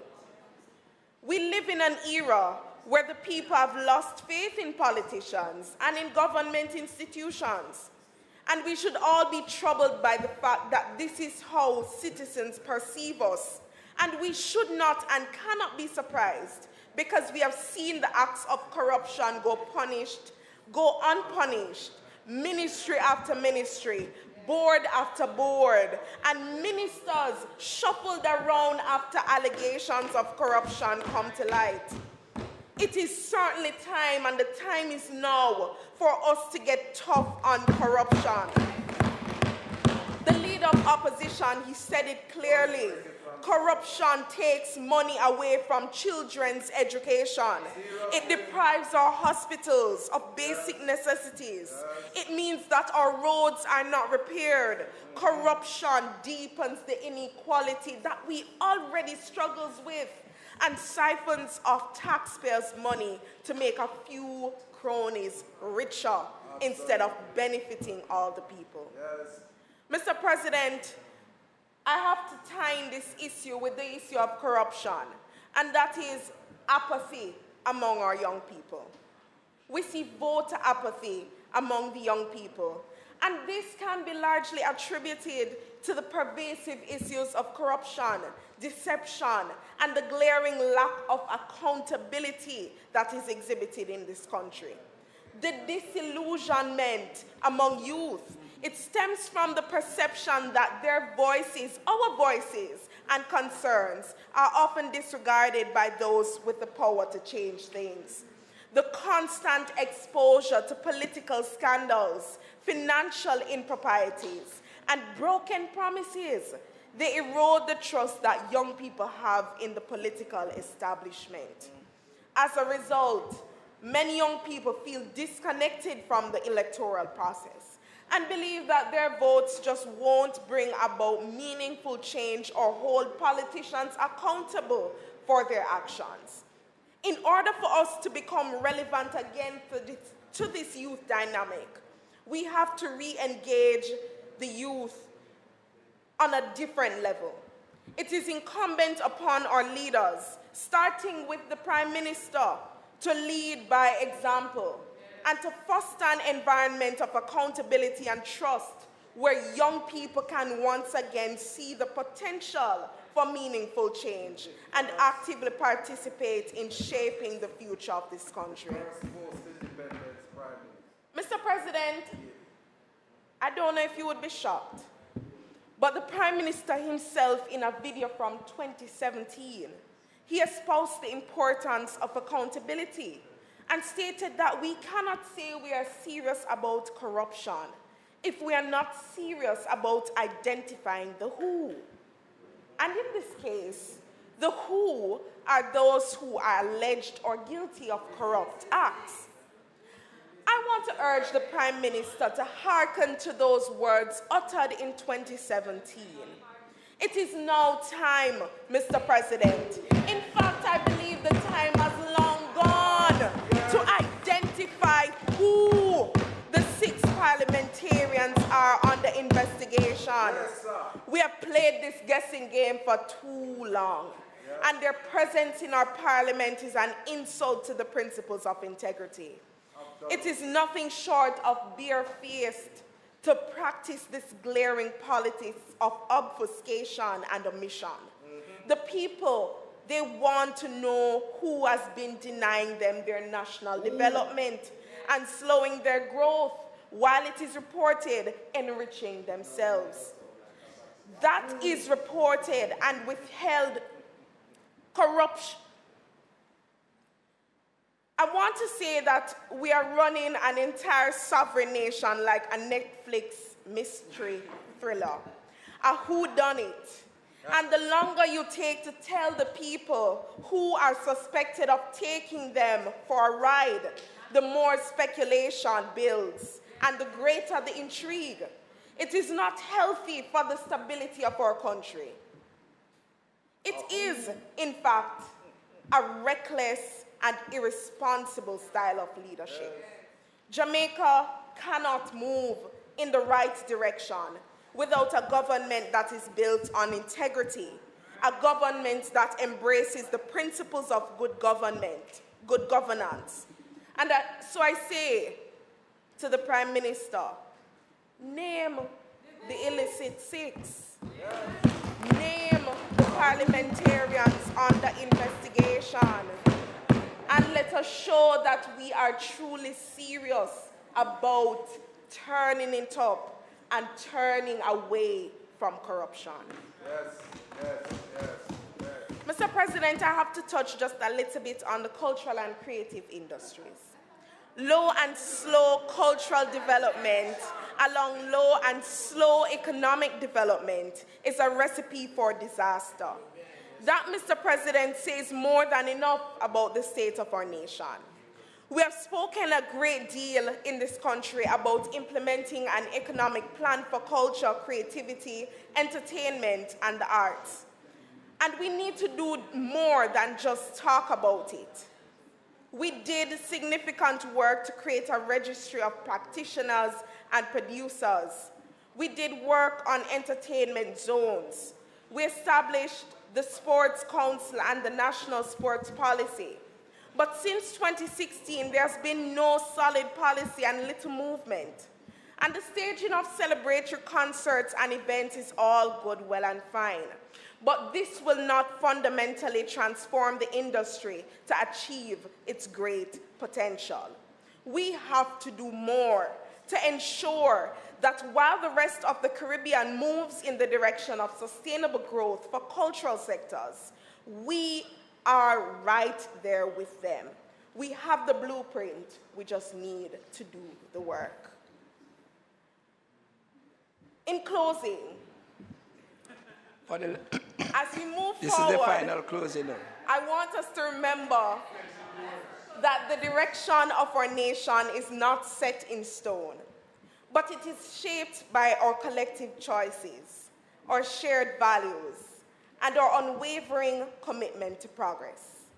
Let us foster a livity where critique is not seen as condemnation, but it is a call to action. Ours is a call to action, a call for unity, for collaboration, and for visionary and integrity in leadership.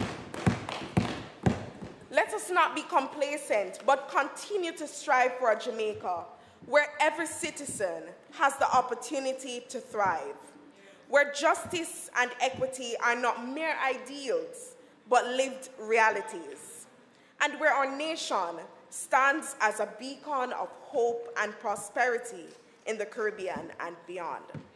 In unity and collaboration, we can build a Jamaica where the rights and dignity of every Jamaican are upheld, and where the nation's potential is realized to the fullest.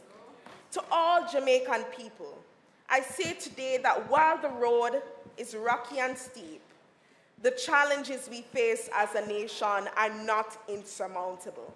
Treading this path at a time such as this requires us all as Jamaicans to dig deep, to make a concerted effort, to remember who we are and where we want to be. We can get there together with a shared vision for a brighter future.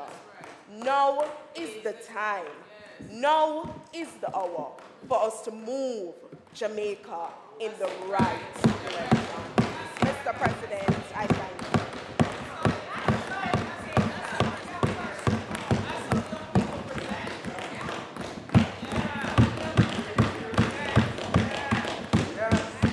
All right, thank you. Thank you, Senator Morris. Minister. Thank you, Mr. President. Mr. President, we acknowledge the presentation made by the opening batswoman, as she has styled herself. And we trust that when we speak later down that we'll address some of the inaccuracies which exist, or perhaps lack of information that has crossed the path of her research exercise. But, Mr. President, it has been a good day largely, and we look forward to having a good session for the remainder of the year as we continue the debate on both sides and continue, hopefully, what will be a more robust legislative agenda. We have 3 bills tabled now, and we hope to be able to move forward with dispatch on them. They're all of some import, and therefore will be prioritized as we move forward. But with that, Mr. President, I would ask for the sitting to be adjourned and until suspension of the debate and the sitting to be adjourned. All right, so the question has been posed. Suspension of the debate as well as this sitting to be adjourned. Those in favor? Those against? The ayes have it. This sitting is now adjourned for a date to be fixed.